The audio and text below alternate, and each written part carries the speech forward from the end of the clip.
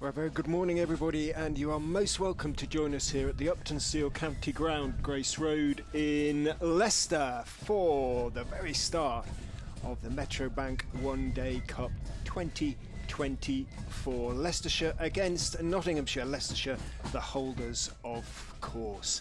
Your commentary team for the game: Kyle van Vollenhoven from BBC Radio Nottingham, Kevin Howells from BBC Radio 5, of course, and myself, Richard Ray, from BBC Radio Leicester. The two umpires heading out into the middle, Neil Pratt and Simon Widdop, accompanied by some martial music you may be able to hear in the background being played for us in recognition, a little belatedly, of Armed Forces Day by the LNR ACF, the Cadet Force. The one-day trophy was brought out into the middle, as I say, Leicestershire being the holders, of course, by 90-year-old Bernard Warner, a veteran of the Royal Army Medical Corps and a Leicestershire fan since 1946. Bernard from Blaby came walking out with the trophy, and he's followed by Hasib Hamid leading the Nottinghamshire side. Hamid won the toss and chose to bowl first. They have put Leicestershire into bat. The two Leicestershire openers in their bright red shirts with green trousers: Harry Swindles and Sol Budinger, once, of course, of Nottinghamshire. The weather is set fair. It is quite cloudy overhead, but it's also quite humid. The pitch, as Kyle has remarked to me already, has a tinge of green about it, but he hasn't been here too many times, and I've had to sort of disabuse him of the notion that it might actually do too much. There might be a little bit in it early on, but appearances can be deceptive, Kyle, here at the Uptonsteel County Ground. Welcome. Welcome. It's nice to be here today. Visited earlier and in the T20 Blast, so it's nice to be back at a different format, albeit white ball cricket. A couple of debuts for the Knots team. Farhan Ahmed, 16 years of age. Goodness me, I was still at school at that age. I won't say where I was. Farhan Ahmed, Freddie McCann, and Rob Lord. We'll speak you through a little bit about them in just a minute, as we're going to have Luke Fletcher opening the bowling. There will be updates for BBC Radio Leicester at the top of each hour, so if Kyle doesn't mind, I'll pinch the first over, because hopefully they'll come to me just about at the end of it. That's usually the timing. Fingers crossed. Luke Fletcher, the very, very experienced. Not much experience in this Nottinghamshire side, but Luke makes up for a lot of it. He's going to be bowling to Harry Swindles with two slips. In goes Fletcher from the Bennett end, bowls outside off stump. It drifts past about 6 inches outside off stump. Swindles lets it go through to wicketkeeper Tom Moores. As I say, plenty of cloud overhead. And with the humidity, even the white ball should swing a little bit in the early overs. Fingers crossed for Fletcher and company. You'd think so. The white ball does tend to swing a little bit up front. Obviously, two white balls from either end. Fletcher does get it to swing a little bit, gets it to wobble after it hits the surface a bit. So, tricky customer. In he comes and bowls, drops it a little bit short on the back foot. Swindles drops it out into the offside, immediately raises his bat to Sol Budinger at the other end. As in from cover comes, I think that's Ben Slater, briefly, of Leicestershire. Had 2 championship games for the Foxes, made 100 against Lancashire at, believe it or not, Worcester in the COVID year, in the Bob Willis Trophy year for Leicestershire. Wow, crazy times when you think about that. That was so long ago, but it feels like a week ago. It was. In goes Fletcher and bowls straight, and slightly falling over himself there is Swindles as he takes his right hand off the bat and drops it out into the offside rather uncertainly. Yeah, I can't imagine what it would have been like commentating in those bubble periods. Did you have to go through all of the testing and the isolation, and you couldn't really be with family, or how did it really work? Yeah, it was curious really. We weren't quite as isolated as the players. In goes Fletcher and bowls. Swindles is advancing across his stumps and getting a little nibble on it, or did it come off the pad? It came off the pad and it went down the leg side, just wide of Tom Moores, down to fine leg 4-4, so a slightly fortuitous way for Leicestershire to get going this morning. They are 4 without loss. Update coming for BBC Radio Leicester. Moore's waves at the balcony, the Notts balcony, and points at the helmet behind him, indicating perhaps he won't be wanting it early, perhaps he wants it taking off early. It wasn't that far from the helmet, I suppose. Here comes the update as Fletcher goes in and bowls. And they have lost the toss, I can report, as they start that defence of the trophy and been put into bat by Nottinghamshire. Debut time for Ajinkya Rahane, the great India Test star, is starting his first game for the Foxes today. A lot of interest in seeing how he gets on against a relatively inexperienced Notts side. Can the Foxes start with a win? Can they start their defence with a win in green? There's a sort of green background when they're playing in the T20 or the Championship, but they changed it to red to match the colours of their shirt. It's all about the 1%ers, isn't it? All about the 1%ers. So it's quite a nice little touch. I was wondering, I didn't want to say anything in case maybe it just was an odd occasion, but it's nice to see it in red. We've seen Leicester in quite an array of kits, haven't we, over the years, especially if you think back to T20 cricket and you think back to now the 50-over format. They really do change around a bit. I'm going to have Lyndon James into the attack. He's going to be sharing opening bowling duties with Mr. Experienced, Luke Fletcher. Adopted Stuart Broad's number the start of this season. It's Lyndon James. He's going to be bowling to Sol Budinger. This one's short and helped on its way by Budinger, and it's trickled away over the boundary before. That's a nice little ball to get first ball, isn't it? Yeah, for Budinger in particular, he will go for his shots. As you may have, I don't know, might you have played against him or in I have played against Budinger. I haven't played against him when he played for Notts. He played a club game, and an incredibly bizarre club game as well. He played for a club called Hucknall. Right. And we got 350 something. More on that in just a minute as Lyndon James starts his run up, puts this one at good length, and Budinger plays it with soft hands and drops into mid-wicket where they scamper through for a quick single. And back to the club game, and we got 350 at Hucknall. It wasn't a particularly good day for me. I got a golden duck. And Sol Budinger shots. Such a destructive player when he does get going, and he can really change the game in an instant.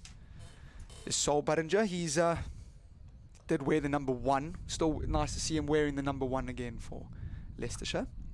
Lyndon James. This one full and pushed out into the covers by Swindles, and Hamid running around to his left does the fielding, and they manage to get through for another single. So 6 from this over so far.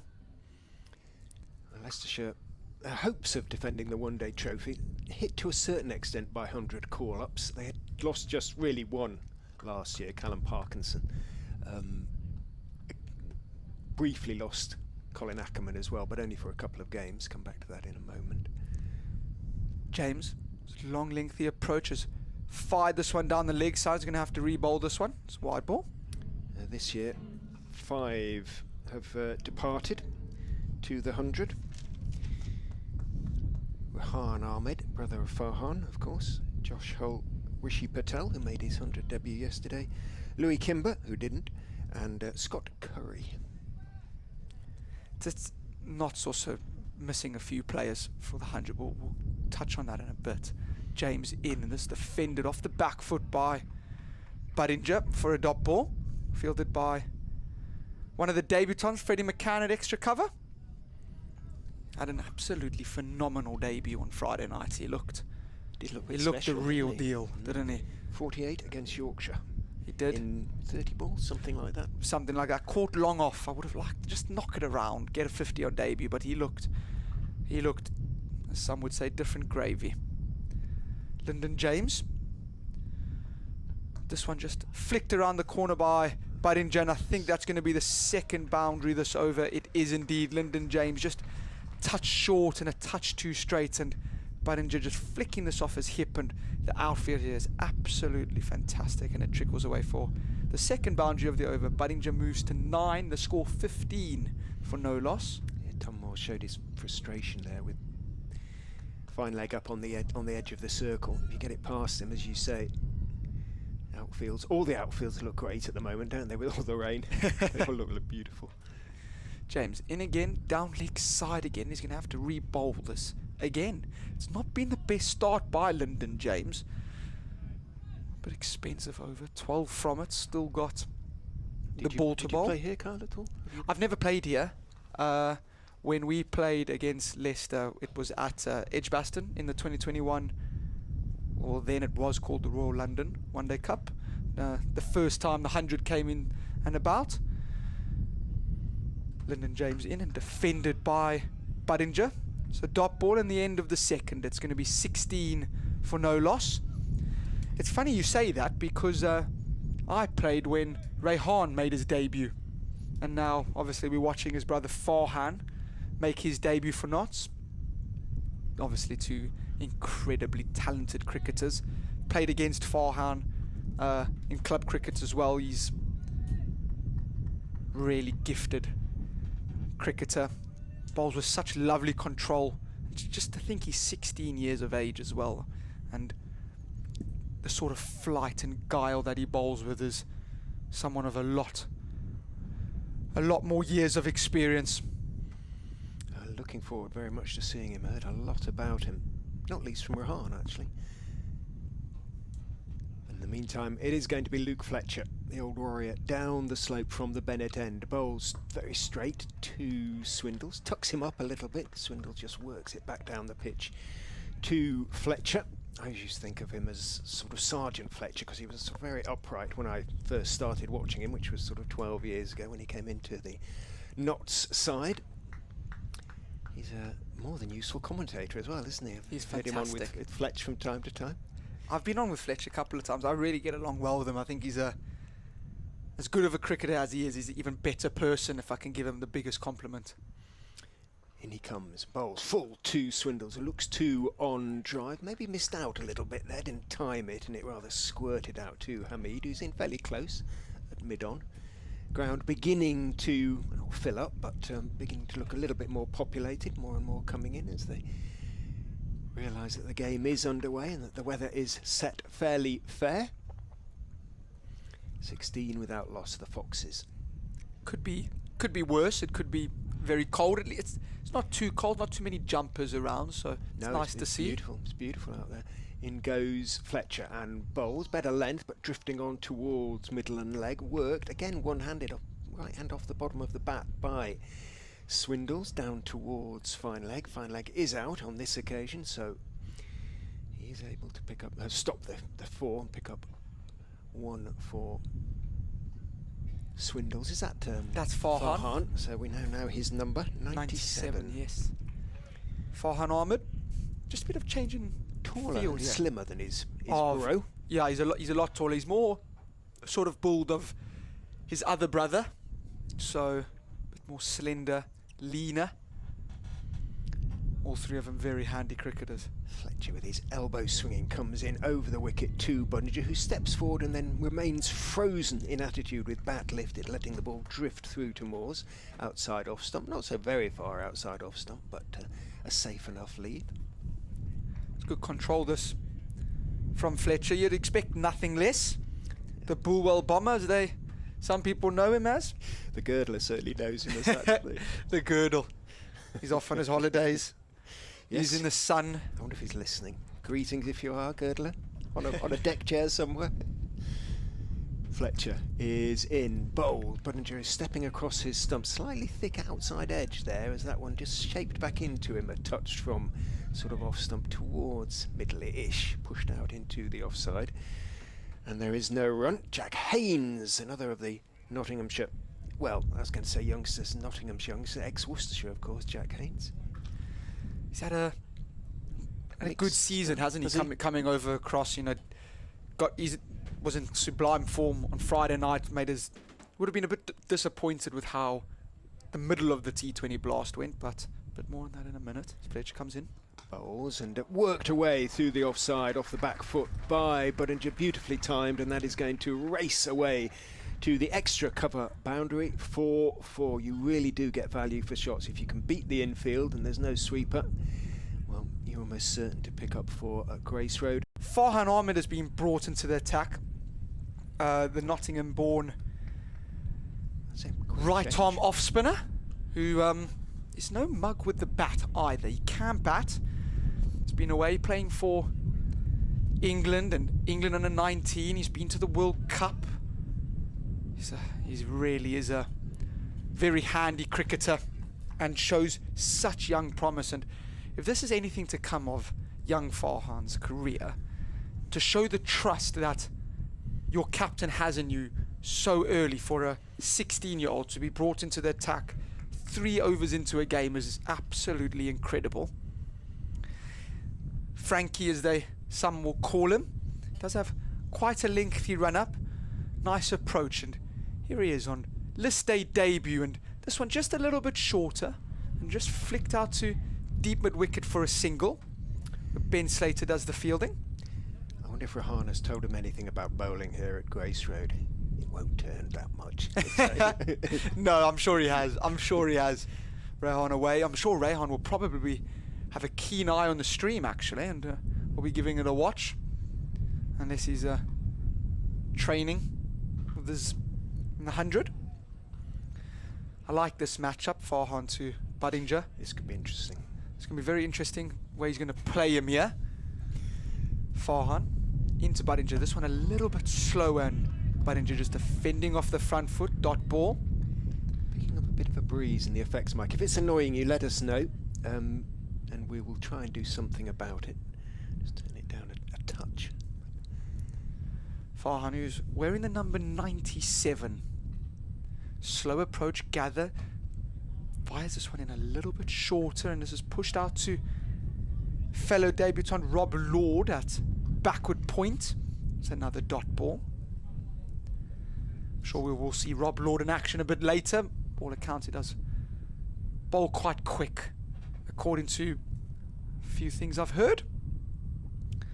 Farhan fires this one into the pads, and Budinger just flicking it away into the vacant mid-wicket area where Hamid from long on has to run to his left and do the fielding, and they get through for a single. Can Farhan bat as well, sort of like Rehan, who's probably as good a bat as he is a bowler? I wouldn't say he's as good a bat as Rehan, but certainly no mug with the bat. He's more than capable, and again, I'm sure will grow into that all-rounder role. Here he is. This is a lovely delivery from Farhan. Beautiful length, and Swindles is just on the front foot, pushing it back to Farhan for a dot ball. I think I know I have. It's so easy to forget that he's 16 years of age, and he hasn't really been around that long. Looks like he's been around ages when he plays, as this is just leading edge from Swindles, looking to work it with the turn down to long on for a singles, just kicked on straight, and leading edge has gone out to mid-off for a dot ball. So end of the over, it's 23 for no loss, and that's a good way to start your debut, young man. Was straight onto his lines and lengths, and not much there for him, even with a bit of a seam still on the ball, but there never really is here. We think that Farhan certainly is the youngest Notts debutant in recent times, but we think going back quite a long way, if not in the county's history. In goes Fletcher, bowls and squares up Budinger a little bit, who's turning his wrists on it and getting something of a leading edge. The ball isn't really sort of coming on too much at the moment. Looks maybe as though it needs a bit of sun on the wicket just to dry it out early. It does. It looks a little bit slow. I don't know if that's just if it's extra grass on it or a bit too paced. I'm not quite sure. There's been a couple of times now where a few batters have just been a bit early on the shot. In terms of Farhan, he's definitely younger than Bilal, who was the... I'll come back to that now. Fletcher is in, bowls outside off stump, left by Budinger. He's definitely younger than Bilal, who was just before his 17th birthday, made his debut for Notts in first class cricket. There's not many records about 50 over competition. It's changed so much over the years. It was the 40 over competition, and it goes way back, but certainly in recent years there's no one that comes quite close to how young he is playing for Notts. The first one-day competition in England was 60 overs. Wow. In goes Fletcher and bowls to Budinger, back foot, and it's a thick outside edge in the air through sort of gully area. It runs down towards Farhan at wide third man. Gets away with it. Sol Budinger picks up his single, moves on to 15 off 14 balls, swindles 3 off 13. But yeah, we've had pretty much everything in between. Would I be correct in saying that that was still played in your traditional sense with red ball, white clothing? Yes, it was. Yes, it absolutely was, yeah. And nobody really knew how to play it, as I remember. I remember Geoffrey getting a couple of slow hundreds in it for Yorkshire. In goes Fletcher and bowls, again playing it off the stumps, off middle and leg. Swindles, and Fletcher's hands to his head, almost sneaked through, playing it off the back foot, and no doubt Fletcher, with, I'm sure, something of a smile, is telling Swindles something to that effect as he walks back past him. Swindles moves on to 4, 25 without loss. I know Fletcher, he's definitely had a... Don't want to miss that, Harry. Don't want to miss that. As I said, he does get it to wobble, and maybe with it not swinging as much as he would like it to, just changing his angle on the crease, changing his line and length, and just nibbling it around, looking for Harry Swindle's front pad. And he runs, bowls to Budinger, edges dropped by Moores. Howe went across in front of first slip. Montgomery would have been about chest high to him. Moores went across two-handed to his left, spilt it. Big chance. It's a massive chance, and that's a wicket that you do not want to put down. He's a player that can be so dangerous. 25 to 40 minutes of Sol Budinger, and you really can hurt. And I fancy that was Matthew Montgomery's catch all along. Definitely. Very difficult for Tom Moores to dive high to his left hand. Matthew Montgomery just had to swivel his body and take a lovely little catch to his right. Goes down though. Fletcher is in, bowls fuller this time, and Budinger, more careful, more circumspect, just works it out into the offside. A little bit of shape back in. Fletcher, a consoling low 5 from his teammates, takes his cap philosophically enough from the umpire. The umpires, incidentally, Simon Widup and Neil Pratt. I'm just making sure which I think Simon is the smaller, the slightly shorter of the two, which suggests that Neil is at this end, the pavilion end, and the match referee, I think that's what they're still called, may be wrong, is Will Smith, formerly of Durham, of course. Will?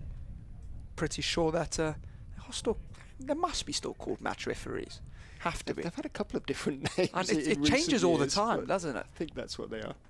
Now Farhan Ahmed just to be continuing, yeah? Approaches, that's a lovely shot by Swindles. He's danced down the track and he's hit the straight over mid-off, and it's gone all the way for 6 runs. That's a glorious shot. We saw early on in the end of last over, Swindles just looking to play with the non-existent turn. This time hit with a straight bat as the ball sliding on, lofts it over Lyndon James. It goes all the way for 6. It's a good shot. Good cricket's learned from the ball before. That was a Farhan reply here. It's a good ball. Straighter, back of a length, and Swindles just defends it back to Farhan for a dot ball. Fancy, with it not spinning, he's got to be very much wicket to wicket, does Farhan. Doesn't want to give too much width. Here he is, and that one is fired down really fast and pushed out into the covers, where the very energetic Hamid does the fielding. Dot ball. He's had rid of a holiday, hasn't he? He has? Really? He's been away. Like Leicestershire's Lewis Hill didn't play in the T20. The two captains, neither of them. Quite nice and refreshed. Away, gets some summer sun. This one is driven down the ground by Swindles. Out to Freddie McCann at long on for a single. 7 from this over. It's 32 for no loss. Must be quite nice not playing T20 cricket, and you do get to go away on holiday. I'm sure keeps the family and the girlfriends and wives very happy. Cricket can take up a large portion of their lives.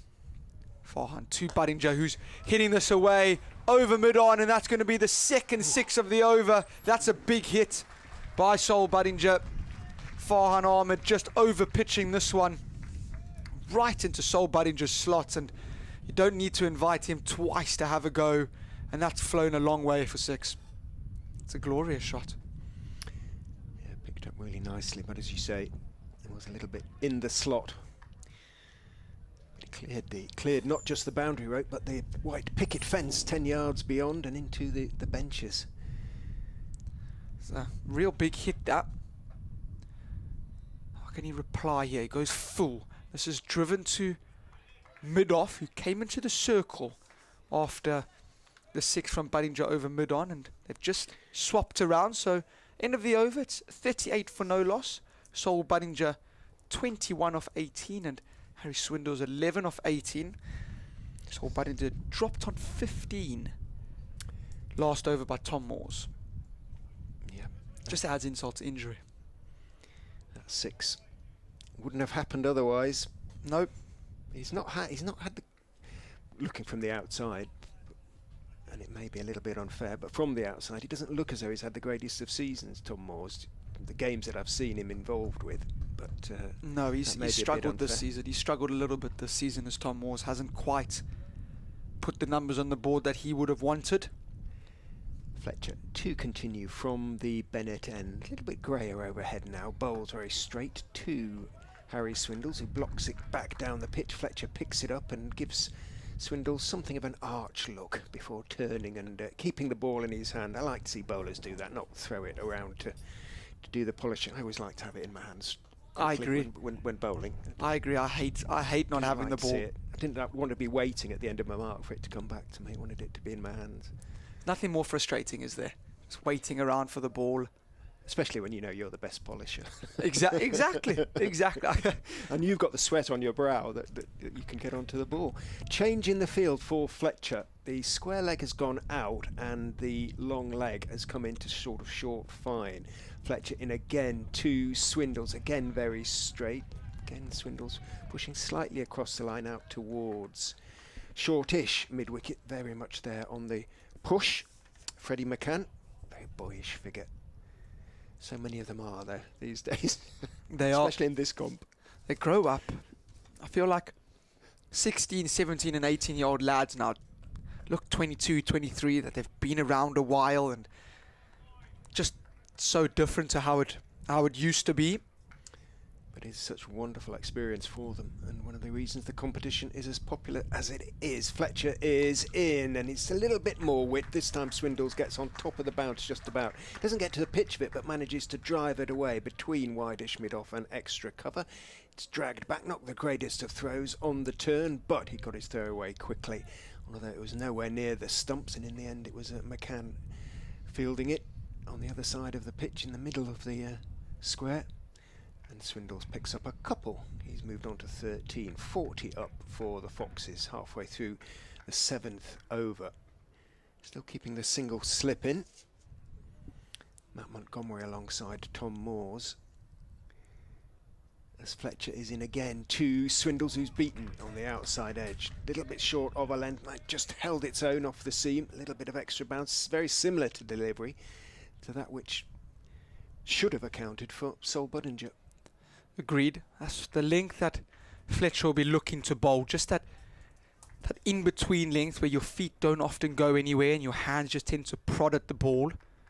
That's exactly what happened to Sol Budinger. Just prodded at the ball and nicked off. So Fletcher will be looking just to keep it there and nip it around, wobble it around from there. It can go either way.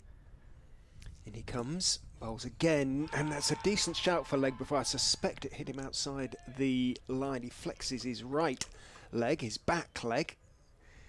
It might just have come back in. Did it do enough? Not according to the umpire. Bit high maybe? I fancy that's a little bit high. But in terms of the ball before, just went away a touch. This ball a little bit full. It just came back in. So Fletcher's a really tricky customer when he just gets it to go around a little bit. Just looking at the Notts bowling averages for last year, Fletcher didn't play in this competition. He was injured. He was no, he wasn't injured. He was in the 100. I beg your pardon. In he goes and bowls off a little bit short on just outside off stump, forced off the back foot by Swindles, but stopped in the covers. End of another, well, a classical Fletcher over, really, wasn't it? Sort of nibbling it around a little bit. Canny, clever, beat the bat. No luck in it for him. 40 without loss after 7, the Foxes. A couple of players in this Notts team weren't around last year. Tom Moores was in the 100 playing for Trent Rockets. If I'm not mistaken, Tom Moores hasn't played a 50 over comp since 2021, if I'm not mistaken. And I know Fletcher went at the end of that tournament, so hasn't played for a while. Farhan Ahmed to continue. It's Buttinger, and this is defended off the front foot to Hamid, who's tight in mid-wicket for a dot ball. Farhan Ahmed, who is so well respected already. Bit more on that now. As he's in here to Buttinger. He's cutting it away and he's going to find the gap, and it's such a cruel game if you're a bowler bowling in the power play. It's beat Fletcher to his left, running around, and Rob Lord can't do anything with that. Just a tad short, sliding on. Lake cuts it and finds the gap. He's hardly hit that. It races away for 4. And it was one of those that poor old Fletch kind of had to dive for, but you knew he wasn't going to get anywhere near Correct. it, really. That's an experienced campaigner. I don't want to run after this. I'm going to dive and I don't have to fetch it. It's not my first rodeo, folks. Farhan in. This is off the inside edge out to square leg, and they get through for a single. 46. Is it going to tick over to 46? Nope. 45 for no loss now. Swindles 13 off 24, and Buttinger 26. Farhan Ahmed in. Harry Swindles reverse sweeping it, and it's beat Liam Patterson-White at short third man. Is he going to tag this in? He is. So Liam Patterson-White tags that in, and they get back for 2. Changing attack there for Ahmed, as Farhan Ahmed, if anyone hasn't heard it, comes around the wicket, and Harry Swindles getting down on the reverse sweep beats Patterson-White. Get back for 2, so 47 for no loss now. Harry Swindles once again running down the wicket here and driving this straight down the ground for 4. It's a beautiful shot from Harry Swindles. It was, some would say, his final last year, and he's continued. Well, he certainly looks like he's continuing with the 50 over form that he showed in that final at Trent Bridge. He moves on to 19, and it's 50 up for Leicestershire. This is good comeback from the young off spinner as he fires this one down, and Harry Swindles just defending off the front foot for a dot ball. It's the end of the 8th over. Leicestershire 51 for no loss. How are you doing? Tell me if you. It's Kevin Halsey, by the way. Richard will be back in half an hour's time. Tell me this cheer was squeaky for him as well as me. It's not my. Be careful. No, be polite. it's squeaky for all of us. It's that's squeaky all right for all then. of us. It's not my ample weight that's. No, phew, not at all. Thank goodness for that. Although I would need less than a gentle reminder to maybe knock a few pounds off, and that could be it. Hey, strong start here, made by the defending champions. Strong start at 51 for no wicket. Buttinger's on 26. And it's Luke Fletcher who's going to come in from the far end now. Right arm over the wicket into the left-handed Buttinger. And that's a lovely shot again. Finds a perfect gap there through extra cover. Racing away. Oh, the timing. Some of the timing of the strokes and the shots we're seeing here already. We're only, just over half an hour into the competition for this 2024 season. There's been some glorious strokes. Buttinger moves to 30 not out and takes the Foxes to 55 for no wicket. And Luke Fletcher into his 5th over. He's gone for 13 runs so far on a day which, in the last hour or so, there is a breeze around, but it also feels quite heavy, doesn't it? Quite a heavy atmosphere around also. The sun seemingly has disappeared, and a swing and a miss, and that from Budinger. That didn't look so good. Having seen one glorious drive and stroke there through the offside, that one was a little bit shorter, and the left-hander looked as if for one moment he was going to try and pull it away on the leg side, but didn't get anything on that. Yeah, so it did feel sunny when I got here this morning around 9 o'clock, and it's been replaced by a little bit more cloud. There is a breeze around, but at the same time just feels slightly heavy, although the forecast showers haven't appeared. We had that on the forecast, and a lovely delivery. Just, well, half tentatively, not really committed at that, but past the outside edge through to the gloves of Moores, the keeper. So that's the weather situation. So hopefully it will stay dry for the day here. Elsewhere, if you're following the competition on its opening day, elsewhere, all the games have actually got underway now. There was a delay at New Road where Worcestershire are playing Middlesex, but they're up and running now. Worcestershire 11 for no wicket, only the fourth over there though, a delayed starters. Fletcher comes in and bowls, and more defensive than anything Budinger, but still looking alert. Just sort of drops the ball just in front of him, and as if to motion to go through, perhaps for a single, but there's no way he's going to do that with Freddie McCann, I think it is. Freddie McCann standing out there in the offside. Yeah, it is Freddie McCann at short extra cover. He's very tight there, so Budinger hits it with any sort of authority like we know he can do. It doesn't stand a chance. Fletcher to Budinger again, and a lovely delivery from Fletcher. There was two really good balls in that over, and one just a little bit of movement away. He's got one ball remaining. You fancy that's Fletcher's area, that sort of length, that sort of line, just getting it to nibble around from there, and he's already nicked Budinger off earlier on. Did get put down, but that's sort of where Budinger is a little bit tentative, doesn't quite go forward, doesn't quite go back, and just hangs the bat out there, which is why the slip is still in play, and it's Matthew Montgomery at slip. Yeah, it was almost two chances put down in one, wasn't it? As we see Fletcher coming in and bowling, and defended up to mid-off to complete that over, with the score now at 55 for no wicket here for Leicestershire Fox. It was one that we're talking about, the same one, aren't we? The one which Moore sort of almost parried in the end, but it was a big call on slip to have taken the catch. You wouldn't have been expecting the keeper to have taken it, but it sort of ended up, I think, a chance for him to have a second grab. I think possibly Moore's had two chances of having a go at it, so it was the third chance which slip couldn't keep hold of. No doubt Luke would have been. That is more aggressive. He's a gentle, fun soul, as we all know, but he's also the sort of person that I personally would not like to drop a ball off his bowl.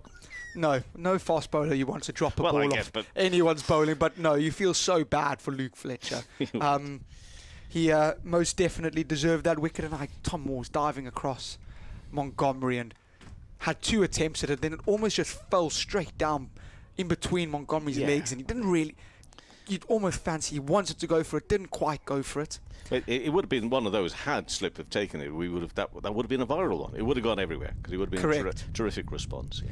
We're going to have Rob Lord, the debutant, into the attack, and this is absolutely crashed into the covers where Lyndon James stops it and does the fielding.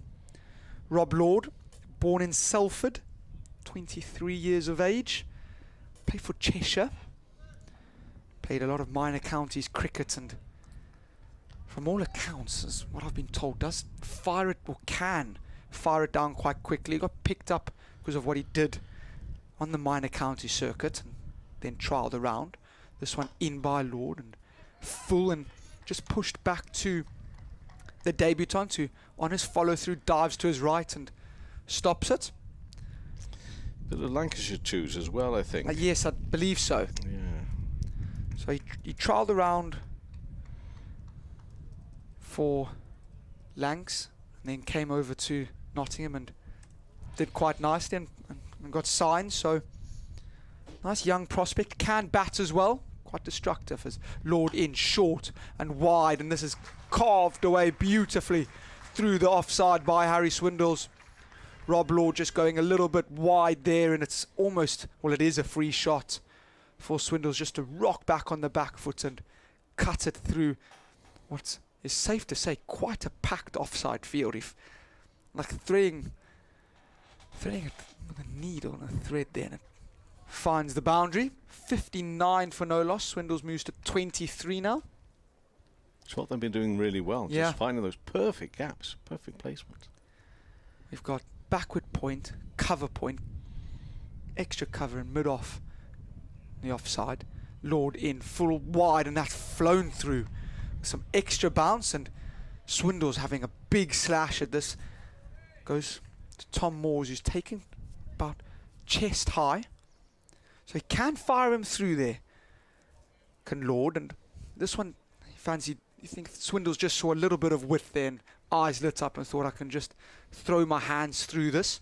I think the extra bounce may have done him. He swung hard though, didn't he? Yeah. Oh, well, they've every right to carry on being aggressive. I mean, such a good start. I think it's perfect. Yeah.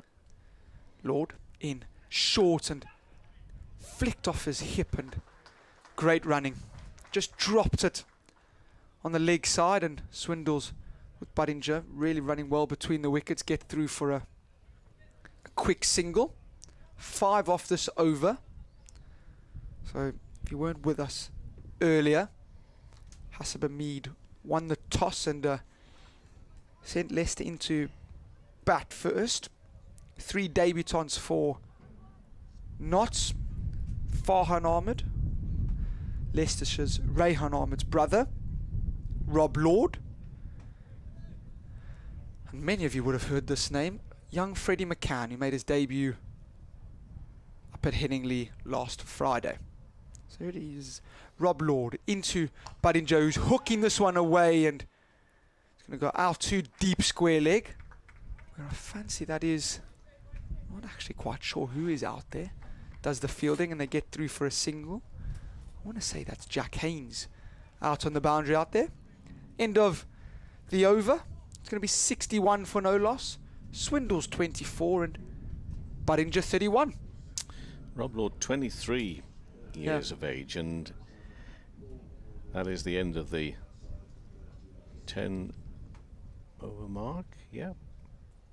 61 for no wicket. So the power play comes to an end, although they call the next bit a power play too, but really it's the end of the power play. Yes. Swindles on 24, Budinger 31. I spoke too early. I did say it clouded over, and there are 1 or 2 spots of rain falling here now, but we continue to play with Luke Fletcher about to bowl his 6th over. Hopefully this is just going to be just spits and spots of rain and nothing to take the players off as Fletcher comes in past the umpire in and bowls, and that's worked into the offside straight to the field. They can find a gap this time. Budinger is 31 not out, remains that way, but it's now off 29 deliveries.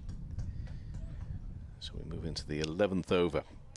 Here a reminder, there is the 100 coming up this afternoon. If you're listening to us on BBC Sounds and 5 Sports Extra, we're with you until mid-afternoon. Then the 100, day 2, Southern Brave versus London Spirit, the women to start off with, and the men this evening.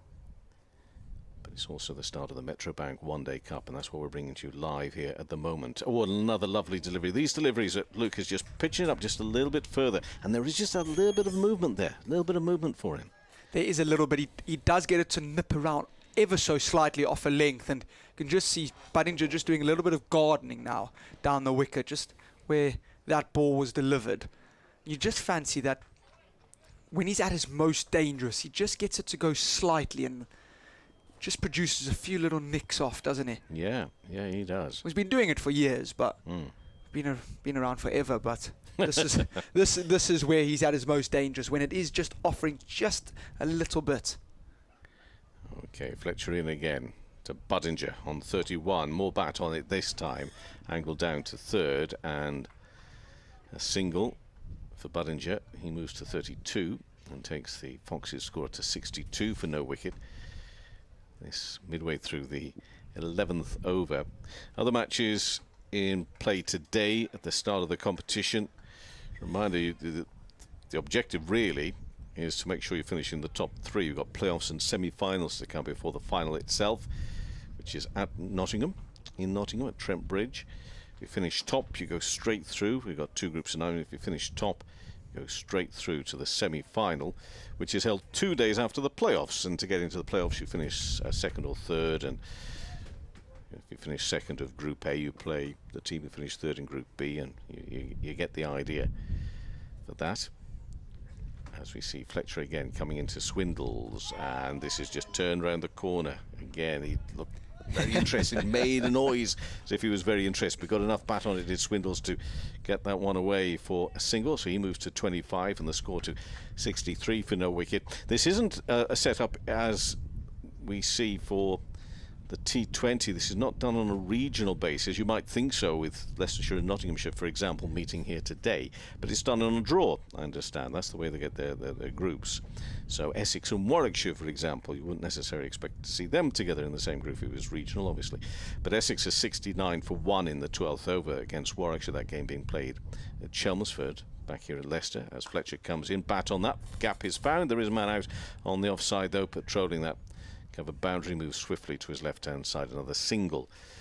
It's time to Budinger, who will move to 33 and 64 for no wicket. 1 ball left to the 11th. Northamptonshire versus Derbyshire at 47 for 2 in the 10th over. Worcestershire 30 for no wicket in the 7th over against Middlesex. And with all due respect to all other grounds, including New Road Worcester, certainly the winners of the best surroundings for a game of cricket has to be Sedbergh School today, as we see Fletcher in bowls and so sliced down a little towards backward point gully, and no run to come from the last ball of that over. 64 for no wicket. Swindles 25, Budinger 33, 11 overs gone. But Lancashire played Durham there at Sedbergh, and Durham at 33 for no wicket in the 11th over. So steady start, you have to say, in the match there. So this is all in, well, those last few matches, last 3 are in Group A, and this is Group B for Leicestershire, Nottinghamshire and Essex versus Warwickshire. Okay. These two, I'm correct in saying that these two were in the, I know they were in the same group in 2021. Oh, you got me now. Go on. Because we played them, and we were in the same group as as I say, when I played for Warwickshire. And I'm not sure they were there in 2022, but last year definitely. Lord, in, short. This is hammered over the top. It's brought out his, just with the spot of rain, it's just kicked off the surface. I thought he had just brought out his best pitching wedge and just going to stop and plug, but with a little sprinkling of rain, it just kicks off the turf and skids away for 4. So Budinger picks up a boundary off the first ball of the over. Just dug that one in short. He's so quick off the back foot, is Budinger. He's got amazing hand speed, and he really does see it well and picks up length well, and he picks up a boundary. He moves to 37, 68 for no loss now. But these two played each other last year, and Leicester only lost 1 game last year. It was to Notts. It was a rain-affected game.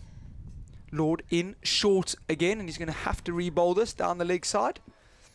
From the little bits I've seen of Lord so far, he's only bowled, well, including that wide, he's bowled 8 balls. He really does look like he's going to play the enforcer role for Notts, just really running in hard and hitting a hard length and just pushing the batters back, and huge contrast to how Luke Fletcher goes about his business. Here he is, Lord. Again, hard length, and Budinger just pushing it into the offside. Now the field spread, and power play 2. Pick up a single. 70 for no loss. I got it right. Were these two in the... Are you having a look now? These two in the same group? Sorry, I beg your pardon. No, I was just reminding myself about Saul Budinger's career. No. My memory, you even have to remind me who I am sometimes, but no, I can't remember which group they were always in, but it certainly was, last year was certainly an amazing story for Leicestershire and for the competition. Oh, it's amazing. It's so important, isn't it, as Lord in, and this one, good length, and Swindles flashing away outside the off stump. It goes through to Tom Moore's dot ball. I think it was brilliant last year for Leicestershire to win it. And the way they won it was awesome. Obviously, it was a Trent Bridge, 19 for 4. Yeah, they went all sorts of trouble. Went and won it. The rain now cheered on by Leicester City supporters as well. It was it was a strange atmosphere in many ways, but a good one. Lord in full and driven out to Hamid at mid-off for a dot ball. It was strange. I was in a pub called the William Gunn, just across Radcliffe Road from Trent Bridge, and when they were 19 for 4, all the fans came into the William Gunn, and I was just thinking they're trying to escape the cricket early, and Harry Swindles went about his business, and they all left the William Gunn and went about and watched them win it. Straight back in, yeah. Lord in, good length, and that's very well stopped at backward point by Matthew Montgomery. Swindles driving this off the front foot, and Matthew Montgomery diving to his right, one-handed stop, picked it up cleanly enough, as didn't quite stick in his hand, but didn't leave the vicinity of his body, so they couldn't scamper through for a single. So he's most definitely saved at least 2 runs. Good fielding. 70 for no loss. Swindles 25 off 37. Lord on list day debut. It's in here short, defended off the back foot, and that's going to be a dot ball. So Harry Swindles did get his highest score in that final last year, 117 not out. Leicester through and through, isn't he? Well, the thing that struck me about that is, I'd almost just describe it as blind faith from the football supporters. I mean, if they came into the pub, that's fair enough, but quite a few of them stayed in the ground as well, and just would not accept that their team were going to lose that match, whatever position they were in. And although I can't remember any direct quotes from any Leicestershire players that day, but I'd like to think that it was that blind faith of those football supporters who had come to cheer on the captain. And the reason they were there, of course, is because Leicester City played the previous night at Southampton. So they were on their way home and they went via Trent Bridge. I'd like to think it was that faith that sort of lifted the players, really. To Definitely. Say, well, if they think we can still do it, maybe we can. And it just was terrific. Okay, change of bowling at the far end, and immediately that's going to result in a 4 off the bat of Budinger. It's Patterson White who comes in to bowl from the far end and struck it beautifully. Takes the Leicestershire score to 74 for no wicket. We're in the 13th over.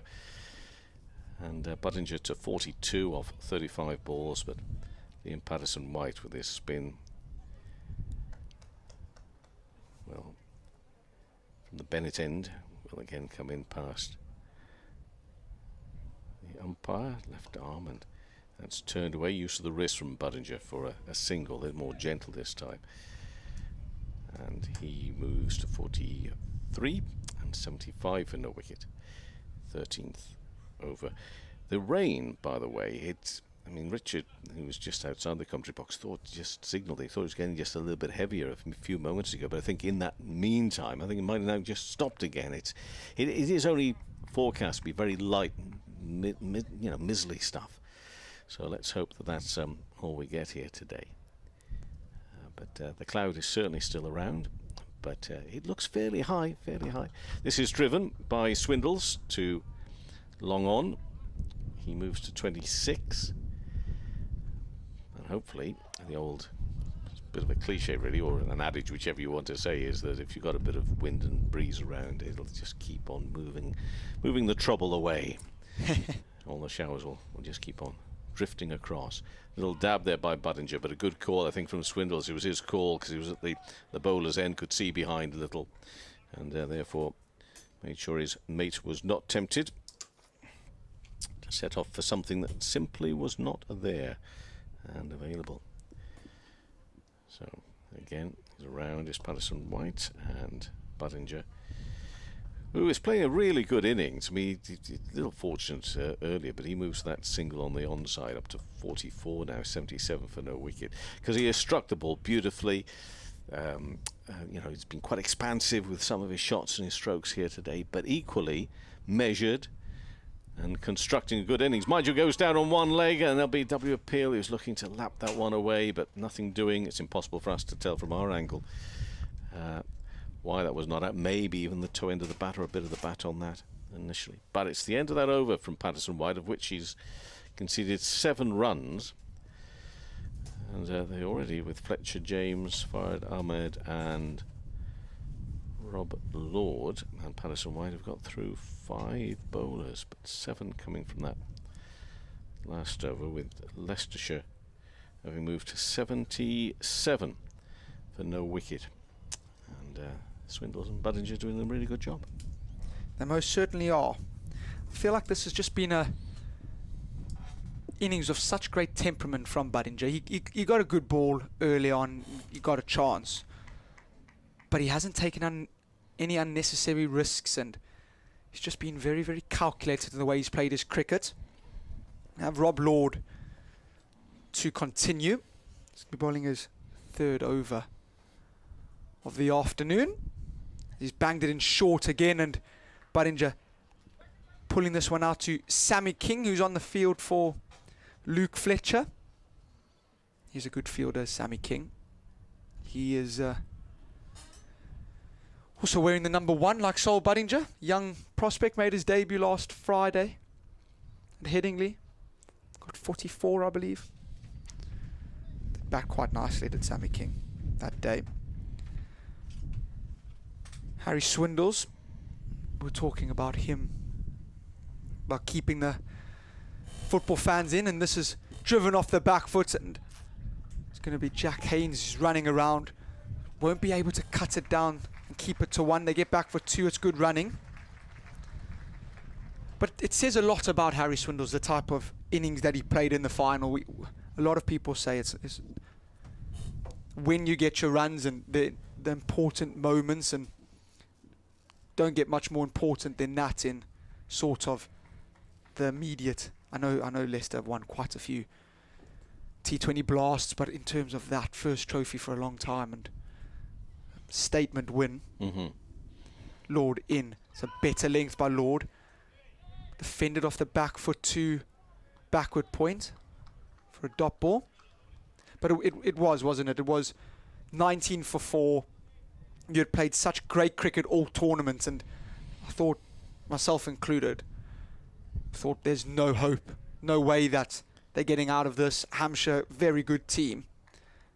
Just found a way, and I think it just shows a little bit about this team, that they've got something about them. They have that knack of getting results when they need to. Lord in short, it's rushed Swindles, and it's going to land in no man's land. Swindles looking to pull this away. Extra bounce from Lord, has climbed up and top edge by Swindles, but it lands at where square leg would be if he was in the ring. Get through for a single. 81 for no loss now. Swindles 29, Budinger 45. Well, I think, and Richard's just behind me, I just squeak around on my chair just to say to him, I think that probably in my mind there was a little bit of a fear of a Trent Bridge curse, because Leicestershire had come close before in T20 matches and things like that there.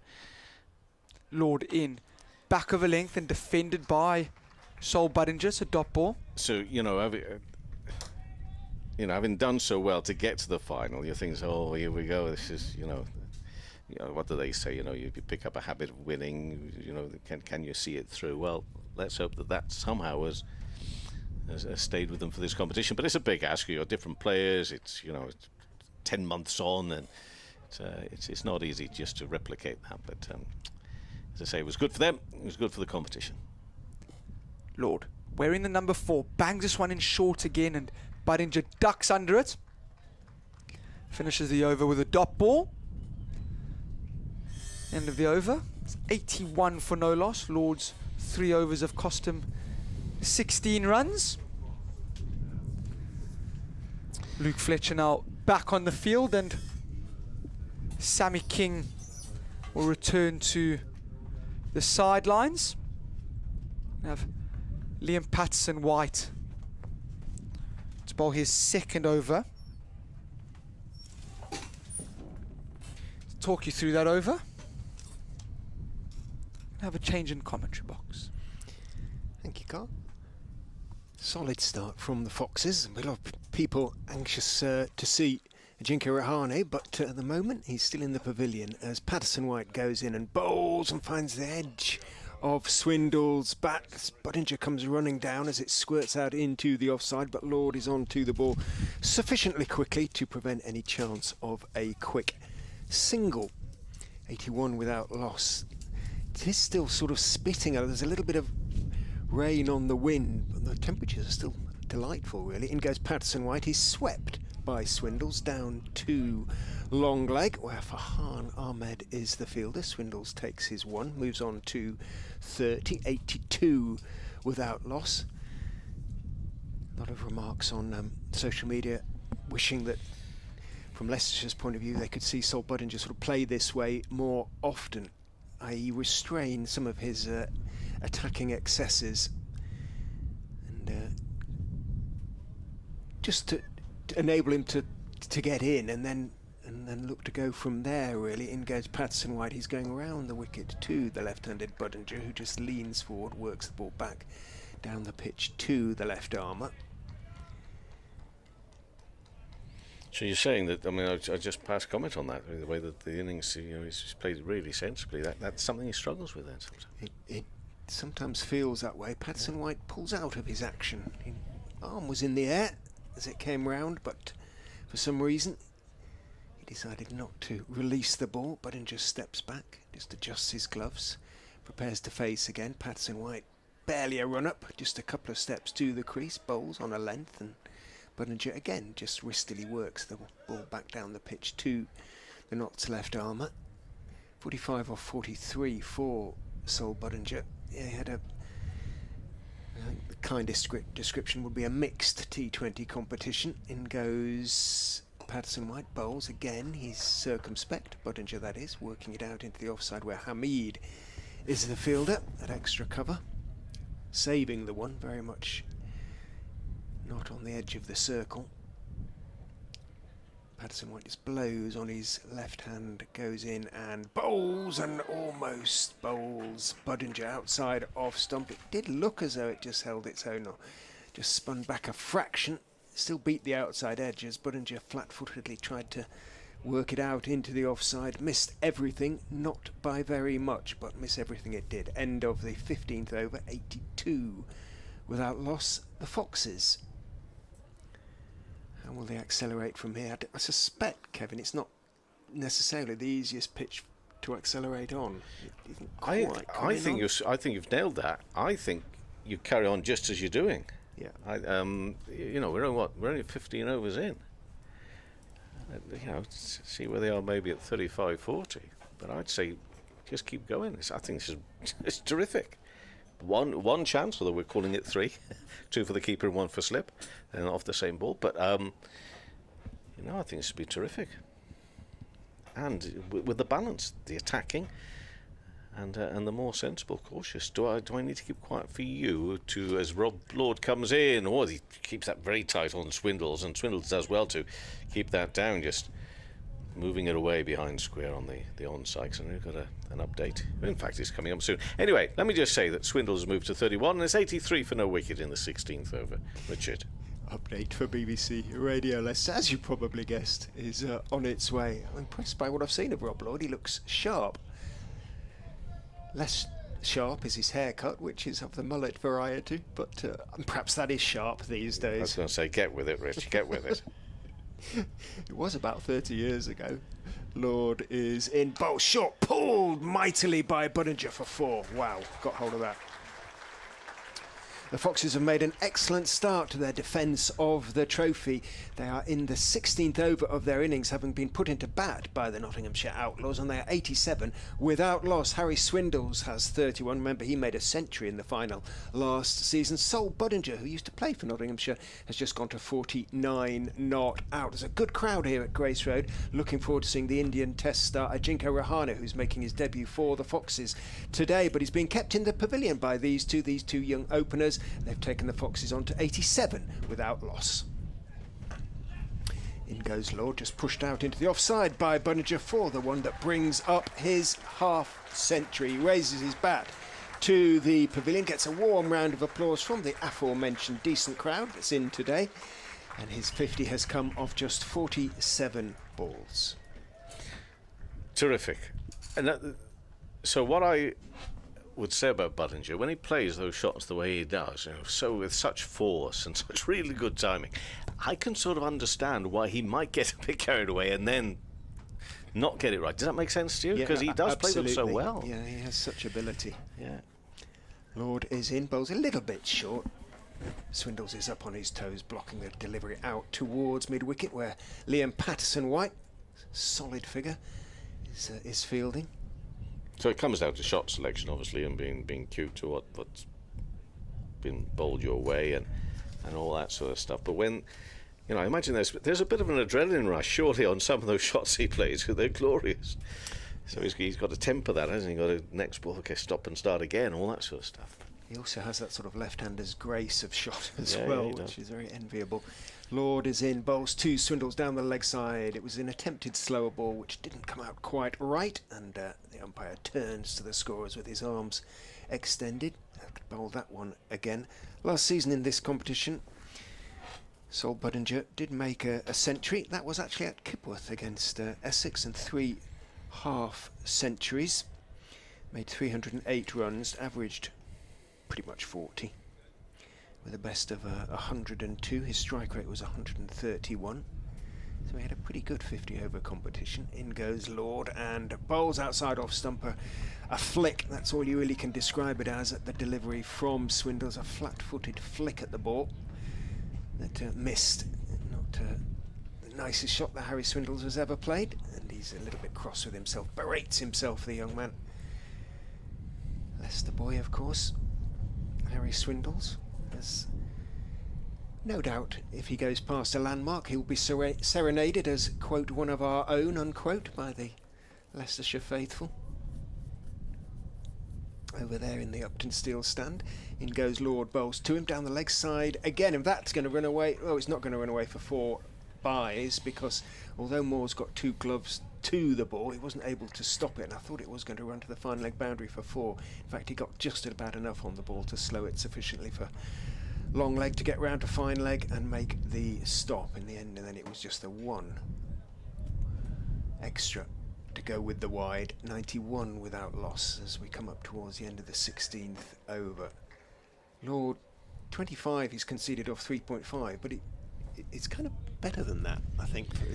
Yeah, I know what you're saying. Things don't quite reflect the quality of his bowling. He's a little bit erratic, as you expect from a young, quick bowler. He's going to be a little bit nervous, I imagine.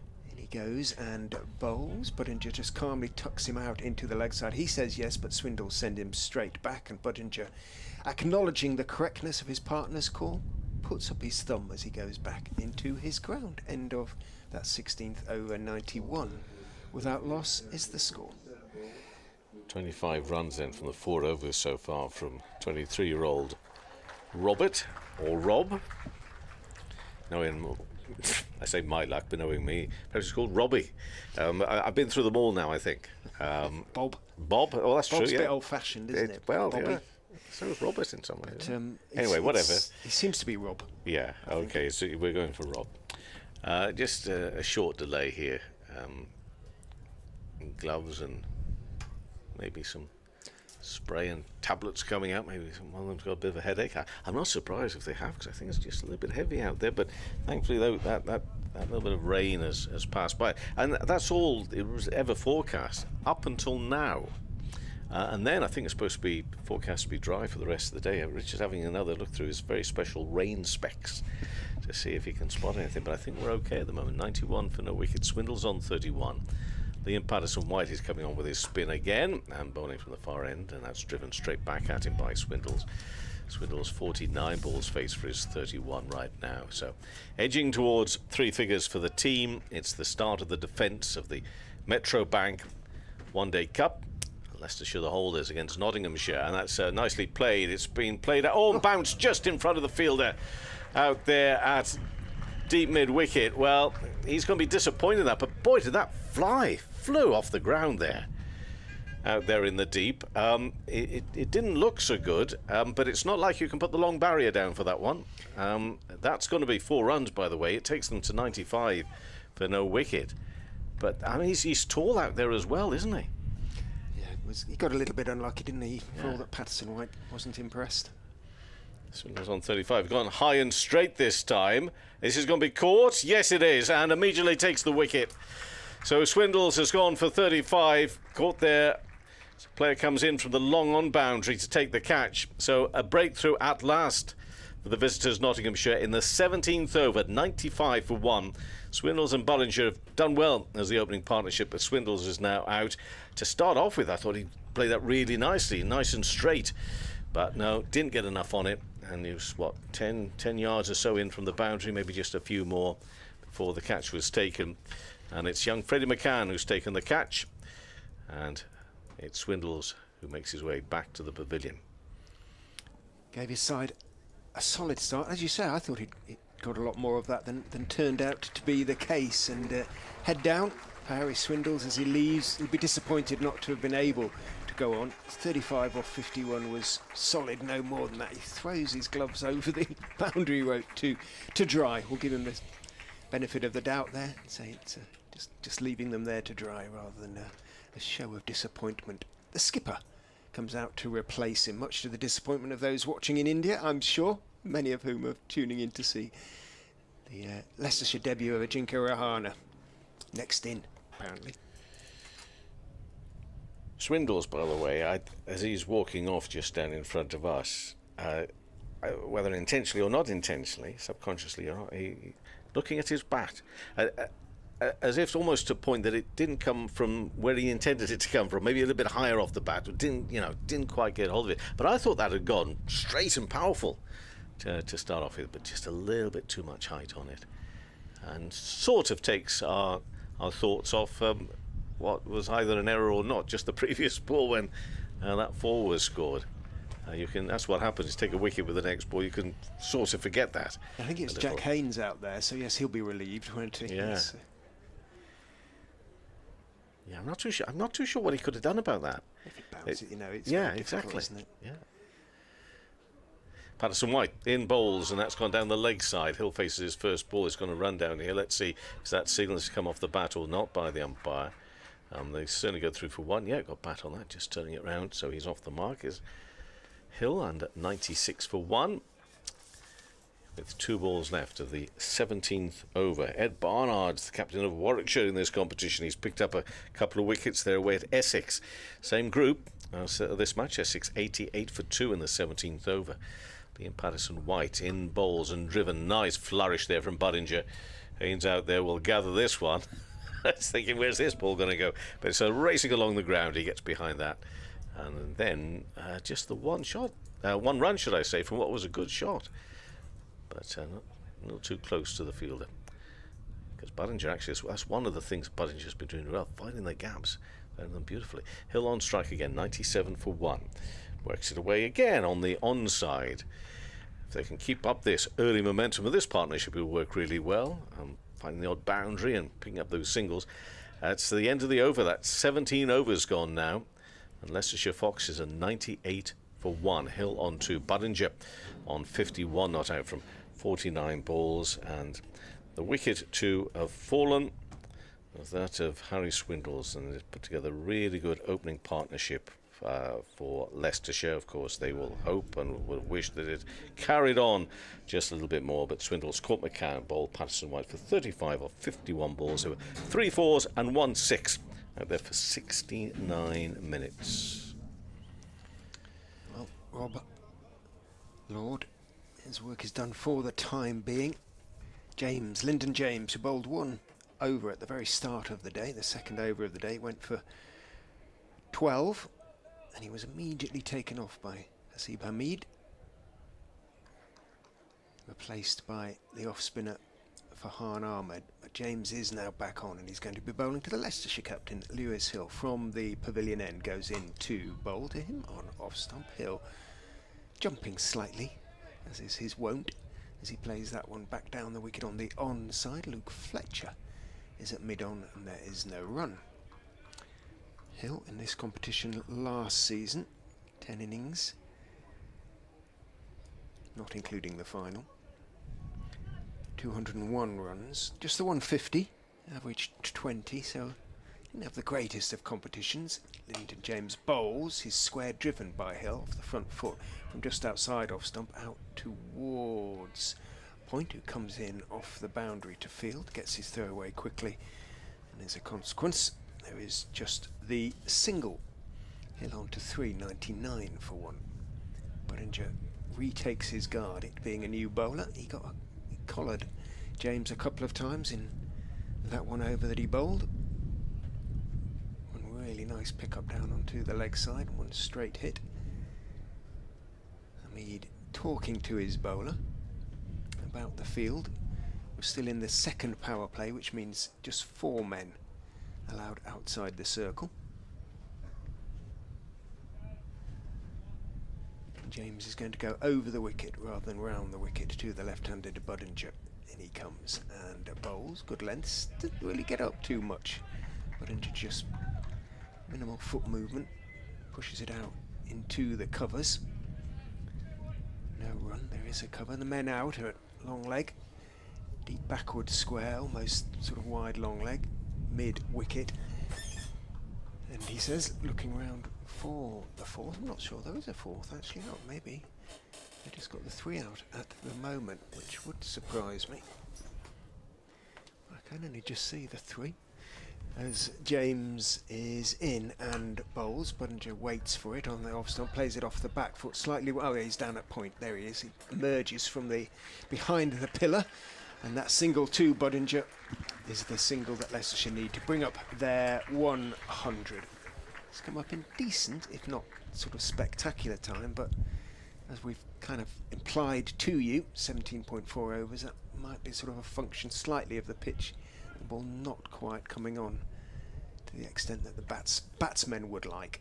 James over the wicket to Hill, who waits for it, dabs it down neatly through around about third slip, down towards third man, where young Farhan is the fielder. We think a record age in terms of youth for a Notts debut, but do please let us know if you know differently. Youngest player making playing Notts. It's just 16. Yeah. As far as the Notts scorer is aware, she thinks he is the youngest, but not absolutely certain. In goes James and bowls straight, played punched really out towards mid-on, and Leicestershire choose their fielder.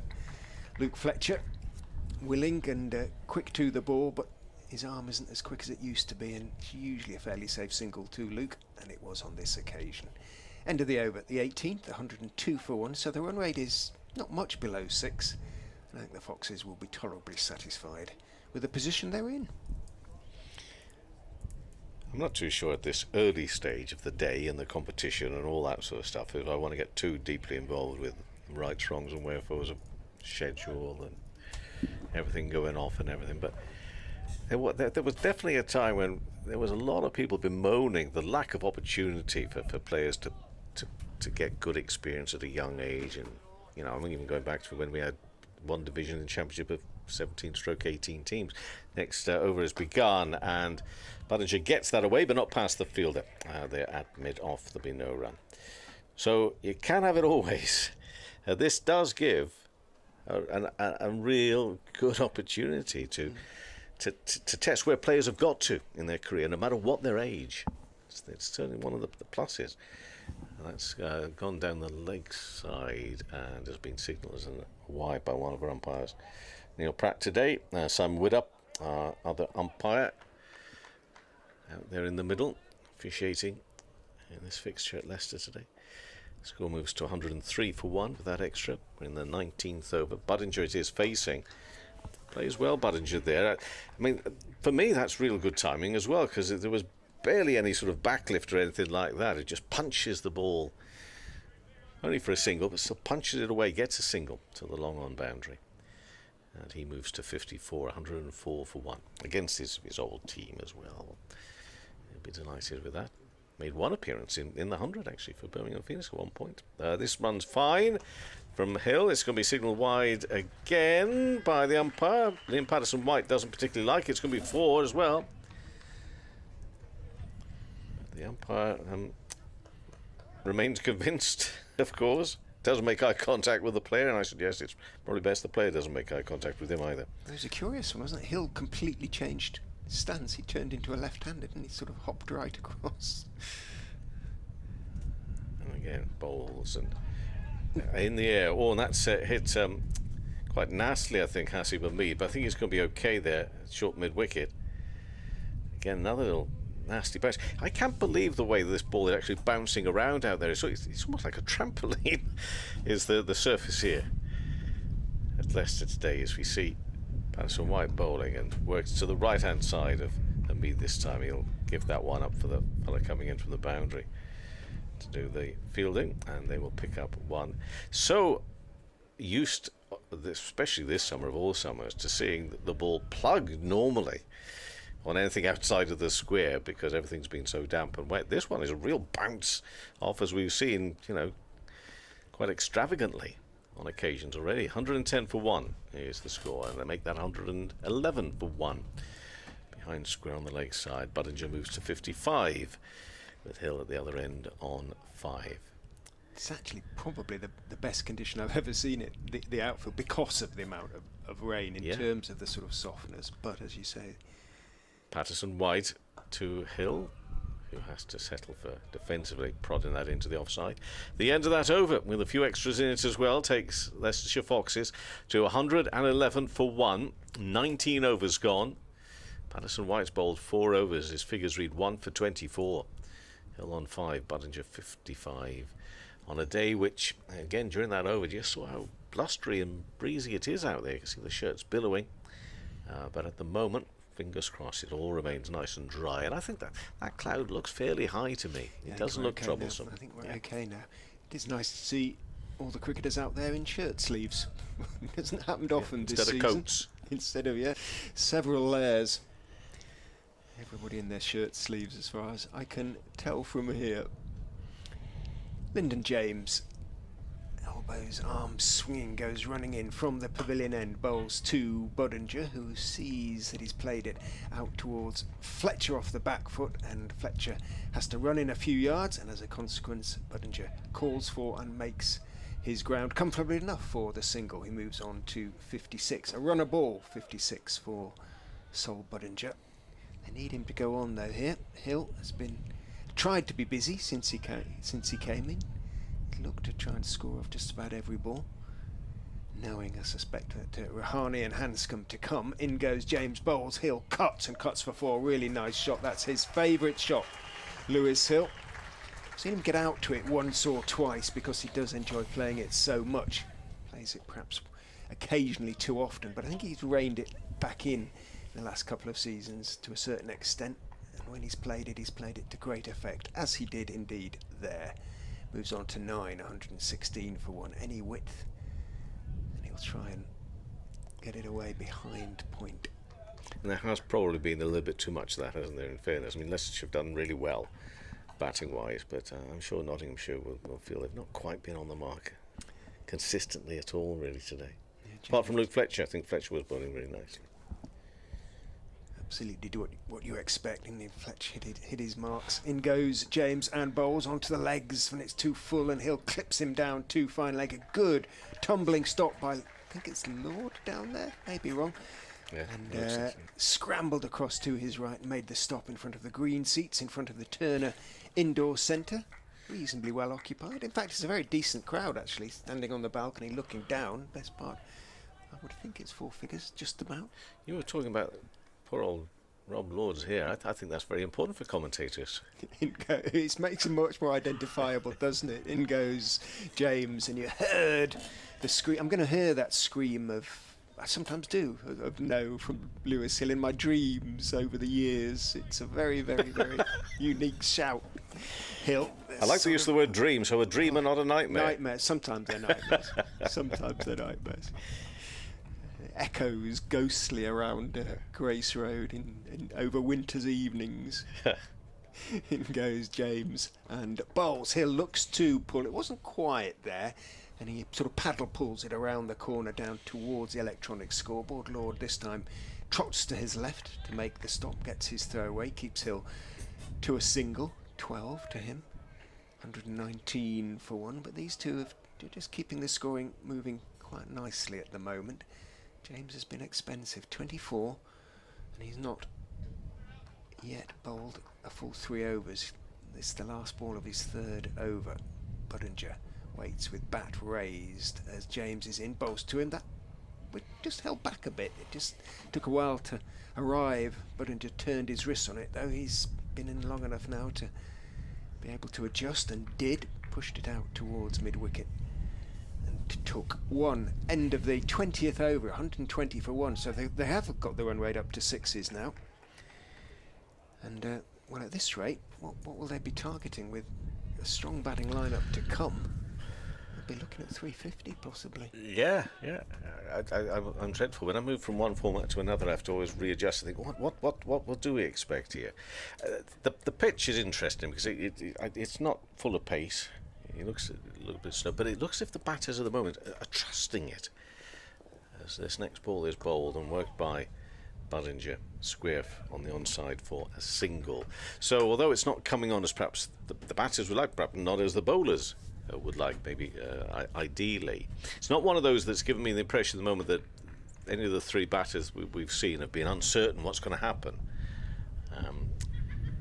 on height and that sort of thing.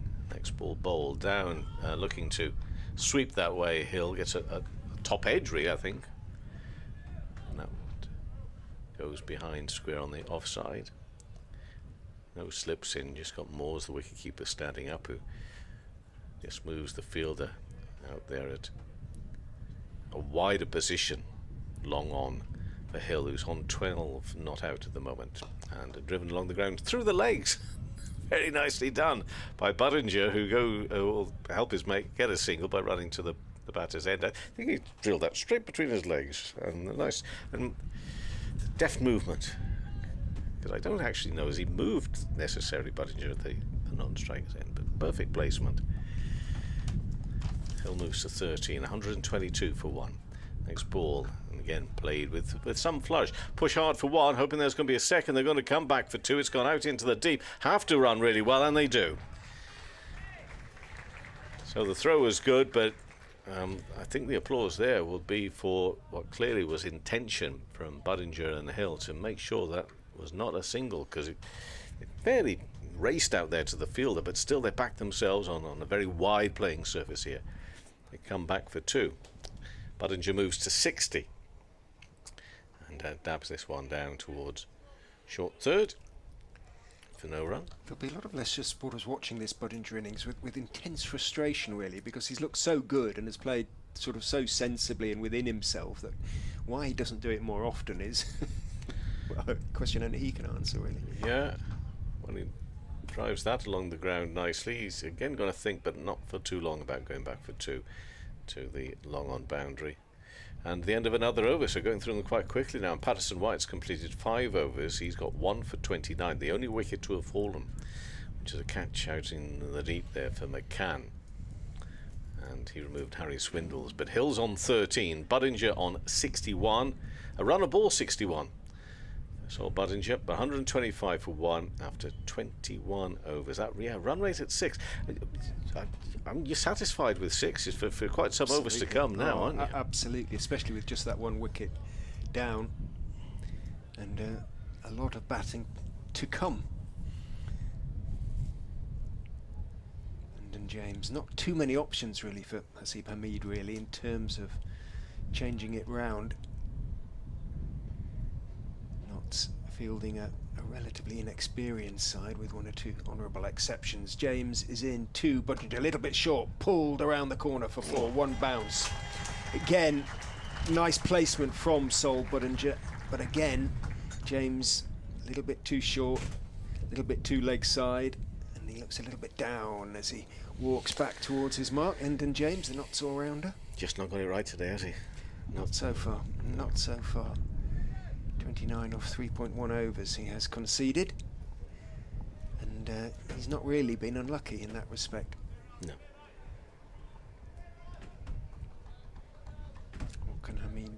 he's got 3 men out on the leg side. The other man out on the point boundary. James in again to Budinger. Fuller this time beautifully driven, overcompensated that time. Lyndon James full on off stump. Budinger just waited for it and stroked it very straight back through the offside for as handsome a boundary as we've seen today, I would suggest. And again, I'll answer that question you've thrown in a couple of times this morning, or the thing about Leicestershire supporters thinking why not more often. I think it's because when he's got some glorious shots in the armoury, hasn't he? He has, and you know, and now he's got to settle down again. That's what he's got to do. He's got to settle down again. James is in, bowls down the leg side. That's going to be 4 byes because Moores falling away to his right was left by Budinger. And, well, 4 wides, so I suppose Moores kind of gets away with it to a certain extent. But again, as Kyle, we were talking about this earlier, hasn't had the greatest of seasons behind the stumps or indeed with the bat, Tom Moores. And horrible drop of Budinger on 15 and has looked a little bit untidy behind the stumps from time to time. It's not easy keeping it. Every Leicestershire wicketkeeper has told me that it's not a great seeing ground, Grace Road, but he'll have been disappointed letting that one go through. James is in and turned off his legs by Budinger down towards wide, long leg, almost deep backwards square. This time it is just 1. Budinger, though, into the 70s now. He's got 70 off 64, 139 for 1. Well, he's missed out on a few games. Well, dropped, I guess.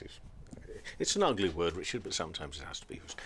Dropped, and therefore he needs to find some confidence from somewhere, and he's not yet found that by the looks. James is in to Hill. That's a better ball, length ball on off stump. Hill is forward, slightly angled bat, but he can't get it past Patterson wide in the covers. And in Joe Clark, who obviously isn't available here, terrific talent with the bat and keeping and everything. So. From Tom Moore's point of view, it's his trajectory has been fairly much on the up and up and up. This is a little plateau where he needs to kick on again, and hopefully he does so. James is in, bowls straight. There's that call of no from Hill, slightly high pitched, but you cannot miss it. Pushed it out into the onside on that occasion. Does he speak with a high-pitched voice? Not really. Occasionally, but not really. But it's just that particular call of no, which is the one that freaks you out. out. You'd know it was Hilly every single time. Well, he has been there throughout my career. He's the only one left in the Leicestershire side. In goes James and bowls down the leg side again, and this time Moores takes it, but the umpire turns to the scorers with those arms extended, and James' shoulders slightly slumped as he walks back. He's conceded 40 runs now from 3.5 overs.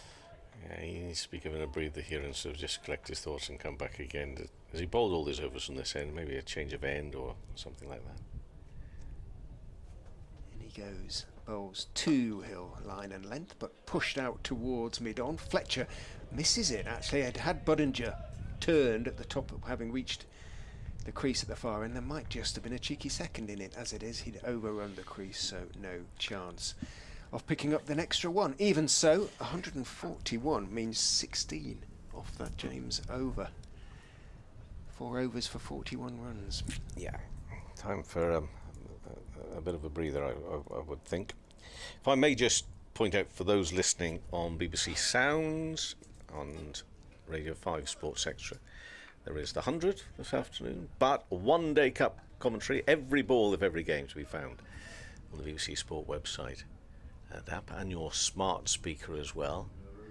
And of course coverage will continue throughout the competition, and eventually all finishing up there at Trent Bridge for the final next month. Also coming up this week, it's the 3rd test as well. Mustn't forget that on Friday. So all the cricket covered, all the different formats and competitions you can find on the BBC website, app and various other places as well.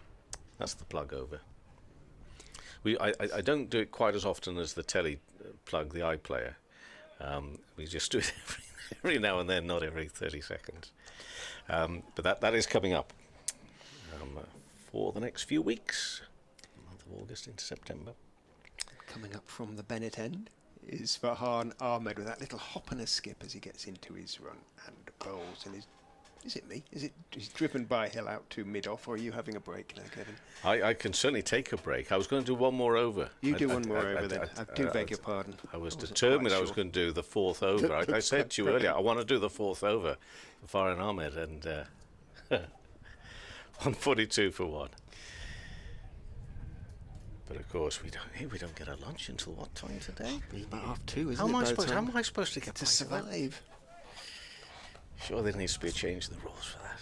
I knew there was a reason I didn't like 50 overs. We haven't had the menu yet. Yeah.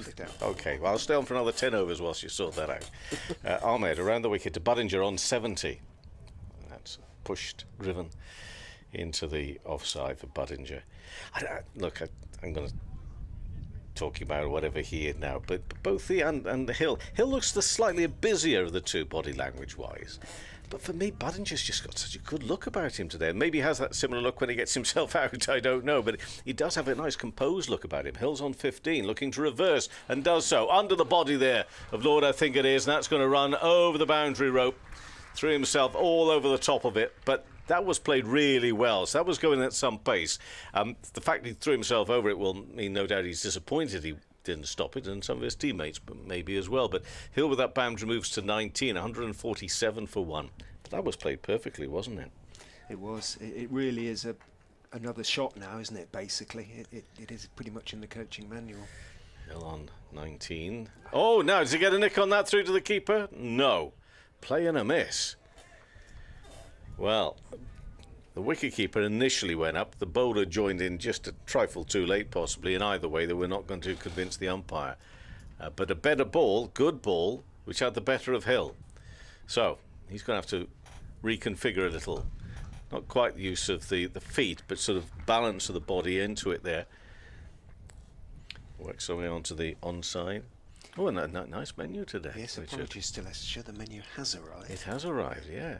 And you do this yourself. Next ball around the wicket, looking to reverse. And he beats again, Lord. Oh dear, there's going to be another 4. Oh, he's not going to enjoy that position. He's going to say to his captain, any chance I can go somewhere else? He didn't so much throw himself over the top of that one, just went wide to the right. He's a tall lad. But again, that good placement, you could say, but maybe it should have been stopped. Well, I don't know what to go for here, you know. Parma ham, wrapped chicken with a mustard cream sauce. Oh, milk mustard as well, it says, of course, all the details. Any allergies, sir? No. Can I put that one down, or what do I do? Which one? It's number 1, sir, if that's okay. Right. Yeah, thank you very much. I better move aside, because you need to come in now to put your order in as well, Kyle. Okay. We might bring you some cricket as well, who knows. The score, 151 for 1. Hill 23, Budinger 71 after 23 overs. It is almost perfect start as far as the Foxes are concerned. A very solid foundation indeed. We are going to have another change. He is going to try another option, a 6th option for Hasib Ahmed. It's going to be Matthew Montgomery who's going to have a bowl from the Bennett end. Goes in and bowls one of his little sort of slingy off spinners, and back goes Budinger, cuts him, sort of drives him off the back foot really out towards extra cover, who's fielding in front of the little knot of Leicestershire supporters in the popular stand. I think that's Ben Slater out there, so they'll be treating him very kindly. They'll regard Ben as formally one of their own, briefly one of their own, and we'll be chatting away to him out there. Budinger on to 72. Montgomery sort of hiding the ball behind his arm, goes in and bowls to Hill on off stump. He's swept by Hill out towards, not towards Slater. Slater has to run up the boundary, but comfortable single taken. Just looking at this menu, it's absolutely incredible, isn't it? Looks good. I don't know if I should read it because it's just going to make me so hungry. To yourself, yes, it's like a point Kevin was making. It's still best part of 2 hours away. Bowls a little bit short then. Montgomery nibbled around the corner by Budinger. I think it was nibbled. No, it came off the pad, says the umpire. He tried to nibble it. It just flicked the pad and ran down towards Luke Fletcher at fine leg, and the leg by was taken. 154 for 1. We saw Matthew Montgomery and Lyndon James bowl blocks of overs in the blast. Montgomery is in, drops a little bit short and wide. Back goes Hill, clubs it through mid off, and I thought actually James was going to get across to his right to cut it off. In fact, he hit it a lot harder than I suspected, almost baseball style there. Hill just shows me how he hit it with his right hand, and he moves on to 28. He's been busy since he got in, Hill. Positive. Montgomery into him again. Back goes Hill. A little bit short. Punches it off the back foot down towards long on. Takes one. Moves on to 29. 159 for one. Have you decided? I have. I think I'm going to go Palmer Ham as well. You're going to go down that route as well. All right, I shall send that through as in goes Montgomery round the wicket to Budinger. Better length and line, and Budinger a little bit tucked up as he went back, punched it out in the offside, but Hamid fielded in the end. So 24 overs, 159 for one. What do you think the Foxes have got to be looking at 350 plus here, haven't they, really? They've got from here. Oh, 100%. They've got an amazing platform. 159 for one, Budinger 72 and Hill 29. They're going along so nicely, and I think the thing that's been so nice and so enjoyable is they haven't had to take any risks. It's been calculated cricket. It's been really good, strong shots. Knots haven't helped themselves. They've haven't fielded probably the best. They've also bowled quite a few 4 balls, but you still have to put them away, and that's exactly what Leicestershire have done. Farhan Ahmed around the wicket here, and he's been paddled round the corner to, well, long leg for a single, but they look who's still to come. You know, we still haven't seen the magnificence of Ajinkya Rahane walk out to bat yet, so exactly, 350 should definitely be on the cards. 160 for one. Farhan Ahmed, a hop, skip and a jump is in, and Budinger driving down the ground for a single. But it's just that Hamid diving and just diving over it, and there's been little things in the Notts' play that have just allowed Leicester just to get away from them, pick up a couple runs here and there, and it all adds up when they shouldn't have. Farhan Ahmed in and pushed down the ground by Hill, who has really impressed me. I think he's a fantastic player. I really do. I really like the way he goes about his cricket. He's busy. He plays spin phenomenally. Reverse sweep, strong shots down the ground. Bit of a handful to bowl to. This one from Ahmed pushed in fast, and Budinger cutting it away out into the offside sweeper boundary where Jack Haynes does the fielding for a single. Just looking at some of the comments on the stream, I think they want Rahane to be coming in sooner rather than later. I agree. I agree. Farhan Ahmed, he has anything to say about that, that would be lovely, but just defend it out into covers by Hill for a dot ball. It is going to be a nice position for him to come in to make his Leicestershire debut, you would think. Definitely. Such a lovely platform built, as almost can play with complete and utter freedom. Ahmed in and swept round the corner.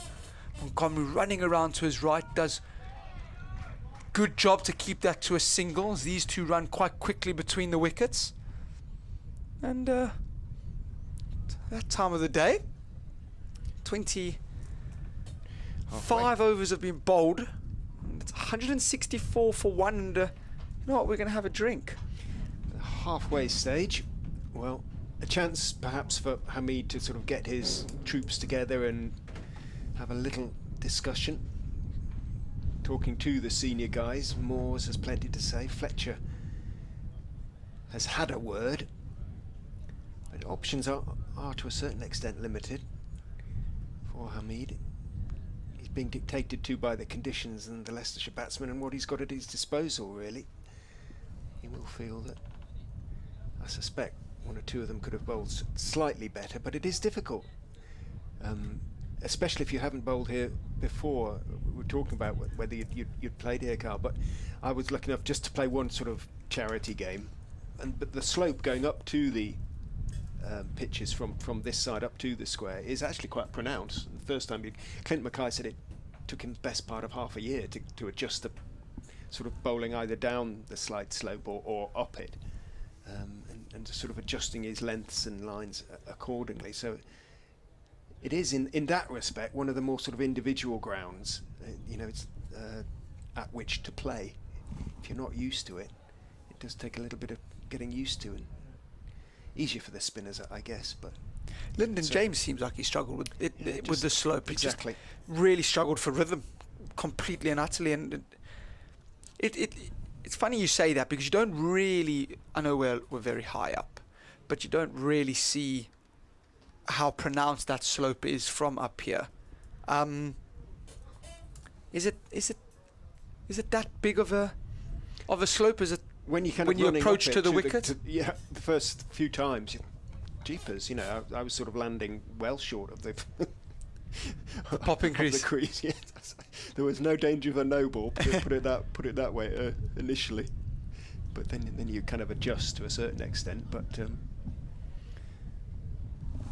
it does affect early on what you're actually attempting to do. But someone like Luke Fletcher's bowled here many times, and that was reflected in the fact that I imagine that he bagsied the Bennett end coming down the slope straight away. Experienced campaigner. I'll bowl from that end, Skip, if that's all right.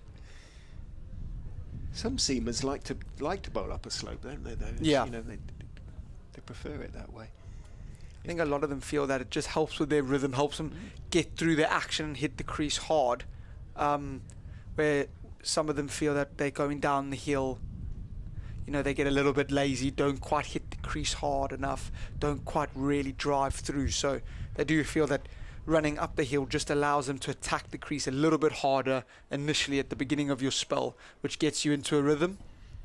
I'd like to see Lord from the Bennett end, and I agree. I'm sure we will at some stage, but for the time being, he's busy doing his windmill arms, waving like around.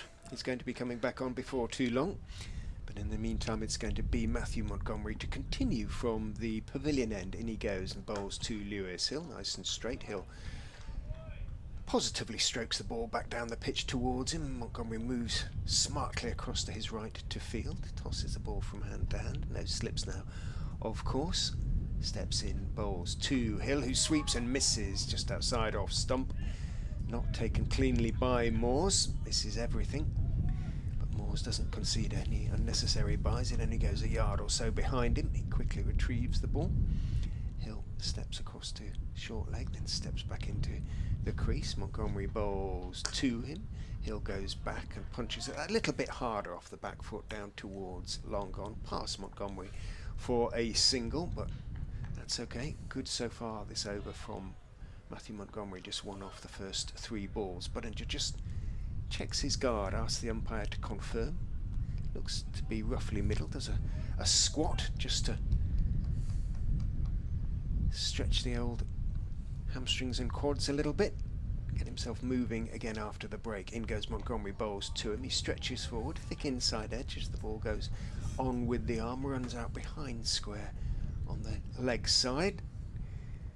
Fahan moves across to his right from sort of short, never know what to call it, on the 45 almost, really, sort of a short long leg, but that never sounds quite right. Hill sweeps this time and sweeps nicely off middle and off down towards Lord, who throws horribly to Tom Moores. Does his keeper no favours at all, bounces twice before it gets to him and bursts through the gloves accordingly, but Patterson White is just backing up, making sure no extras.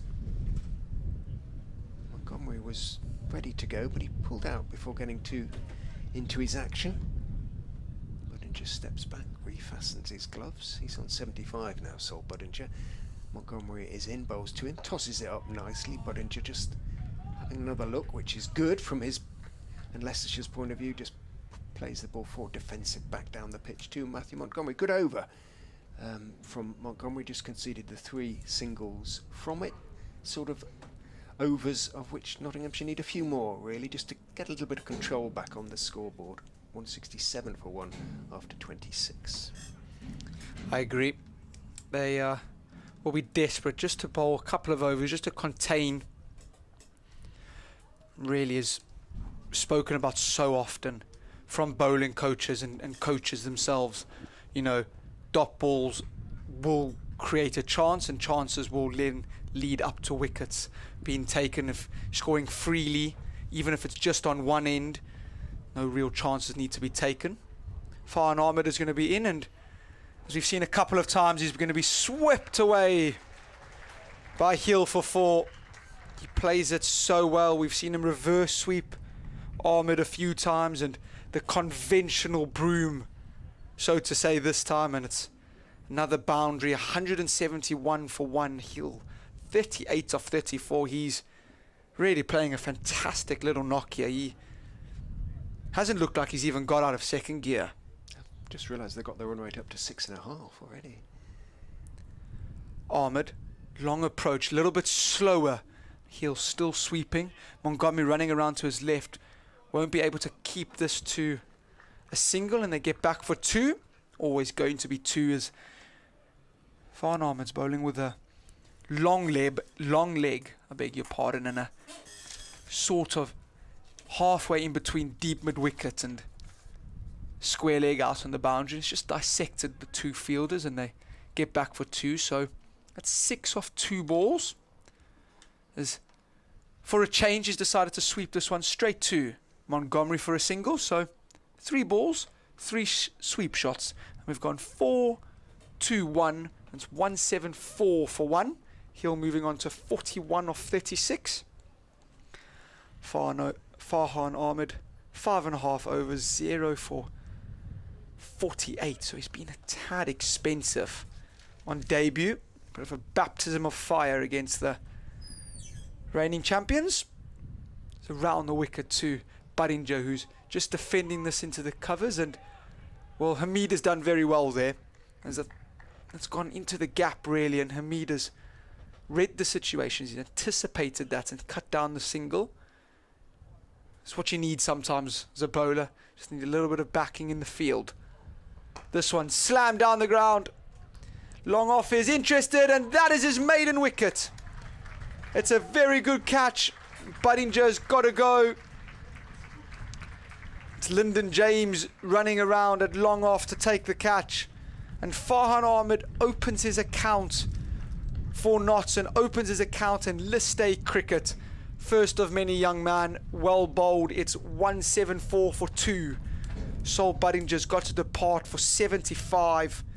A very, very good knock. And in all honesty, really the only false shot he's played all afternoon. He's gone for 75 off 74. Leicestershire lose their second.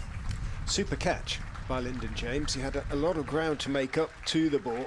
Very similar, sort of similar to the dismissal of Harry Swindles. You can hear the applause for Sol Badinger as he drags himself from the field. He pretty much thought he had 100 there for the taking, and I suppose in a way he did, but he did it reasonably cleanly, but not quite cleanly enough. And James running across to his left, still had to put in the dive, and he got there. Now then, who's this young man coming to the crease?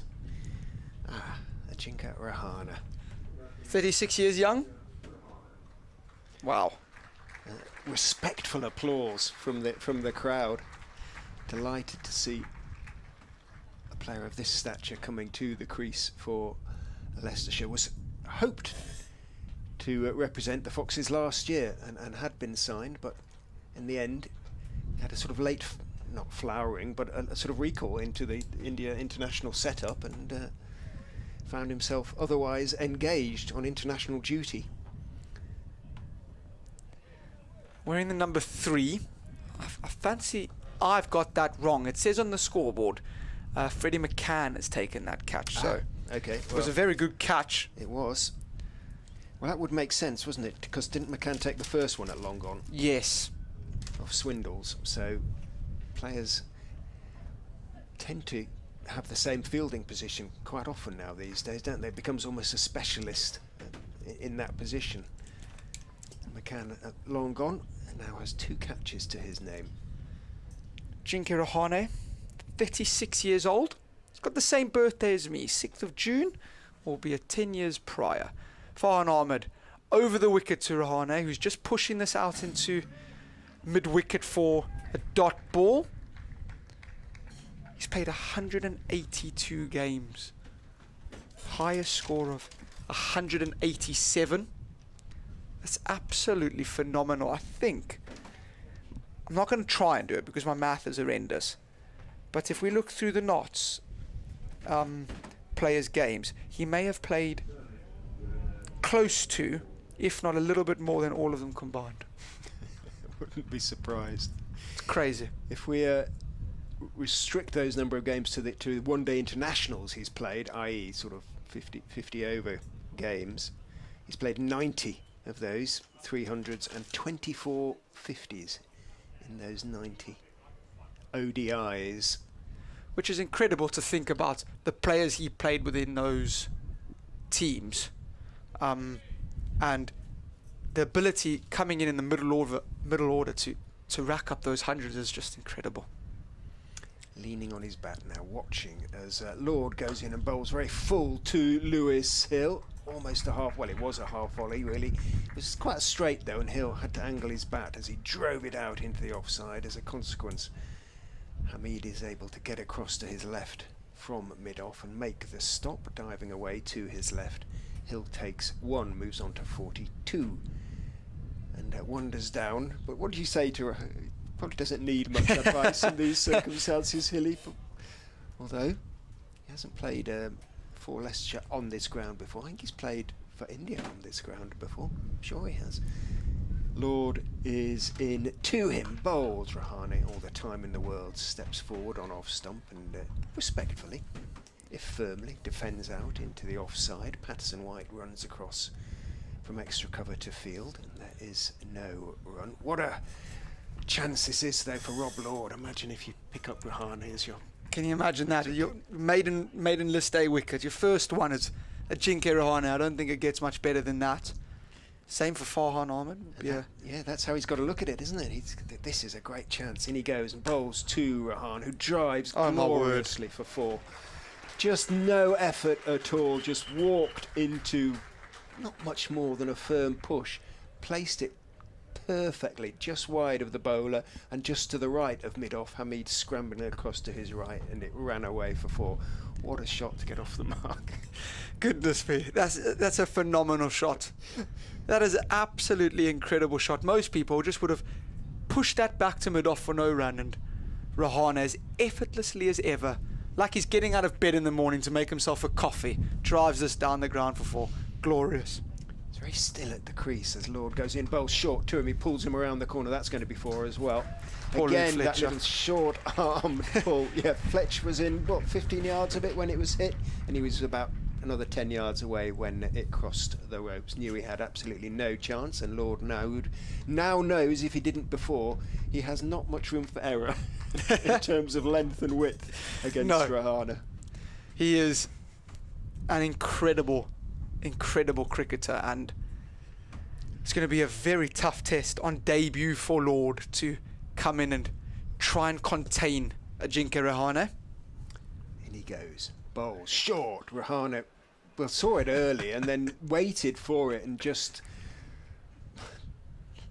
I don't know, how would you describe that shot really? Just sort of bunted waited off the back foot? Something like that, with an almost vertical bat. Just made sure he got on top of it and kept it down. Didn't try and sort of pull it around the corner, and just sort of patted it down to mid-wicket for one.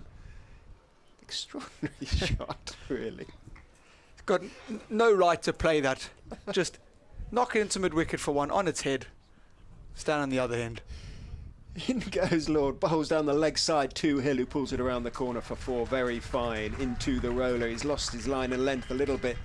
Probably still thinking about some of the shots that Rahane played to the three previous deliveries. So, Rob Lord, this is what it means to play against an international cricketer, and indeed first-class cricketers. You have no margin for error.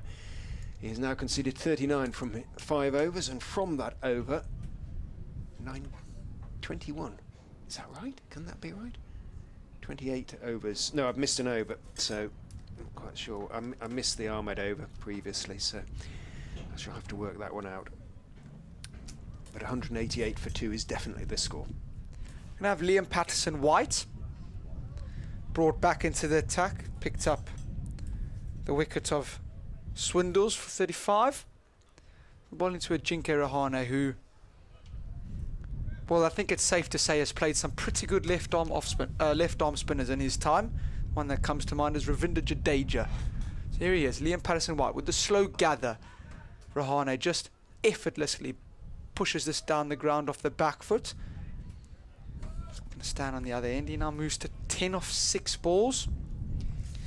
Just looking at the sort of scores Leicestershire made to win this competition last season, there were some high ones, obviously, but curiously not against Notts, a game that they lost, the 3rd game in the group stage, by 4 wickets on this ground. Patterson-White in, and he'll just trying to sweep it around the corner. It's just bottom edged it into the floor, and Tom Moore's able to just take it on the one hand, one bounce, and it's a dot ball. What were some of the scores that they put up? We'll get to that now. As Patterson-White in and driven down the ground, they're going to scamper through for a quick single, and Lyndon James couldn't quite gather that. He went for the one-handed pickup. It took a little bit of a bobble. I thought it would just bobble perfectly so he could run shy, and misfields it, and they get through for a quick single. 329 for 5 against Surrey. 380 to deep mid wicket for a single. 191 for 2 now.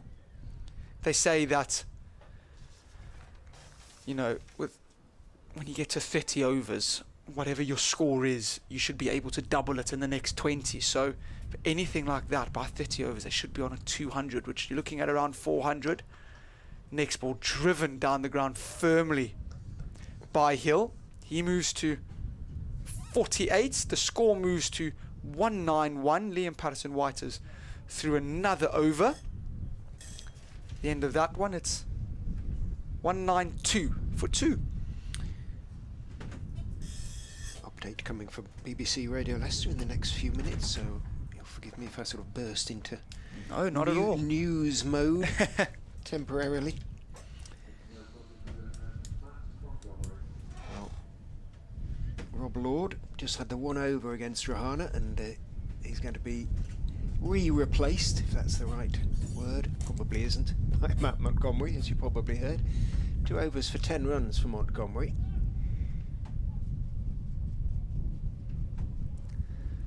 He's going to be bowling to Lewis Hill on 48 to start with. The Leicestershire captain. Montgomery is in. Hill goes back and turns it wristily, works it out towards deep mid wicket where Ben Slater is fielding.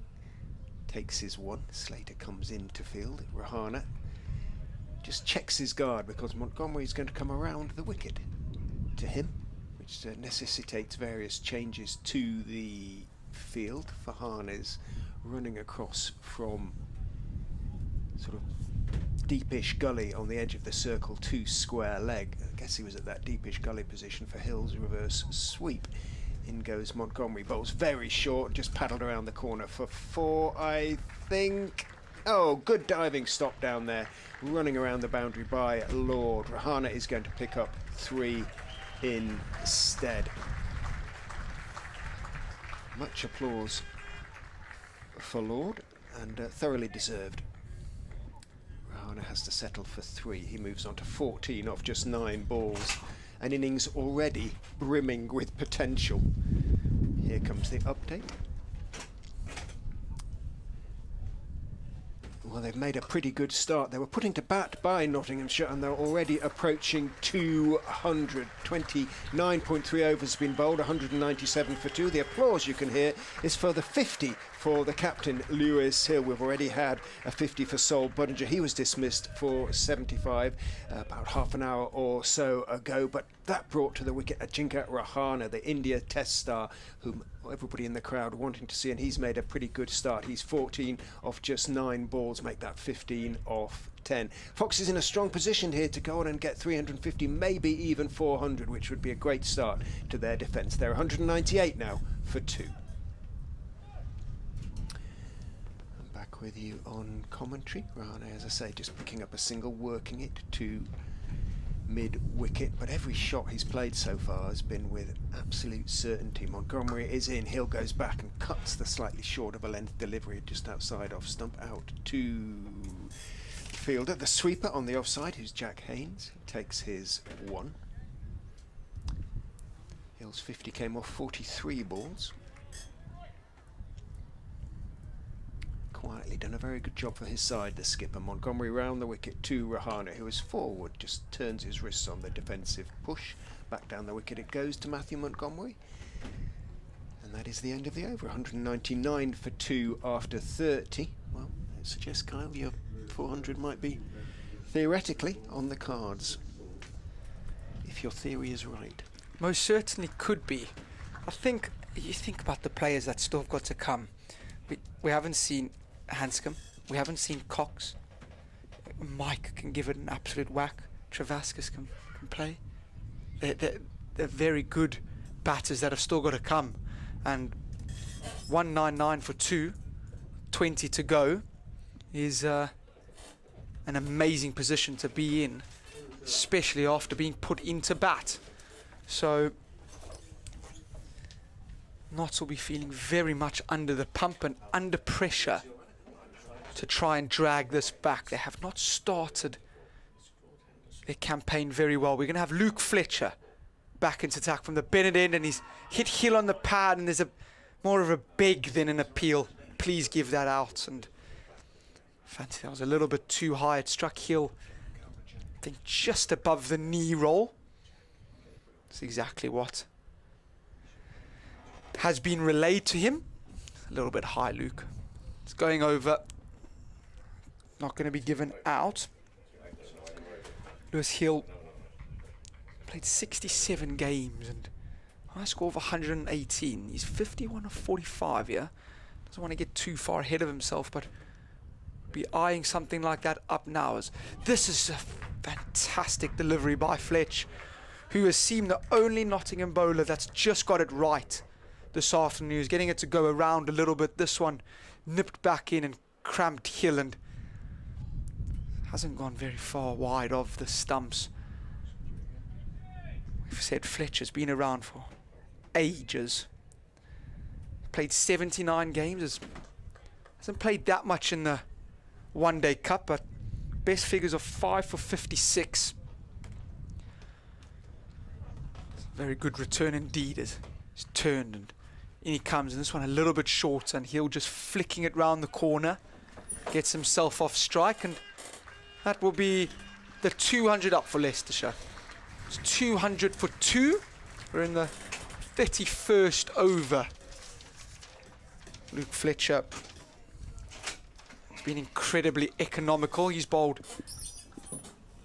well, he's into his 7th over. He's only gone for 17 runs, so it's been absolutely brilliant. Most definitely the pick of the bowlers. Hasn't picked up a wicket, but Hamid has definitely gone to his experienced campaigner here to get a breakthrough. Goodness me, what a breakthrough this would be. So bowling to Rahane, who is just defending casually off the front foot, and Fletcher just giving him a little bit of a stare, a little bit of a look at. Oh, you're not in India anymore, mate. You say it's a stare. I reckon there'll be some chuntering.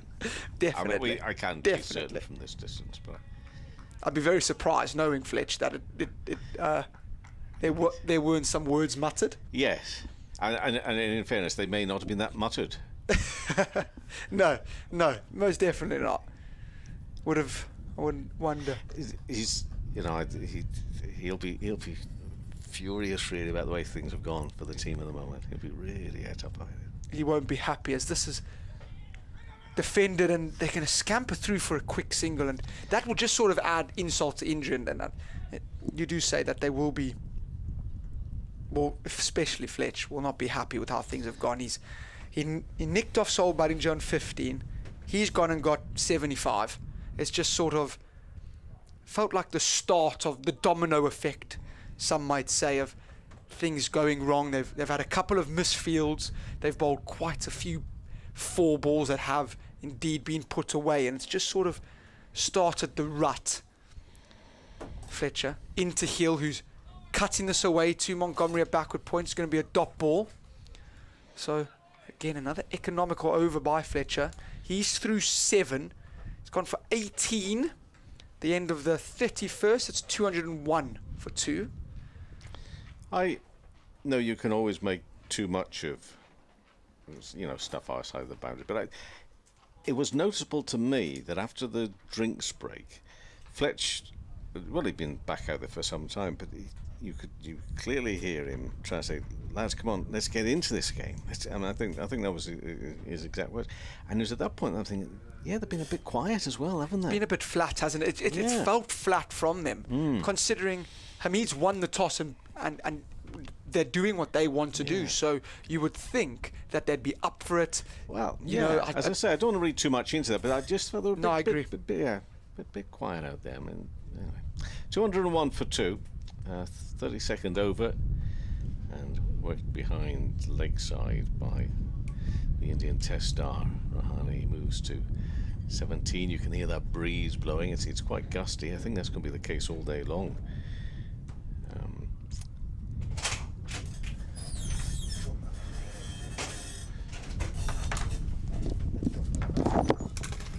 Liam Patterson-White.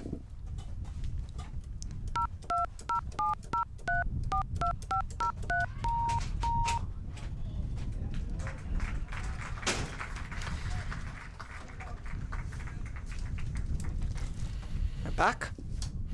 Apologies, folks. We just dropped the line. The line was dropped in error, but hopefully we're back with you now.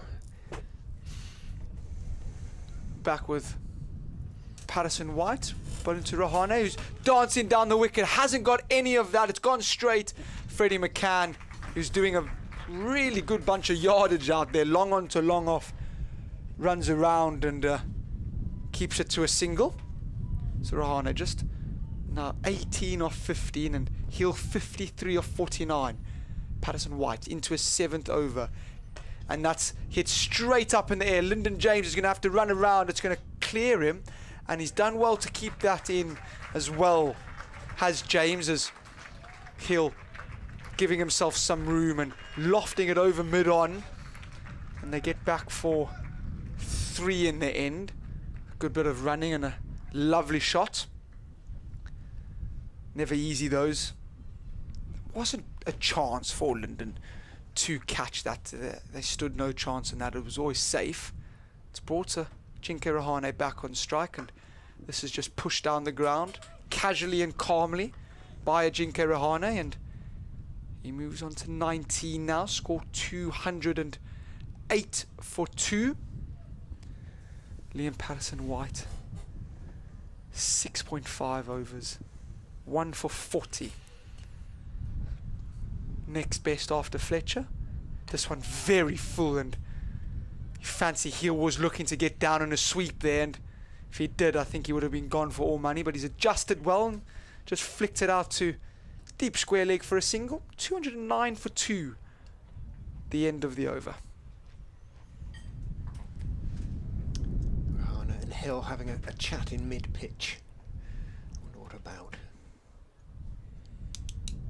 When the Indians came to play in a sort of 3-day warm-up a couple of years ago, they sort of mixed and matched. They sort of in and out of the Leicestershire side as well to make sure everybody got sort of enough batting and bowling, so to speak. So we had some of the Indian Test stars in Leicestershire shirts. Nice to see one in a Leicestershire shirt for real as Fletcher bowls to Hill, who clips him to mid-wicket. Hamid makes the stop but can't quite hang on to the ball. It deflects out towards mid-on, who has to reverse, who was running around to try and cover behind. And as a consequence, Hill can pick up a slightly fortuitous single. It's exactly what we've been speaking about. Not just been a tad sloppy and a tad not at their best so far today. Fletcher is in, bowl straight. Rahane with so much time, just waiting for it. I wonder what it feels like to bat like that. I can't imagine. He looks like he's facing a 50 mile an hour when Fletcher's probably bowling around 70, 72. It's absolutely crazy.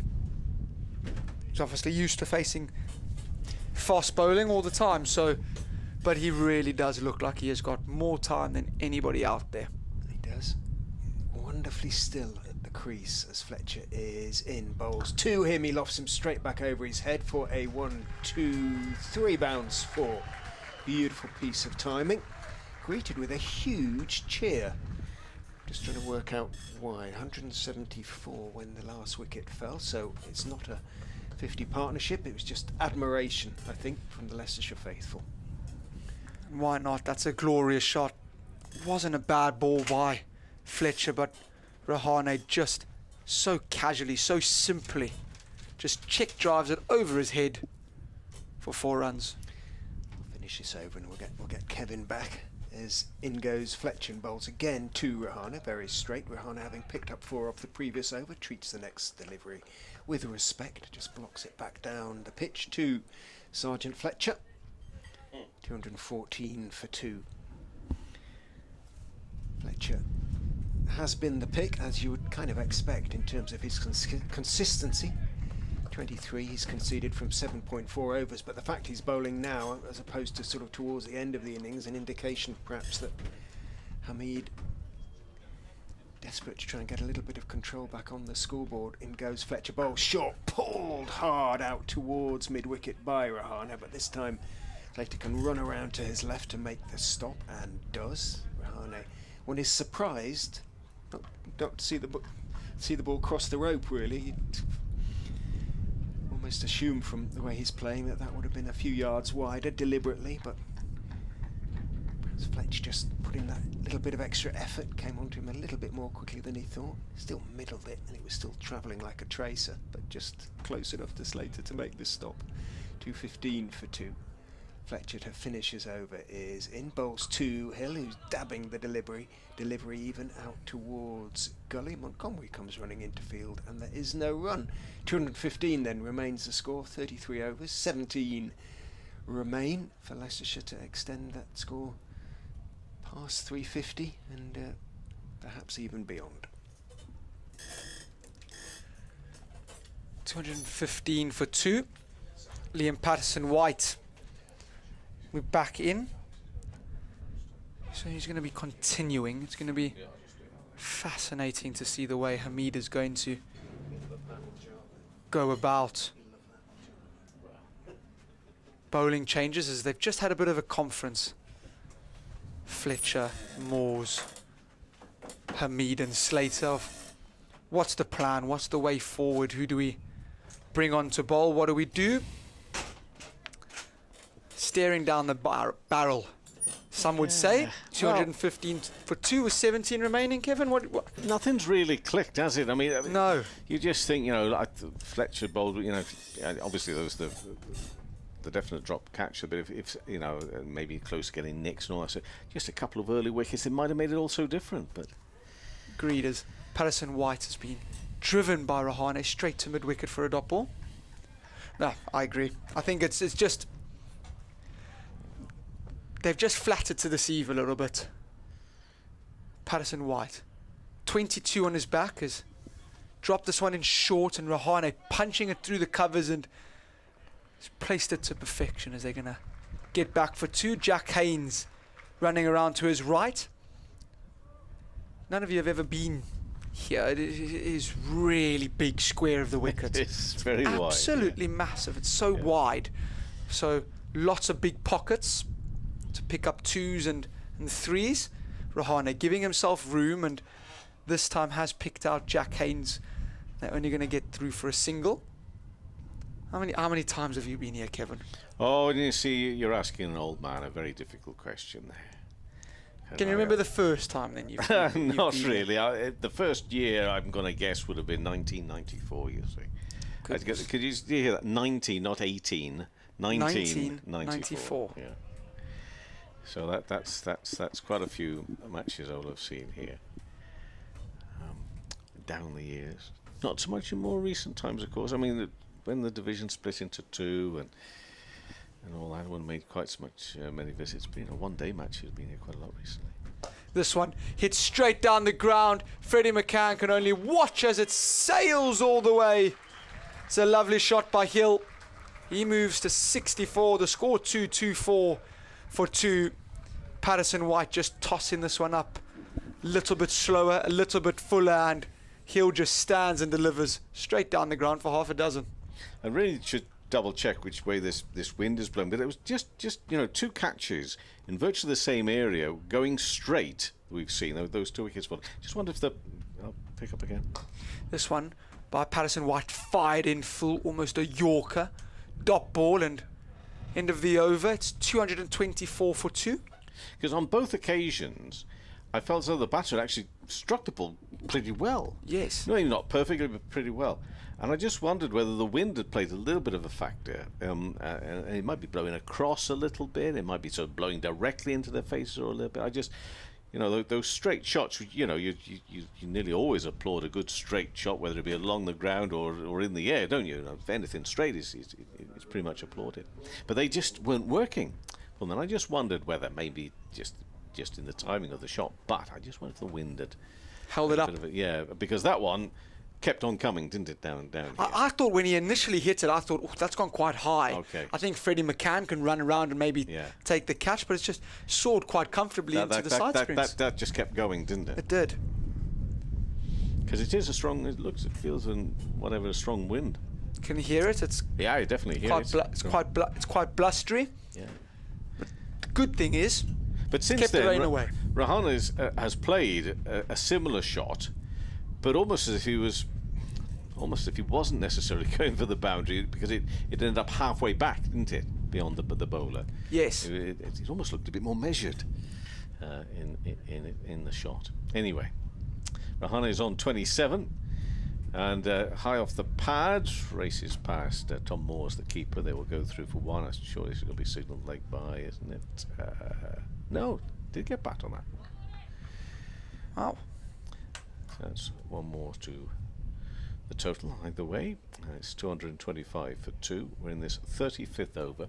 The opening day of the Metrobank One Day Cup. For listeners, no matter where you were, audio-wise, we do apologise for the fact that we did lose a bit of audio. And I thought it was our best commentary stint we've done about. I agree. I thought you've missed us peak. Hill on 64. I always get 2 peaks. Don't worry. That's out into the offside. Oh, that's wrapped Hill maybe on the inner part, just a fleshy part there. He's hobbling a little.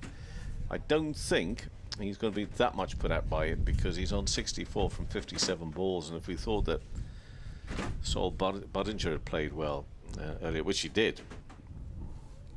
It's almost is at a different level again from that. But God, Passenger, he was so annoyed for his 75. Wanted to go and get the 3 figures. Anyway, Lord is in and sliced, half a hand and a stop on it at backward point. They'll go through for 2. They'll have to come back fairly sharpish, and they do. So some good running as well. And Hill to 66, Rahane 28. When you've got a score like this, we're midway through the 35th over, and we're desperately trying to come up with all different reasons and theories. But when you're at the wrong end of a score like this at the moment, you perhaps can be looking in wrong areas. Maybe I'm thinking from a Nottingham perspective. Lewis on Hill on 66, driven through extra cover, lovely strive. Luke's not going to give that one up, I'm afraid. Yeah, it's going to be 4 runs. Lovely strokes. And so definitely with Hill moving to 70 or 59, the score 231 for 2.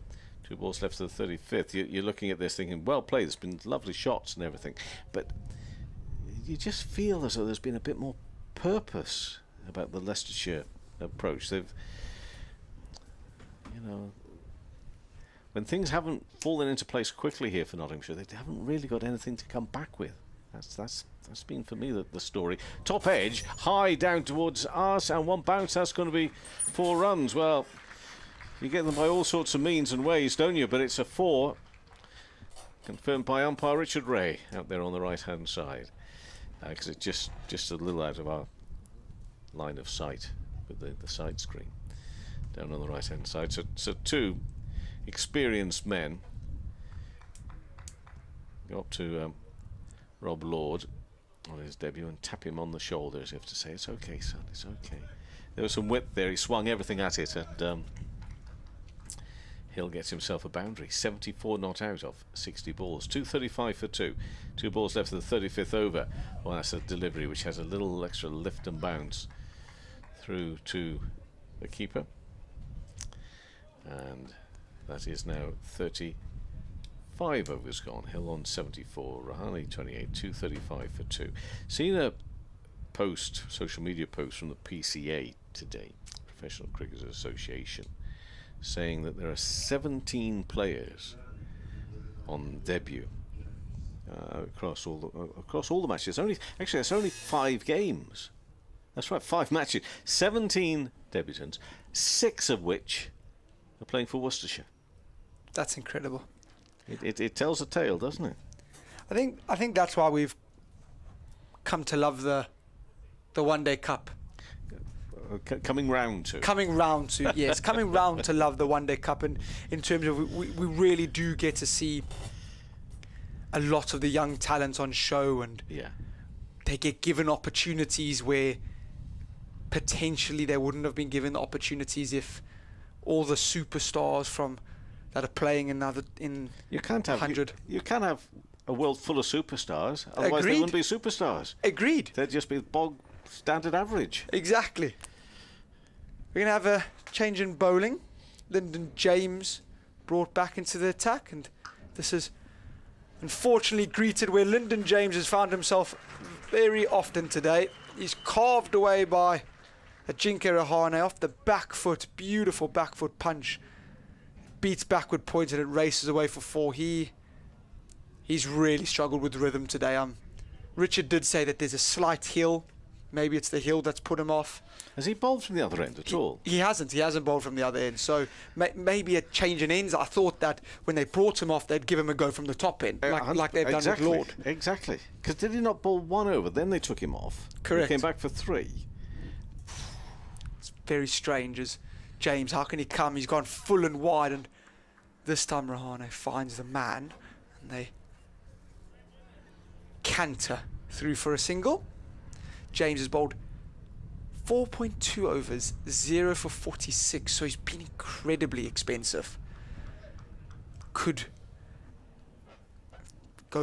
Concedes another 4 runs in his next 4 balls. We're going at 10s.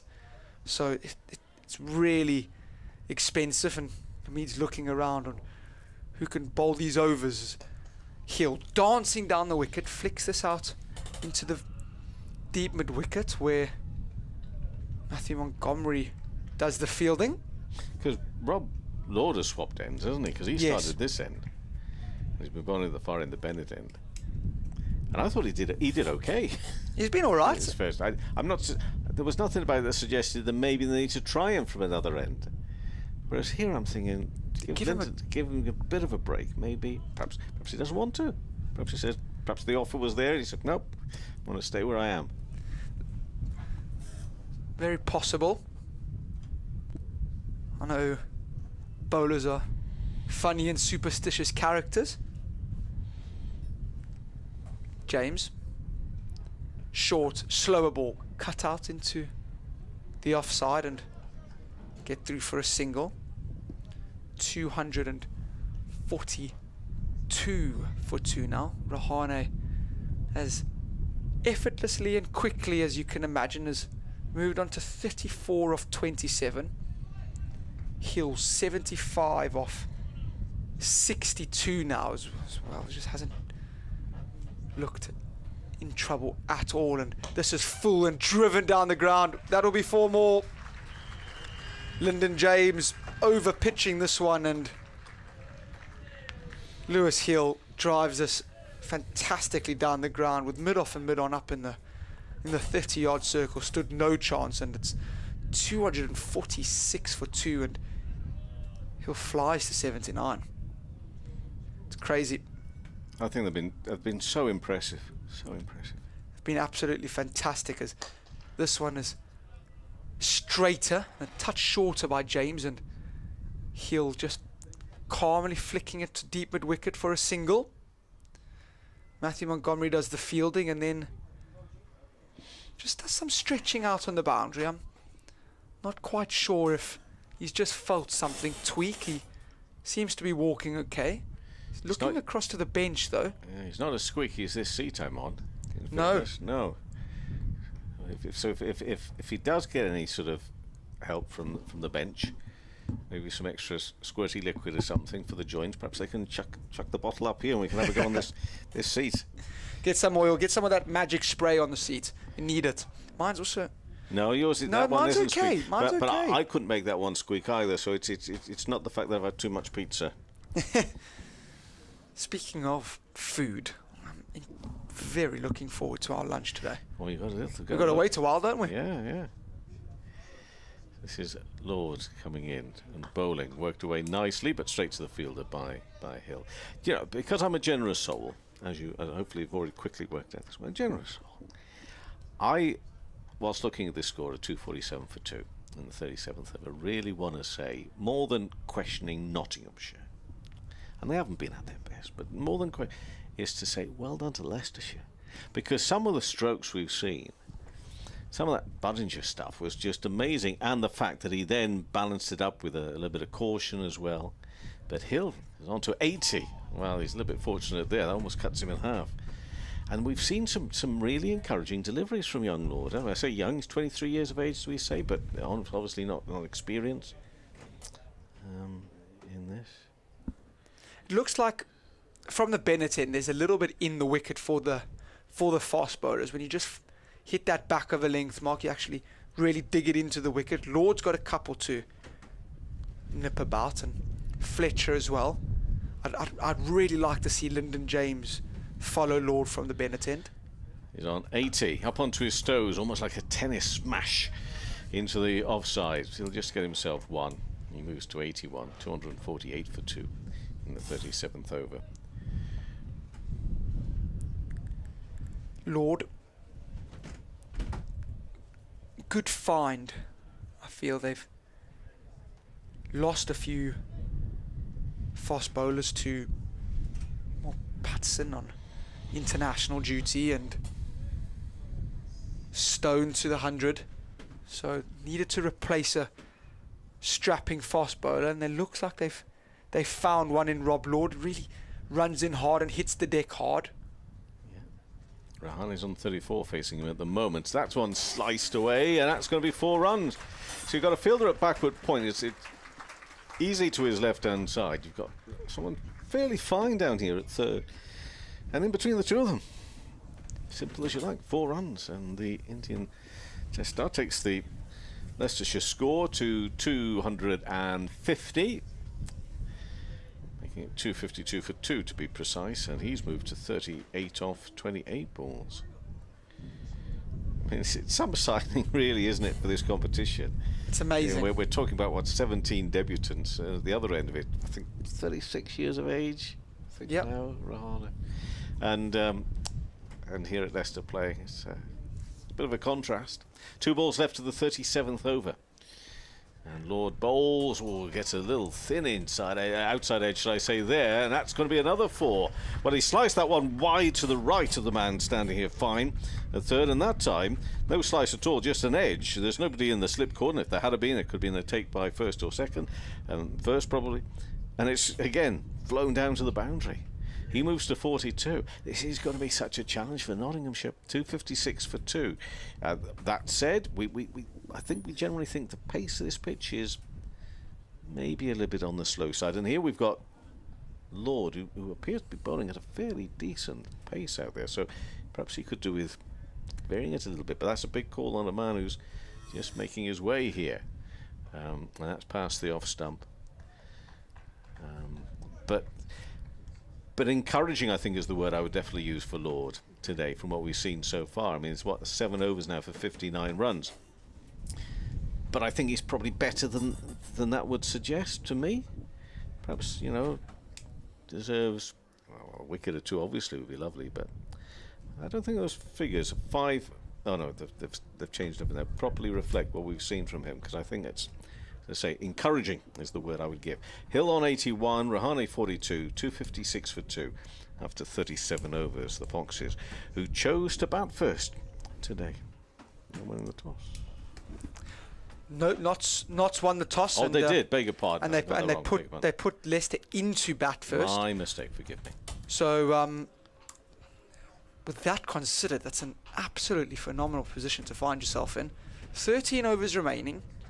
So 37 overs bowled. Lyndon James is going to continue. He's going to be bowling his 6th. It's going at just a shade over 10 and over. So he's been expensive. Lewis Hill, captain. 81 not out. James full wide. He's bowled him. He's chopped it on. There's Hill.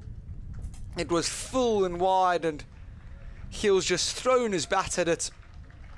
He's got an inside edge that's dragged onto the wicket.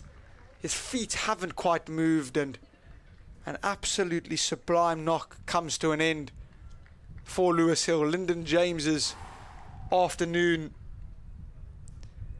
brightens up a little bit, as it actually brightens up a little bit here. It's just taken the bail. It's just taken the bail off. Has it just taken the bail off? Yeah, and flown down at the ball itself has flown off down there to Luke Fletcher, and that was quite a drag across as well. That ball was fairly wide, wasn't it? Very wide outside off stump. Yeah. Oh, the frustration for Hill on that one. He's dragged that from wide, and just that bail just off the top there, seemingly with no. I'll take a look at this again, because he drags it wide. Fletcher still thinks he's fielding the ball there until he gets down to his boot, and so I reckon that's just come off the inside edge and almost flicked the stump. Or maybe I don't think it was high enough to go straight onto that bail. I think it's probably just grazed it, and in doing so has taken the wicket there. Oh, but what an innings! Terrific innings. Fantastic knock. Yeah, really good. Batted beautifully. He batted absolutely fantastic. He was just such good temperament and such good timing of the innings and of the knock. It was really fantastic from Hill. It brings, incredibly good cricketer to the crease. Peter Hanscom, Melbourne born, he's 33 years of age, 144 games and high score of 140 for the Australian international. It's been here, been at Grace Road a few times now. And what a wonderful position to find yourself walking into the crease at. 2 international batters here. Lyndon James in, defended off the front foot by Hanscom. Out to backward point. It's going to be a dot ball. Joined back by Richard, who's... Well, you must have seen a lot of Hanscom over the years. He's been here a few times now, and his record is absolutely phenomenal. He's been everywhere, quite. He has been everywhere. In county cricket. No, I exaggerate. I think 6 counties. I think he's played for now. James, to Hanscom, who's been struck on the pad. There's a polite question asked, been turned down just as politely. So Hanscom still on 0, 256 for 3. Last season was his first sort of full season. And you kind of get to know with Peter after watching him what sort of nick he's in. He either looks as though he's always going to score lots and lots of runs, or he doesn't look like he's going to score a single run. And at the moment, he's been in one of the latter trots, if you know what I mean. So the Foxes will be pleased if he gets in and gets a few and gets going again. James in full, flicked away. Just going to be out for a single as Ben Slater does the fielding at what's almost a in-between fielding position between deep mid-wicket and deep square leg. Trying to almost do 2 jobs there. So Hanscom's off the mark. He's 1 off 3. We've got a Ajinkya Rahane on 42 off 30 on his debut for Leicestershire. And he is most certainly impressed, as he's been phenomenal. Earlier on, we've had Sol Baringer get 75, and more recently, Lewis Hill just departed us this over for 81. Earlier on, Harry Swindles got 35. Lyndon James in full wide, and Ajinkya Rahane just chopping down on it. Goes through to Tom Moores. Dot ball. In fact, Effective delivery of white ball, isn't it? That full sort of Yorker length, a foot outside off stump. Can be difficult to get away. But no, Pete Hanscom was the top scorer for Leicestershire in this competition last season. 401 runs in 9 innings at 57s. Strike rate wasn't high, sort of 80. James, into Rahane, slower ball, casually flicked softly down the ground for a single. And it brings us to the end of the over. So 38 overs bowled, 12 remaining. It's 258 for 3. Could have another change. Good over. Very good over. I'm getting invaded by spiders. Lots of little spiders have come flying in on the wind. Kyle's going to have a break. Especially after the spider chat. Kevin will be back alongside, not wanting to miss a ball of this Rahane innings. He has almost, without noticing it, gone on to 43 off 32 balls. No really sort of violent shots as such, just beautiful shots, perfectly timed.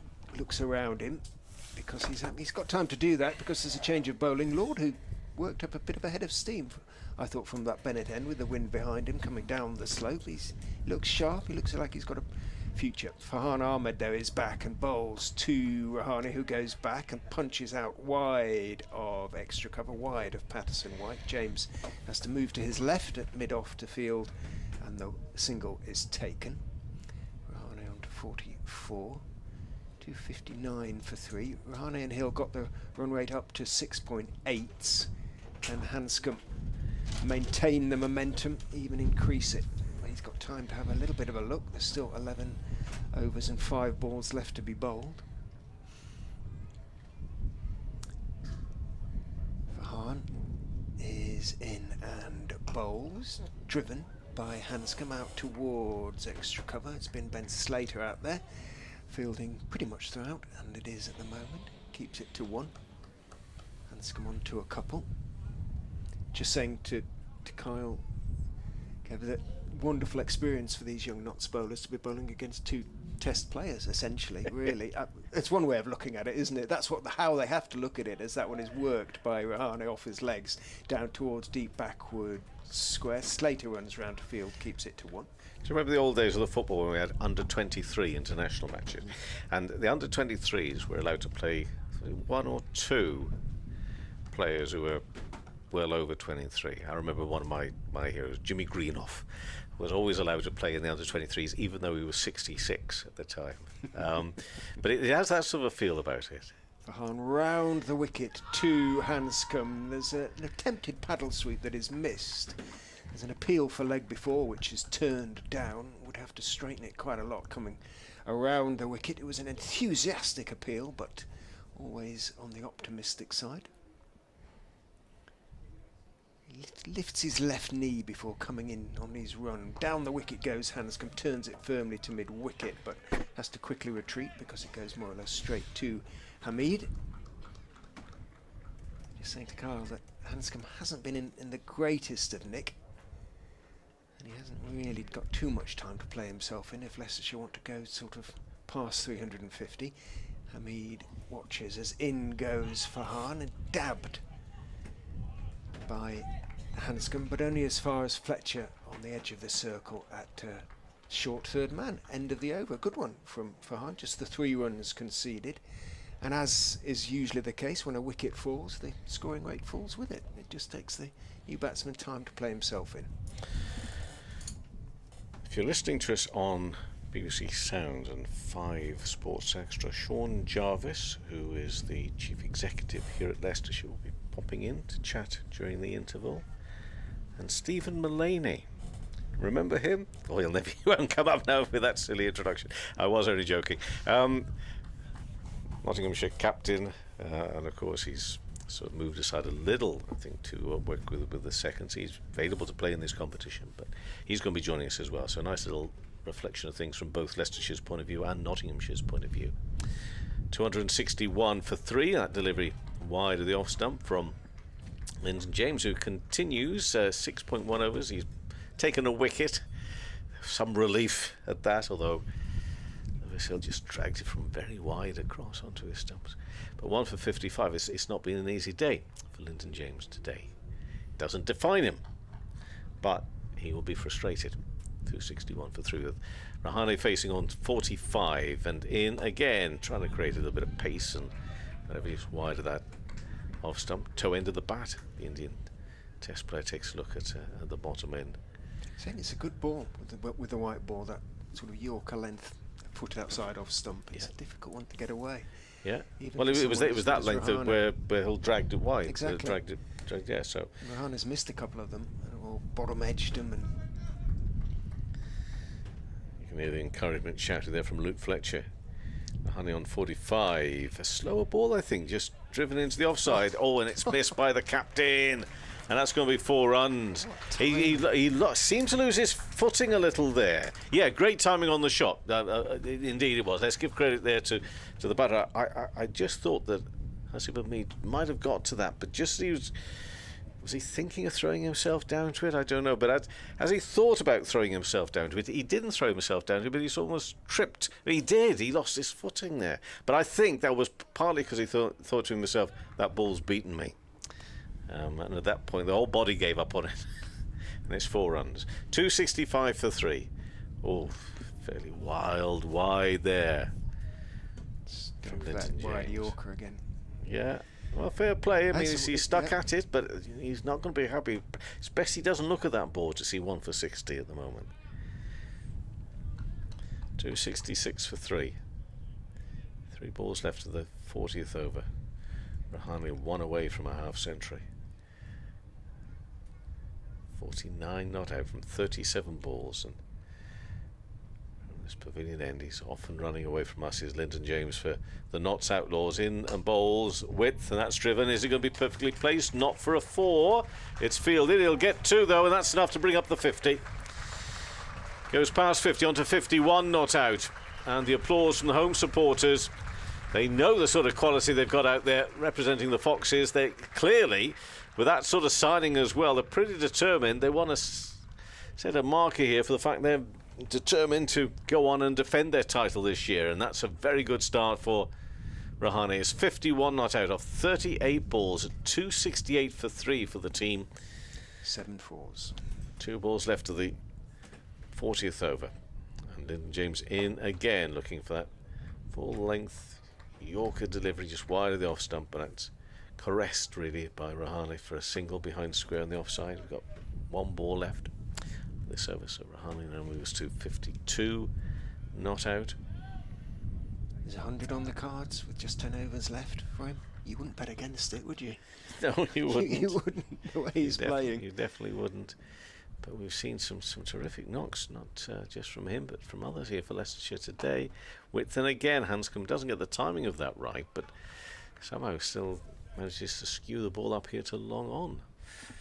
So he'll keep the strike with that single. He's on 3, but Rahane's on 52, and it's 270 for 3 after 40 overs. So we're moving into the last 10. You've got 7 wickets standing. This could and should be an entertaining last 10 overs if you're a Leicestershire supporter. It would be even more entertaining, I suggest, if not somehow find themselves able to get on top here now in this last 10 overs. They need to do something. It can happen, can't it? You know, when sides try to accelerate, wickets start to fall, new men come in, try to get after the bowling straight away, wickets continue to fall. Notts will still be ambitious to keep this 330, 340 sort of area, and will feel that they could chase that on this pitch. Leicestershire will be hoping for 370, 380, who knows, something around that sort of level. Farhan is going to continue. He's got 3 overs left to bowl. Tosses that one up. Little paddle sweep, getting it on the full. Hanscom tickling it around the corner down towards fine leg, who runs round to field. Just the single is taken. Haynes running around to field there. Hanscom 4 off 9, still just looking to play himself in. Extraordinary start to his action really from Farhan, who is in. Down the wicket goes Rahane. Farhan, I think, saw him coming and dragged his length back. Rahane just In the end, pushed it out to Patterson White in the covers. Looks around him. That front knee, that's lifting it, yeah. Up it goes. There we go. And in he goes and bowls. Back goes Rahane, working it out into the gap at point, or in front of point, out towards Ben Slater, who comes into field from in front of the Uptonsteel stand. No, dressage perhaps isn't the subject I want to talk about today, in light of yesterday's news for GB, but it's got that sort of look about it, hasn't it? The dressage. There's something of the prancing pony, isn't there, as he goes in and bowls, and back goes Hanscom and cuts it out to Slater. Gets to him around about 4 or 5 yards from his starting position, to his left in front of the meet. Again, though, it is just one. Friends of Grace Road will be open for business shortly, I'm informed, with a splendid selection of cakes, including something called a strawberry blondie, which apparently is something a bit extra special today. I hope it's got custard in it. Do you think it's got custard in it? No idea. Sounds sort of like it could have meringue or something. Do you think it's an important job for me to go across and find out? Well, I did actually ask them to reserve us a few, So we a can variety, find out. a selection. Just research. In goes Rahan, and in goes Farhan even, and bowls to Rahan, who goes back and works it, punches it out towards long on, takes one. Good over from Farhan Ahmed so far, just singles conceded in it. 1 for 55 his figures from coming up to 8 overs. 1 ball left in his 8th.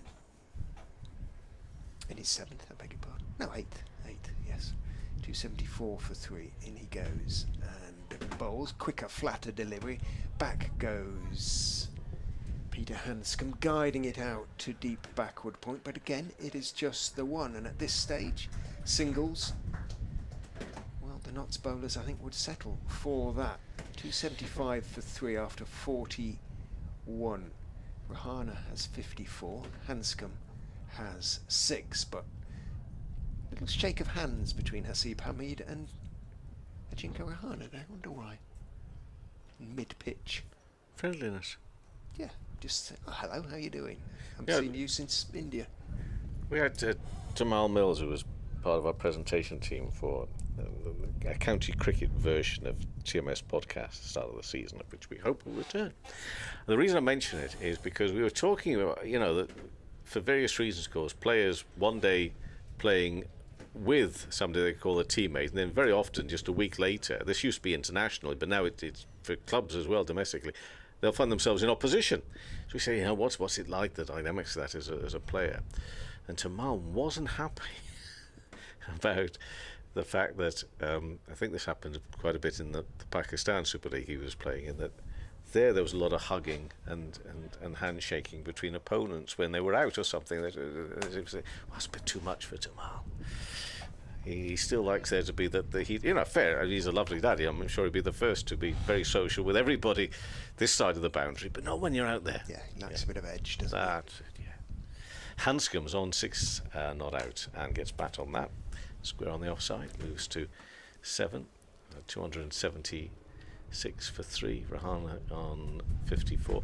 The guest that week was Liam Dawson, and I did say to Dawson on this podcast, please, when you two are next on the same field together, just go up to him and give him a hug, would you? Now, they will have played each other twice since, but I bet, because I wasn't around to remind them, that Dawson didn't do that, but I'd love that. So that would have really wound him up. Jamal. Yes, it's Leicestershire just haven't come up against him, basically, in recent years. 54 not out Rahane, and nicely played. Yeah, I mean, he's looking very graceful, isn't he? And the timing, the placement. Looking every bit the man who's played as much international cricket as he has. Sorry, Richard. No, it's okay. I was just remembering Tamal playing a championship game when he first broke through here, and talking to him, and he was saying that he'd studied journalism. He had a degree in journalism. He did a course, didn't he? A university course. Well, he certainly likes his questions on the pod. Hanscom on 7, 277 for 3, 2 balls into the 42nd over. Up onto his toes a little there, Hanscom, and fires that one. Race along the ground for 4 through extra cover. Perhaps you will be seeing the former Hanscom, not the latter one, the former one where he's in the groove. He's only faced 13 balls so far, mind you, so too early to make a big statement on that, but he's moved to 11. Ideal situation for him to show his worth and the volume of runs we know he's capable of. 281 for 3. Next ball bowled. Has to be more defensive, a little straighter this time from James.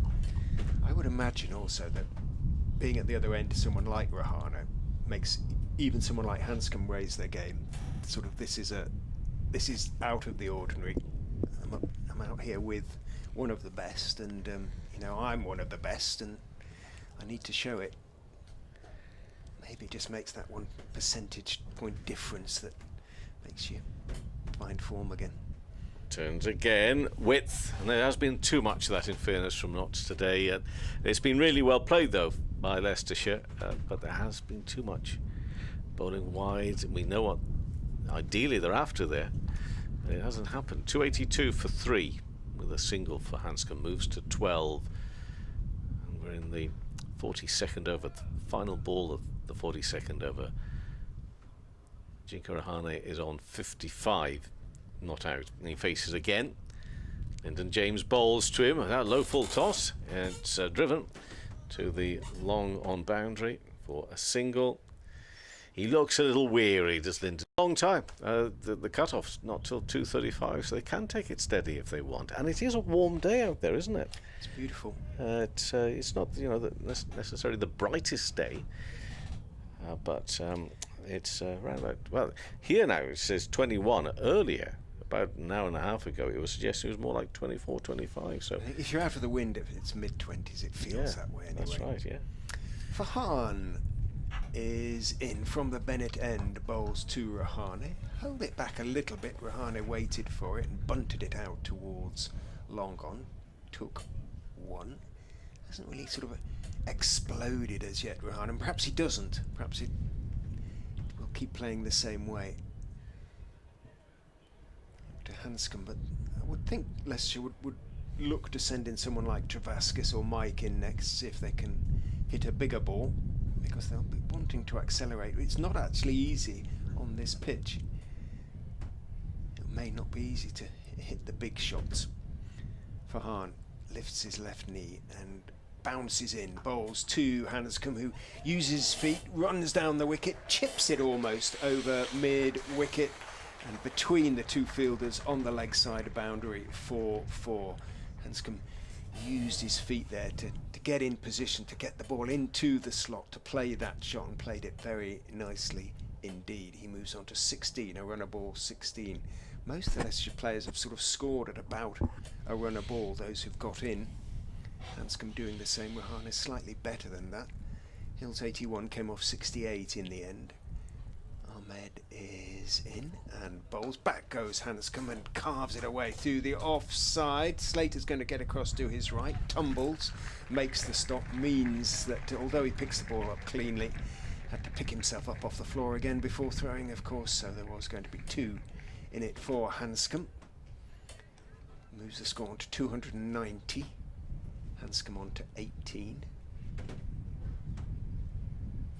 Little crouch lift of the left knee, in he goes, quicker delivery, driven very hard by Hanscom. Is it going to be for 4? It is going to be for 4. Got to the ball almost on the half volley and punched it away very hard for 4. And well, as Kevin said, it looks as though Hanscom is playing himself back into form. He's hit some super shots already. He's gone on to 22 off 18. We've seen some glorious strokes today, really we have. We have. I suspect there may be a few more to come. Ahmed is in and bowls. Hanscom is content to lean forward, just work it away through mid-on out towards long on, who comes in to meet it on the edge of the circle. And a single is taken. Wide playing area, of course. So there, you know, there are lots of gaps, but they find them so well. I guess maybe that's something you get to learn playing at this ground a little. I don't know, but it's been full of that. To Rahane, who goes back and works it again out towards long on, where McCann, who's been busy of late, runs sort of diagonally in and across to field. Rahane takes 1, keeps the strike. He moves on to 58. He checks on the manual scoreboard, which is usually just ahead of the electronic scoreboard. You know where the other manual scoreboard is, don't you? Which other first-class ground has a manual scoreboard still? I like setting this question. Is there only one, is there? Only 2 other grounds, yeah. Only 2. 2 grounds? Well, I'm told that Lords actually still has one, but I'm not sure about that. However, one other ground has an original manual scoreboard as well. Northampton? No. Oh. The station box there is electronic now as well. Okay. Oh. Go on, give me the answer. In the south? Oh, well, thanks for narrowing it down. Well, it halves it, doesn't it? It's at Kent. It's well, I was only there the Kent recently. scoreboard has that long... Oh, it does. And it's a good one, isn't it? Fantastic, of course it does, yeah. But the Leicestershire one is sort of very traditional. Yeah. In appearance, and thanks to the Friends of Grace Road who've had it renovated at considerable cost of late, including the clock. And that's the clock is unique. And that's the product of these fantastic cakes. Exactly, and we are going to contribute to that this afternoon. Oh, we're going to eat them. Yes. Oh, I see. Of course we are going. We're going to contribute. Lord is back. The Lord is back amongst us. Good Lord. He's back, and he's bowling from a different end again. Well, obviously, there's only 2 to choose from, but he's bowling from the pavilion end, in, and Rahane tries to create a bit of room. Sort of goes down like somebody's moved right across. That's not going to count as a wide. Well, I guess he's in a position where he can't really argue the toss with his captain. You just do what you're told, I imagine, but he's had to go from all ends. And what are his figures? 59 runs from 7 overs. He's into his 8th, and I think he's bowled really well. Bearing in mind, no doubt he's going to be a little bit nervous coming into it today. 296 for 3. Rahane in the air. It's going to fall safe, though. Behind square on the offside. 2 fielders coming in. It just always looked to me as if that was just, talking perfect placement, was always going to bounce just between those fielders. One coming in from deep behind square on that offside, and the other at the cover boundary. I would agree. I think Lord's figures don't reflect how well he's bowled. He looked sharp, especially from that Bennett end to me, and he looks as though he's got a real future. And he's off again into Hanscom this time. He's on 23. That might be considered too wide. It is considered too wide by the umpire. Hanscom is batting almost outside off stump, which is why Lord sort of speared it out there, but he just got it a little bit too far wide. So he crouches again in his stand, Peter Hanscom. Look how far across he is. Yeah, he is. I mean, and this is a low full toss. It's high in the air, and it's going to clear for 6 on the onside of straight. I was going to say his position, actually isn't standing in front of that off stump. It's even wider than that, a little. And it gives himself that little bit of room. And this, obviously, look at Peter Hanscom's experience, same, if not more, further at the other end. And you've got a man who's on his debut, Rob Lord here. It's not been going well for the team. Lots of licence with that 6. Leicestershire moved past the 300 mark as well, into 304 for 3 in the 44th over. This is a massive challenge here for 23-year-old Lord now. Let's see what he's got in him, because this is a very tough challenge for him.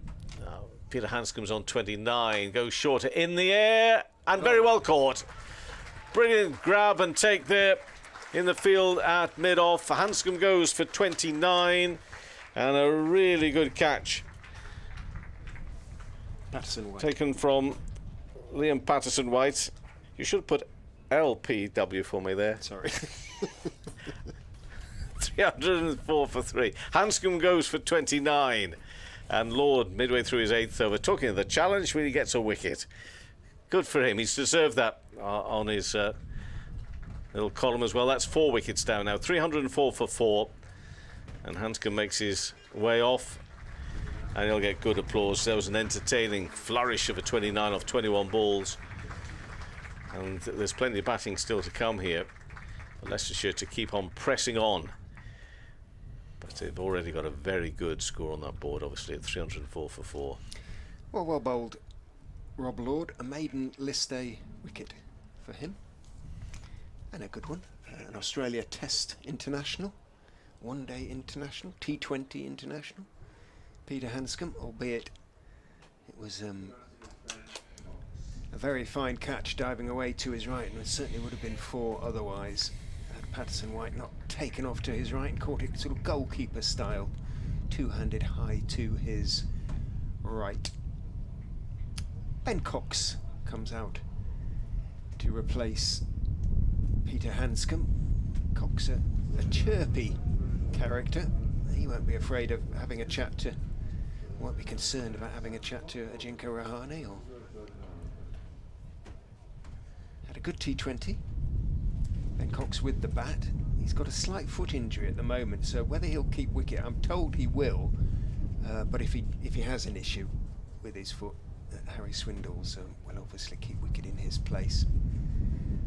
The former Worcestershire man, Ben Cox, has had a pretty good first season with Leicestershire. He's impressed everybody with sort of attitude and ability, obviously, with the gloves. Not with his haircut, it's dyed bright yellow. What about Lewis Hill as well? It's dyed, isn't it? Hilly. Yeah. Is that a natural? In patches, dark. Yeah. Cox wants the doors closing of one of the, I suspect it's the room, the analyst's room between the 2 dressing rooms here, which have been completely sort of refurbished and renovated, and they're fantastic now.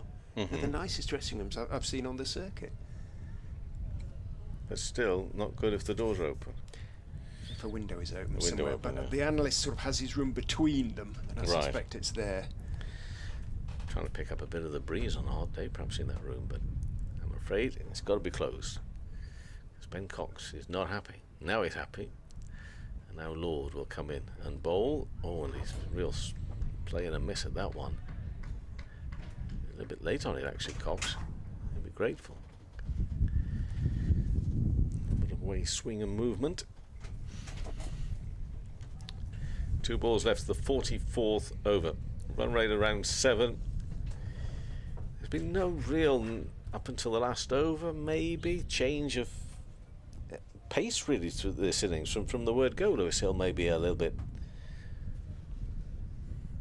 faster than the rest, getting on with it, but no real noticeable change. It's just been solid, all round solid from Leicestershire, and work behind square on the leg side. You just wonder now with Cox out there, maybe that will all change and we will see even more thunderous shots. Does that complete the over? It looks if it does. The scoreboard suggesting there was 1 to go. Yeah, but they're all changing around, so let's just see if the umpires get a call from the scorers. Say, hang on, you've missed one. well, the score is 305 for 4 according to the scoreboard of 43.5 overs. But I think we might have to read that as 44 because it's what the umpires decide out there, isn't it? The counts, Cox on 1, Rahane on 59. And I would say now, Richard, there is no way back. There is no way back for that ball. I think it forever will be lost. Do you think it has so? been lost, yeah. Let us hope that it doesn't come down to the last ball game. Okay, I'm going to move aside here. Carl's going to come in and finish the 50 overs off. Thank you, Kevin. 6 overs to go then. 305 for 4. Notts will want to keep it to under 350, and if they do, they will feel that they are by no means out of this game. And I don't think they necessarily would be. Liam Patterson-White bowls the first of those 6 overs. Back goes Ben Cox, works the straight delivery out through mid-wicket. Coming in from the boundary, I think it's Matthew Montgomery out there. And so it is just a single to Cox. He moves on to 2. Kyle back alongside. Nice platform this. I think your danger man is you need to get Rahane here. He can kick on. Patterson-White is in, bowls to him. He attempts a reverse sweep, top edges it. Is that unkind? And bounces once before going over the ropes at third man. I say top edges it, he probably did it perfectly deliberately, but it looked kind of like a top edge from up here. I suspect it was I didn't do him any favours there. I suspect he got rather more of that than a top edge. Flew high over Luke Fletcher. That's short third man. and only one bounce before crossing the ropes for 4. Rahane on to 63. No change to the field. Patterson-White in again. Rahane is clipping or trying to clip off his toes. It dribbles rather out towards backward square. Haynes comes running in. Field throw is a little bit wild, and Moores can only run across and get half a glove to it, slow it down, but Lord runs across to make sure that there are no overthrows, so just a single to Rahane. He moves to 64. Cox 2 off 3, new to the crease. It's a superb catch by Patterson-White to remove Hanscom. It absolutely was. Give Lord his first wicket. Patterson-White is in, swept by Cox. Patterson-White's hands to his head, because that was a sort of bit of a bottom edge and didn't get that off the middle. Got plenty of it. Ran out towards Montgomery at square leg and deep square, that is, and one is taken. Cox is sort of a bit like Hill, be a busy player, look to sweep, look to cut. Patterson-White bowls to Rahane, who's down the wicket. He saw him coming, Patterson-White there, followed him, and Rahane, by his standard, played something of an ugly shot, really. Tried to punch it away towards long, off, and thick sort of inside edge, and it all looked a bit messy by his very, very high standards. Patterson-White bowls. Rahane whips it away out through all wide mid on. Running across from long on is McCann, who has a Leicestershire connection, I've just found out, by the way. His brother, Jack, is on the Leicestershire physio staff. So I did not know that, but I do now. So there is a sort of connection for the McCann family. Split loyalties in a way. 313 for 4 after 45. Lovely little connection, that. I wonder if Freddie's said hello to his brother, had a brief chat, and most definitely would have been some brotherly love, and I'm sure that he'll wish Freddie very good luck and hope you get some. It's going to be Luke Fletcher. He's got 2 left, so he's going to be bowling. So Jinke Rahane is on 65 off 52. Fletcher in, looks like it's pace off, but it's driven absolutely beautifully through the covers. What a stunning shot that is from a Jinke Rahane. Slightly over pitched by Fletcher, and Rahane is not going to miss out on something like that. That's absolutely glorious. He moves to 69. The score's 317 for 4 now. You fancy that 350 probably is on the cards minimum. Should be, shouldn't it? I mean, they're at 7 and over at the moment, so that suggests 350 with 6 wickets in hand. They'll be hoping, I suspect, for something like 370, and Notts will be hoping for sort of 345, something like that. Correct. But they might have to get Rahane out. It's the danger man. He's so dangerous. There's been a change in field here, so long off is going to come up into the ring. And you're going to have a deep extra cover, a deep backward point, and a deep third man, with a tight man on the 30-yard circle at short third man. Rahane's gone down on one knee, and he's trying to hit this over square leg and fine leg up in the ring. It's just come off his pad and rolled back to Luke Fletcher for a dot ball. That change of the field said the next ball is going to be full and wide. Correct. And it has to be, didn't it? And Rahane sort of saw it coming, but it's still a very difficult ball to get away, I think, and even James showed that to a certain extent, and Fletcher did there. That's just, again, prompted a change, because I think it's just sort of telegraph where he's going to bowl. So he's put long off back now. He's given himself a little bit more options as Fletcher. He's gone slower ball, wide of Rahane, who's swishing at this, and it goes through to Tom Moores on the 1 bounce. Dot ball. 2 precious dot balls there. 4.5 overs left.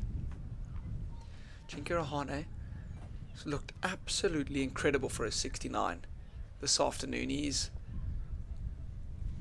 at Leicestershire for the rest of the season as well. Championship games as well, which is very good. I'm looking forward to seeing him bat in the Championship very much.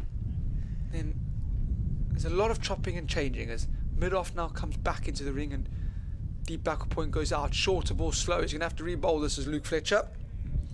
I like the idea. He's changing it up and bowling to his field, but he just hasn't quite executed that. He's gone what looks like a slower ball into the wicket and short and wide, having just put deep backward point out on the boundary. Obviously wanting to be hit out that way. He's just bowled a little bit too wide and... Bit unlucky, Fletcher. Yeah. I like it. Stay away from Ajinkya Rahane. And again, now Liam Patterson-White is continuing on his shuttle runs, and is it Matthew Montgomery out there continuing, and they're just toing and froing? Luke Fletcher in what can dish up now, full wide, driven out to deep extra cover, and Rahane moves to 70. So Fletcher executing what he wants to bowl perfectly here. Yeah, good again from Luke Fletcher. 30 from 8.4, which in the context of this innings is a pretty sensational effort, really. He's bowled beautifully. He really, really has. I think, well, he was unlucky not to have at least one.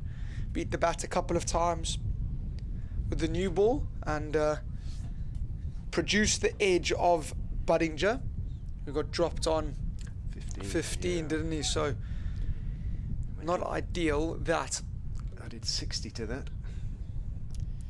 Which has just sort of snowballed what's happened this innings. As Fletcher in full wide, Cox is inside edging this off the inside half of the bat out to long on, where Freddie McCann does the work to run in all the way from the boundary and keeps it to a single. 320 for 4 now, 1 ball remaining. Luke Fletcher's 9th over, so you would think that he's either going to be held back to bowl the last over of the innings, or he's going to bowl through.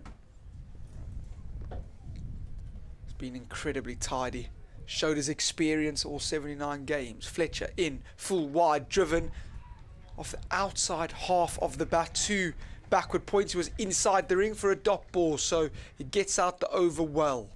320 for 4, Cox on 4, and Rahane unbeaten on 70. Got 4 overs to go here. Well, just 7 off the over when you concede 4 off the first ball is a pretty good effort. Luke Fletcher, he has 1 over left. To whom will Hasib Hamid turn now? It's going to be Patterson-White again, who has probably been the best of the rest as far as knots are concerned. 1 for 58 from his 9 overs. He's going to bowl out here. Is Patterson-White. He's got yeah, he's just got the one to come, hasn't he? So yeah, this will be his 10th and final. Be interesting to see how Cox is going to play this. If he's just going to knock it around and give the strike to Rahane, or he's going to try to take Patterson-White on. Got a lot in the hut to still come.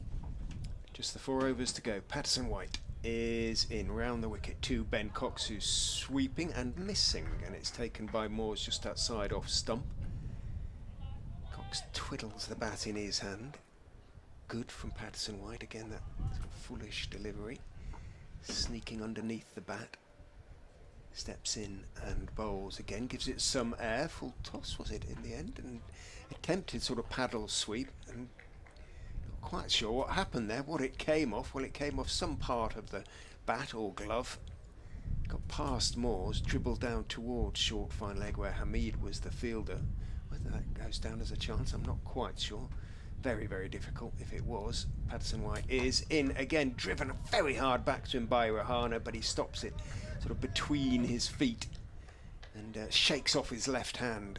That one stung, but probably saved 4, to be honest. I don't think long on or long off would have got around to stop it. Patterson-White bowls. Down the wicket goes Rahane and drives in the air through mid-off. Bounces twice, stopped at wide, long off, and it is just 1. So an excellent over so far from Patterson-White. Just 2 from the first 4 balls. And they're just holding things back nicely here. The Outlaws. Are they Outlaws in this competition? No, just Nottingham. Just Nottingham. Sweep and an appeal for leg before, probably outside the line of off stump. Cox missed it. Came off the pad, bounces out into the offside. Patterson-White almost does the double teapot, but it's being explained to him by the umpire why it wasn't given. I like umpires that do that. I like them even better when they tell everybody, but they point to one side or the other, or point to the bat. In goes Patterson-White. Again an attempted sweep. Again it's missed. So that is a brilliant over from Liam Patterson-White. Came off the pad. And just the 2 runs from the 47th over. That is outstanding from Nottinghamshire, who have just regained a little bit of control. The big push sort of past 350 isn't coming. And, you know, Notts will go in for lunch on that basis with a little bit of sort of momentum's probably the wrong word, but they'll feel that, you know, they're coming out of this innings quite well, and they've reduced the run rate back down under 7 to 6.8. Superb spell of bowling that, Liam Patterson-White. 10 overs, 1 for 60, picked up the first wicket of the day. Swindles caught at long on by Freddie McCann. So well bowled Liam, especially fantastic last over, especially in the context of the game with set batsman on 71. Lyndon James into the attack. He's been quite expensive today. 8 overs, 1 for 72. He's got a tough task here. He's going to be bowling to Ajinkya Rahane. It's a full toss. He's going to hold out as well. Ajinkya Rahane has holed out at long on. It was a wide, slower ball, full toss outside the off stump. Ajinkya Rahane, I think, a little bit surprised by it, has tried to pull it away. It's come off the inside half of the bat. Freddie McCann running in takes a very simple catch. That was all very bizarre, wasn't it? It was. He just kind of lost his timing a bit in the last couple of overs. Ajinkya Rahane, he played beautifully for his 71 off 60, but wide full toss outside off stump from James, and McCann's third catch. And he's shaking his head, Rahane, as he goes off. Cross at himself, he wasn't able to take it on. And as I say, Notts will be pretty pleased with this. Last few overs, they've really made inroads and kept the scoring rate down. They were 305 off 44, Leicestershire. 322 off 47.1. 5 wickets down. Brings Liam Travasky to the crease. Born in Carlisle, 25 years old. High score of 76, not out. Handy left arm off spinner as well. Played against Liam when he played for Durham. I was at the YCs. Very good cricketer. You would have watched a lot of him on his journey down south. Now playing at Leicester. How's he adapted to life here? He started well, but then he got injured. He's had a back injury, so he hasn't played throughout the T20. And Leicestershire, needing a left-arm spinner, went to Somerset and brought in Lewis Goldsworthy for the competition instead. So this is his first sort of full game back post-injury, and hopefully, you know, he struggled a little bit against Buckinghamshire in the warm-up game, in the minor counties game. He looked like he hadn't bowled in the middle for a long time. So he has a bit of ground to make up. Liam, really? Liam is on strike here. To Lyndon James, who's now picked up 2. And quite 2 big wickets as well. Lewis Hill and Ajinkya Rahane. So Lyndon James is going to come around the wicket to left-handed Travasky. Here he is, James, wide and slapped out to deep backward point. Employing the same field that Fletcher had for Rahane, with a deep backward point, deep extra cover and long off. So everyone out on the boundary, and whether or not he's going to... Well, he's not going to do that for Ben Cox. He's going to have everyone out on the offside. So you've got sweeper, deep backward point out, and extra cover mid-off in the ring, deep mid-wicket and long on out on the leg side, with fine-legged square leg up. In fact, third man's gone out as well. So you've got third man, deep backward point, sweeper out. And deep mid-wicket and long on. So this is telegraphing full and wide from Lyndon James, which is exactly where he goes. And is slapped out to Hasib Hamid at extra cover, who's on the 30-yard circle, and they scamper through for a single. 324 for 5 now, and this is good from Notts. They are just stunting the expansive nature of Leicester, and it's just really stunting their explosive power that they could have had if they didn't take wickets at this stage. So just prolonging the pushback. James is into Travasky, who's driving this out to deep extra cover for a single. He moves to 2. Cox is on 6. Score 3-2-5 for 5. 2.2 overs left, which I'm sure Luke Fletcher will definitely bowl one of them. Whether or not he will bowl the next one and Lyndon James will close it out, I am not sure. Or if it will be the debutant Rob Lord to bowl from the Bennett end. We will soon find out. So Lyndon James, who wears the number 8, into Ben Cox. Low full toss, hammered away, and it's gone for 6. Lyndon James looking to bowl the Yorker, has missed his length, and Ben Cox has driven this straight down the ground for half a dozen, and that was needed. Leicestershire needed that boundary. An over that hadn't gone for many, and it picked up the big wicket of Ajinkya Rahane.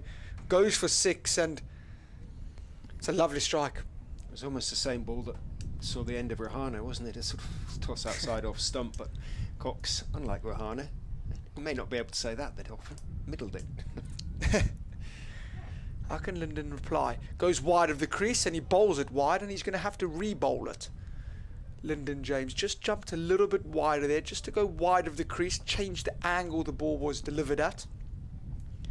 Ends up pulling it wide and goes wide of the blue tram lines, and he's going to have to re-bowl that. Not what you want to do. Cut-off time says 2:36, so plenty of time. They should bowl their overs comfortably as James in, and Cox shuffling around the crease with his dancing shoes, sweeps this out to long on, where Freddie McCann does the fielding. At the end of the 48th over, it's 3-3-3 for 5. Cox on 13 and Travasky on 2. So 11 from it with that 6 in the end, although James did pick up that wicket. 2 for 83 for him now. He walks somewhat slowly to his fielding position, and Kyle correctly predicted, it will be Sergeant Fletcher, who will bowl out from the Bennett end. Patterson White having finished with 1 for 60 from his 10. Fletcher none for 31 from 9. Deserving of a wicket, really. Should have had one early on when he had Budinger rather badly missed behind the stumps by Tom Moores on 15. Adjusting his field, taking his time now. Ben Cox is the man on strike as Fletcher down the slow bowls to him. Slower ball, runs down the wicket. Cox looks to on drive, gets the ball right at the bottom of the bat, and it rolls quite slowly out through mid-on towards long on. McCann comes bouncing in, and just one is taken. Cox examines the bottom of his bat, makes sure that it hasn't split. Seems happy enough with it. Fletcher's going to go round the wicket to the left-handed Travaskis, which means a change in the field. Left and right-hand combination. Hamid going out to deep extra cover. Third man comes in, almost a sort of deep slip. In goes Fletcher, bowls to him. He lofts, or tries to loft it over him, over the slip, sort of the short third man position. Travaskis nurdles it in the end, very short, out towards gully. Patterson White runs across the field, and Cox picks up 1, moves on to 15. I beg your pardon, Travaskis picks up 1, moves on to 3. Brings Cox back down on strike, 3:35 for 5. 10 balls to go, 10 legitimate balls to go. Pause between each ball at the moment, partly because of the left-hand, right-hand combination. Fletcher back over the wicket to Ben Cox. Bowls, short, slower bouncer, well bowled by Fletcher. Cox waiting for it, tried to sort of help it over short third man, didn't get anything on it, taken on the bounce by Moores, so excellent stuff again from Fletcher. They did need that 6 in the previous over, Leicestershire. The innings still to a certain extent in danger of petering out, rather. 335, if they can get it up to 350, I suspect they'll be just about happy enough with. You've got to be happy with 350, probably, haven't you? Yeah, I think 350 they'd be very happy after being put into bat. Fletcher in again to Cox, who's down the wicket, and he's got hold of that one, lifting it over square leg and into the netting in front of the Geary bar over there. But Fletcher, I think, saw him coming.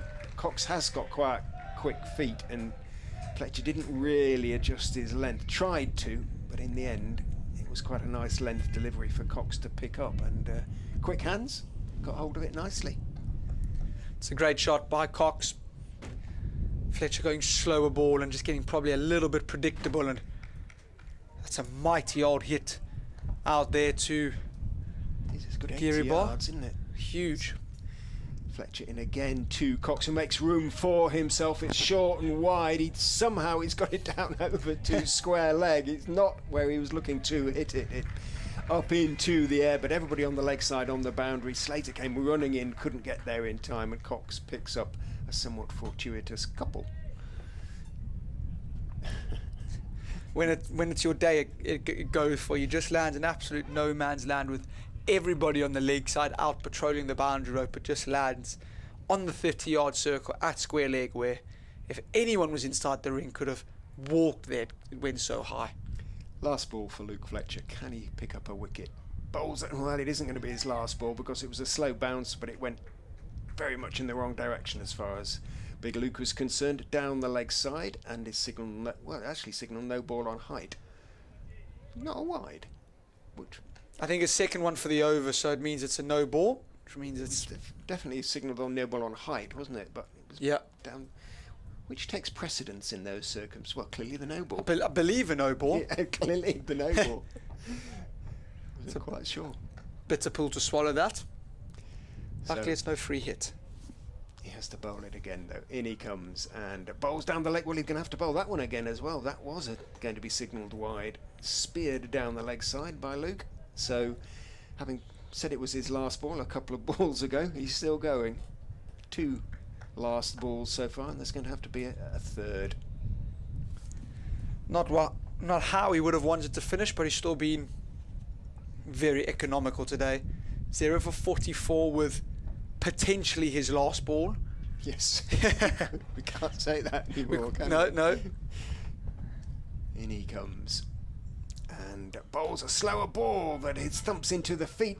Kicks the balls. Fletcher at the stumps angrily, is cross with himself, then raises his hands to the sky in acknowledgement of the catcalls from the Leicestershire crowd. So Big Luke, as you say, not the way he would have liked to finish what was overall an excellent bowling spell by him. The last 3 balls, well, the last ball was fine. It was a slower ball that defeated the batsman's attempt to get it away, but just cross with himself to finish with 0 for 45 from his 10 overs. But in the context of 347 for 5, a pretty good effort from Luke Fletcher. 1 over to go.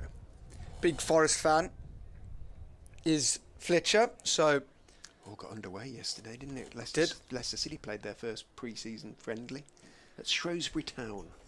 Wow. Apparently. I wondered what name he screamed when he looked to boot that one into the stumps. We've got Lyndon James here. He's going to have to re-bowl that as well, so lots of extra deliveries they're having to bowl here. Lyndon James, field is set for full wide Yorkers, and he's just missed his mark there, so 3, 4, 8 for 5. Foxes will most definitely tick over 350, you would think. 13 in wides.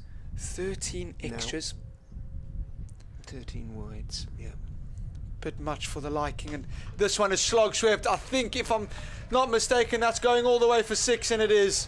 It's a fantastic shot. Ben Cox, he can really strike him. Lyndon James has missed his mark, and it was a attempted wide Yorker. Ben Cox has got down on one knee and has almost slog swept this over mid-on, or in the gap between mid-on and deep mid-wicket, and it's flown all the way for 6. It's a cracking shot. It's 3-5-4 for 5 now. And Cox, who was on 4 off 8, is now 29 off 19. He struck 3 sixes in the last 3 overs.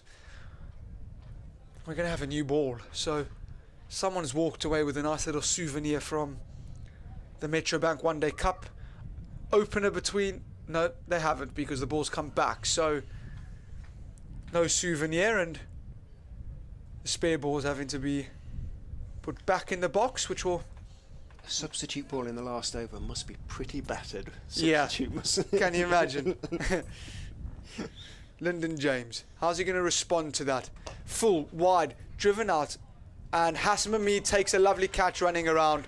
Well, he's gone low full toss again as Lyndon James, and Cox couldn't get all of that, and he's almost sliced it out to extra cover, who's taken a good catch running to his right as Hamid just takes it about tummy height, sliding around on his knees as he slides in front of where mid-off would be.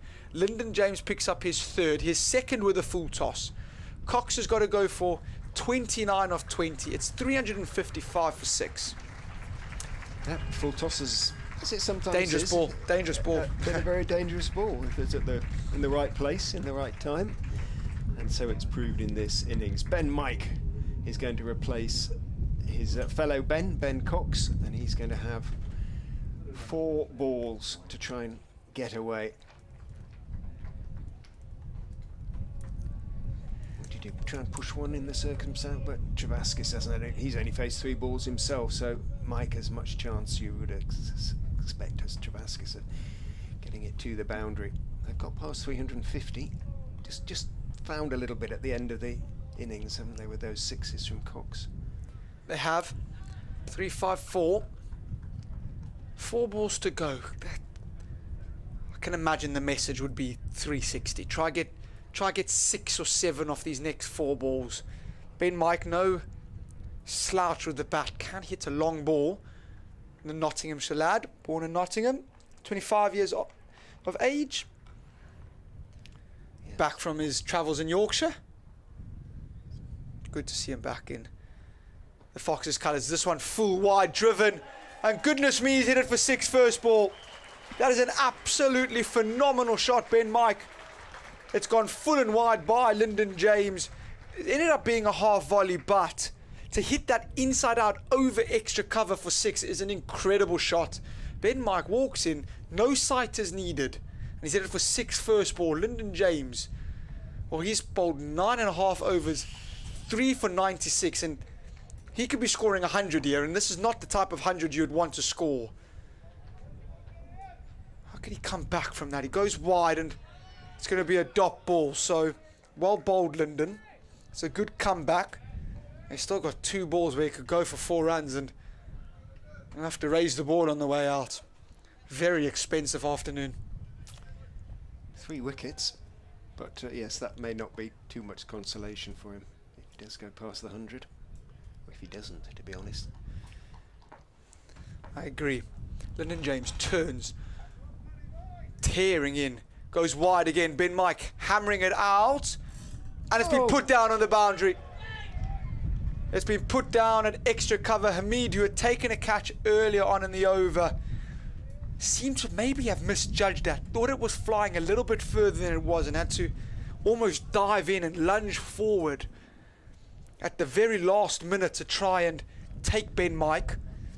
He's almost looked like he had it in his grasp, and then as soon as his elbows have hit the floor, it's just popped out, and he ended up getting through for a single. So 361 for 6. Ben Mike is going to survive. He's 7 off 3, but it brings Travasky onto strike. He's 3 off 3. This is the final ball of the innings.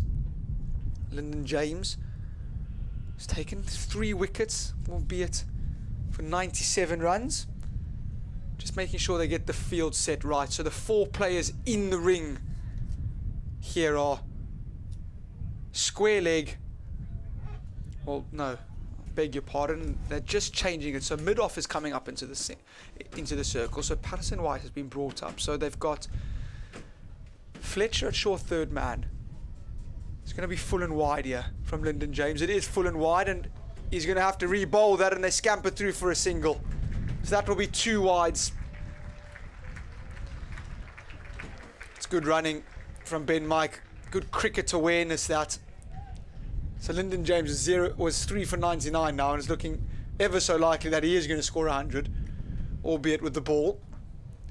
So now the field is, they're going to have someone up in the ring here. If he bowls this, it will most definitely be a no ball, and that is not what they need. It's 363 for 6. Mike back on strike. Hit his first ball for 6. How can they finish? James in. Mike slams it down the ground and finishes with 6. That's a glorious shot. Lyndon James goes straight into the slot for the last ball, and he goes all the way for 6 for the last ball. It's a cracking shot. It's a cracking knock from the Foxes, who reached 369 for 6. Ben Mike, a little cameo of 13 off 4, with 2 of those going for 6. Absolutely phenomenal batting. Lyndon James finishes with figures of 3 for 105. And this is exactly what they would have wanted. Lewis Hill would have been chomping at the bit. Go and enjoy yourself. At the stumps. Oh! Yeah! It's not bad. Let's go! We're in business, ladies and gentlemen. Oh my God. We're at the training ground today ahead of the Sporting Capital takeover, celebrating Leicester's excellence in sport, and we're going to combine football and cricket as the Foxes go head to head.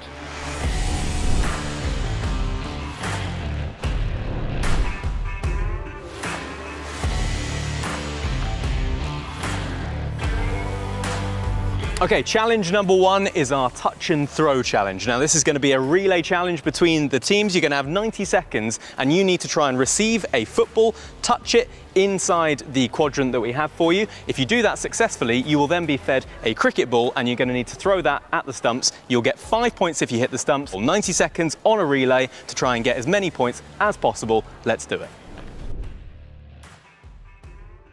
Right, 90 seconds on the clock for Louis and Connor. Go. I'm on, Luke. Delivery, he's got to control it in the box. Does that very well, which means he can now receive a ball to throw at the stumps. Oh, yeah! It's not bad, is it? Oh. Oh. Yeah, love that. Stays in, good stuff. Harry, is your technique going to be just, what, standing on the ball? Or? I'm going to use 2 touches, yeah. Oh, double touch? Yeah, double touch. The old double touch. Oh, well, it's in, you're all right. Come on. Oh, look at my, he hit it! Depends how's your throwing. You don't take throw-ins, do you? Yeah, no. It's a different kind of technique as well, isn't it? It is different. I'll give you that. Connor Cody at the stumps. Posting out. Yeah, I'll do that. Decent touch. Get the ball.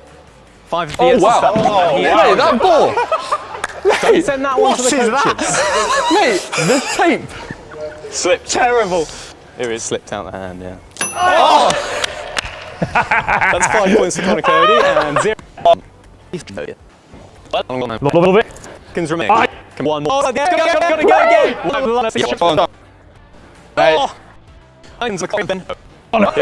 Anyway. No. So misses the stumps. Yeah. And with a touch, that was much more difficult. It was Oh, he's control inside the side team.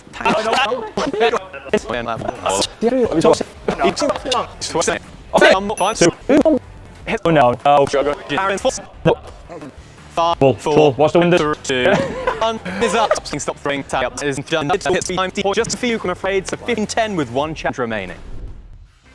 Second challenge is it's our old friend, the crossbar challenge. 3 test the crossbar, 1 from the white cone. You will receive more points. Further you are away for goal. Best footballers probably. Connor Cody from the team out. 3, 2, 1, and away. Catch a tee. Actually lower, right. White cone. And this one says bound. What's not bad? Settle. Upton, the 18-yard box. In your time.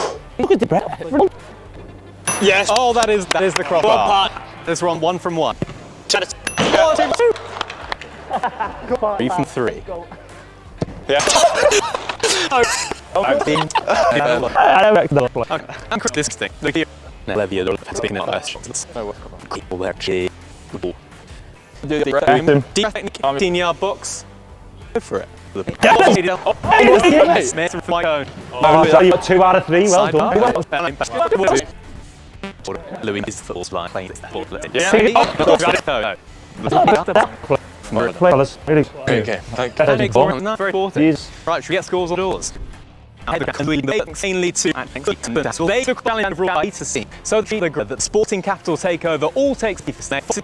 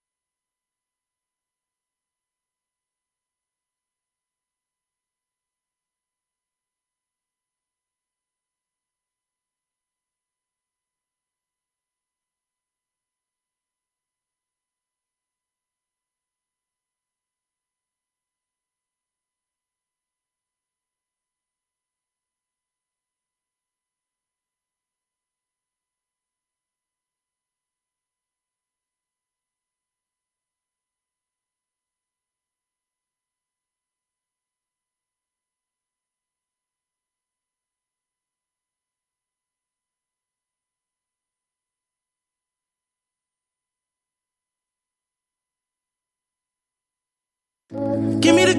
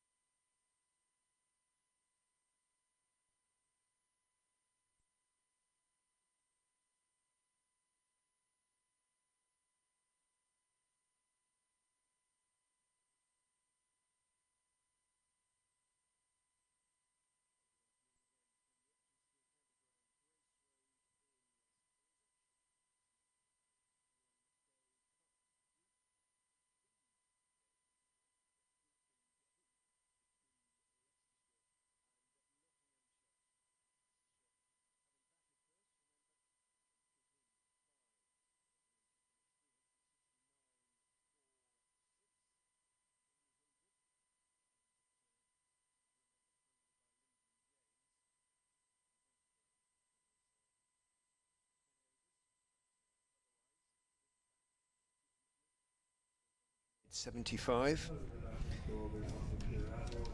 Ajinkya Rahane made 71. The skipper, Lewis Hill, made 81.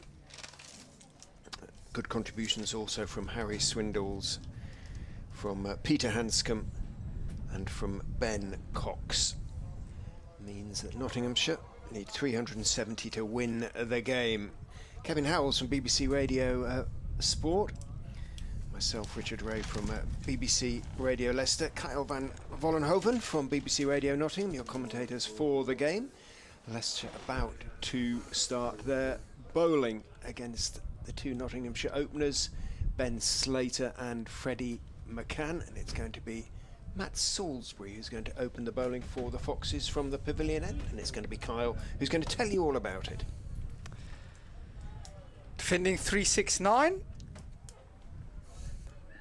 Starting to cloud over. It's been cloudy all day, hasn't it? It's not cold at all. There's quite a strong breeze that is blustering around the ground. Ben Slater and Freddie McCann will be opening the batting, both left-handed batters. Ben Slater averaging 52 in List A cricket, highest score of 148, and here we are. Salisbury into Slater, who's letting this one fly through to Cox just wide of the off stump. Looked like there was a little bit of shape there. Watch Salisbury bowl in the T20 blast. Shaped up really well there. How's he gone in? You would have watched a lot more than him. I've seen his statistics. I know enough about him. Watched enough of him. More on that now. Slater repeats the first ball and lets it pass through a ball outside off from Salisbury and goes through to Cox. A little bit like Liam Travaskis, he's been unlucky with injury since he was signed from Durham. Has not really been able to put together a long enough string of games for you able to sort of make a definitive judgment, really. He's clearly got a lot of ability with the ball and gets movement, but as I say, he's not exactly made of glass. Salisbury in, nicked, and is just short of second slipper Ajinkya Rahane, who fumbles it as it comes, well, it bounces on the half volley to him. That would have been the perfect start for Matt Salisbury. He just seems to be unlucky with injuries and struggles to sort of throw them off. 7 wickets in the competition last season in the 3 games that he played. He does take wickets. We'll be looking to open his account for 2024 season. Back of a length, flicked away, and that's going to go for 6.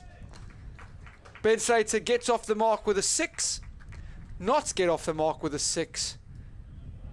And that one just a little bit too short from Salisbury and helped on its way round the corner, over deep, backward square for 6 runs.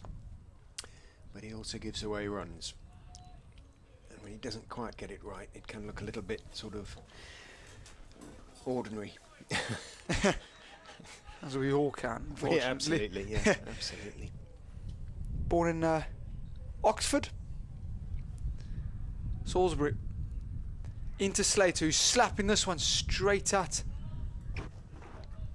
That's Sol Badinger with extra cover. I think it is. It is. I think Sol still lives in Nottingham. He does, yes. He lives in Ed Walton, if I'm not mistaken. I know him and Joe Clark were very good friends, so I know Joe Clark did room with him. I believe Joe has bought a house now. Obviously, Joe Clark in the 100 with the Welsh Fire, and we wish him all the best. Salisbury with the long approach, slams this one in, and once again, Slater driving this off the back foot to Sol Badinger for a dot ball. Well, at the end of the first, the Outlaws are 6 for no loss. Slater, having faced all 6 of those balls, is on 6. Well, if Salisbury didn't know it before, which I suspect he did, he knows now you can't stray offline, especially on the leg side, especially in the opening overs. And it was a bit of a gimme ball that Slater put away over wide long leg. helped on its way. It's going to be Chris Wright back in a Leicestershire shirt for the first time this season in anger after serving a 6-month suspension for failing a drugs test. He's going to open the bowling for the Foxes from the Bennett end. Peter Hanscom at first slip, Ajinkya Rahane at second alongside Ben Cox as Wright comes in down the slope, bowls, forward goes McCann, working the ball back down the pitch, thumps into the stumps. Slater kindly picks up the ball, throws it to Lewis Hill and throws the bails too to the umpire. Freddie McCann on debut today. Took three, I beg your pardon, good catches in the outfield and 48 on debut against Yorkshire. How can he do today? Wright is in, bowls to him towards the body. He stays on the back foot. He's quite a tall young man, left-hander, not much of him, willowy almost, just turns it down defensively into the onside. Ben Mike comes in from mid-on to field. No run. The two men out are at deep square and third man often the way in the early overs. Right. Leicestershire's top wicket taker in this competition last season with 18. In he comes and bowls. A little bit of in-swing, shape into the left-handed McCann. He drops the ball defensively with a turn of the wrist out towards mid-wicket. Bit of work for Mike to do to run down to the ball. And so McCann can get off the mark with a single. And does. Opens his account in List A cricket. It's always a nice feeling. I know he's scored runs last Friday, did really nicely, but it will be a bit of a sigh of relief. You know, I'm off the mark. I don't have to wait till the next one. So brings Ben Slater onto strike.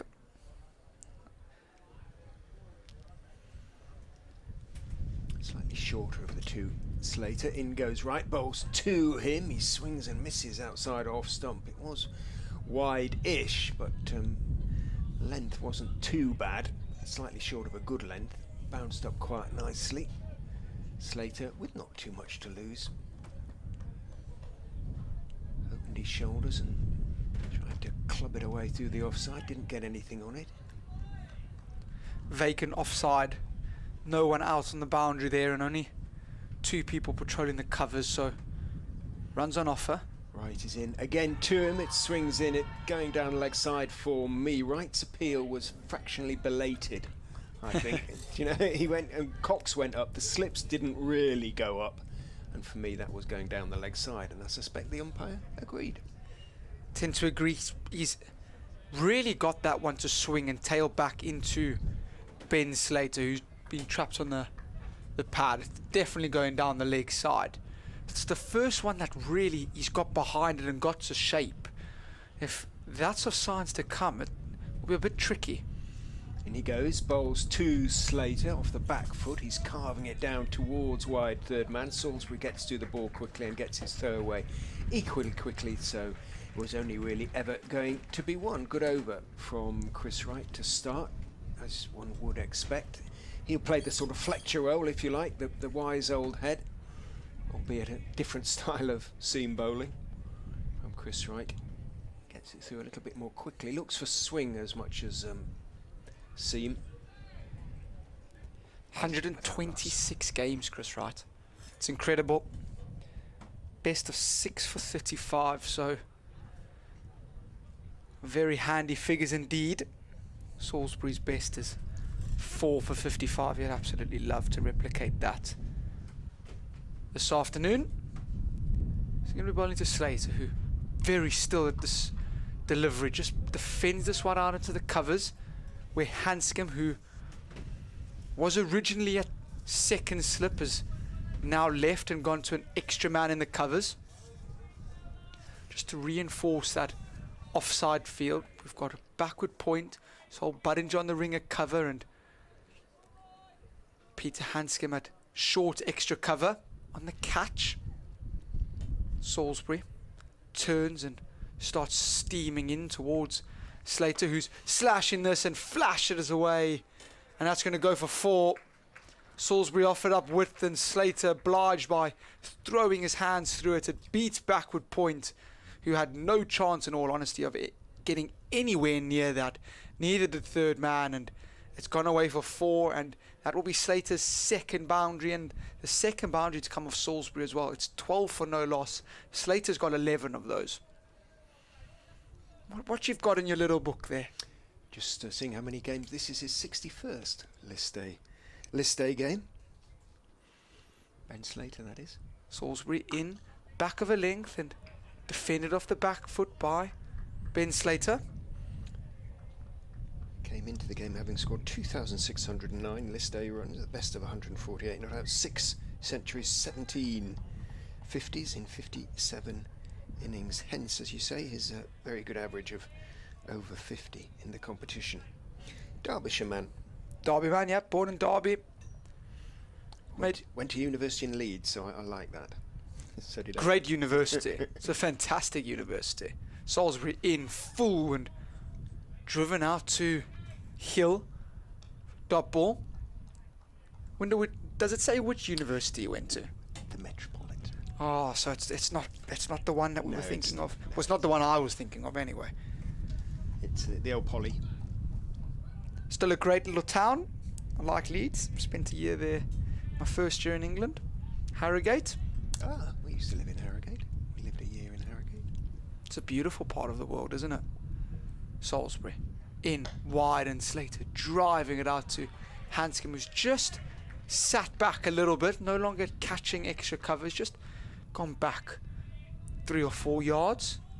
Still saving 1 and still very much tight, but nowhere near as tight as he is. It's a dot ball.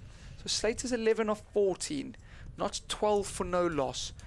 If I remember correctly, chasing 369 mammoth total put on by the Foxes after being asked to bat first. Salisbury in, and Slater once again pushing it out to Hanscom. Can someone else play, please? End of the over. End of the third. It's 12 for no loss. I suspect you found Harrogate, although a handsome town, quite cold after. It was absolutely freezing. It was freezing. Up north, I find the Midlands cold enough. Harrogate was a couple of degrees colder. As beautiful as it was. Spent a few times at Betty's Tea Shop.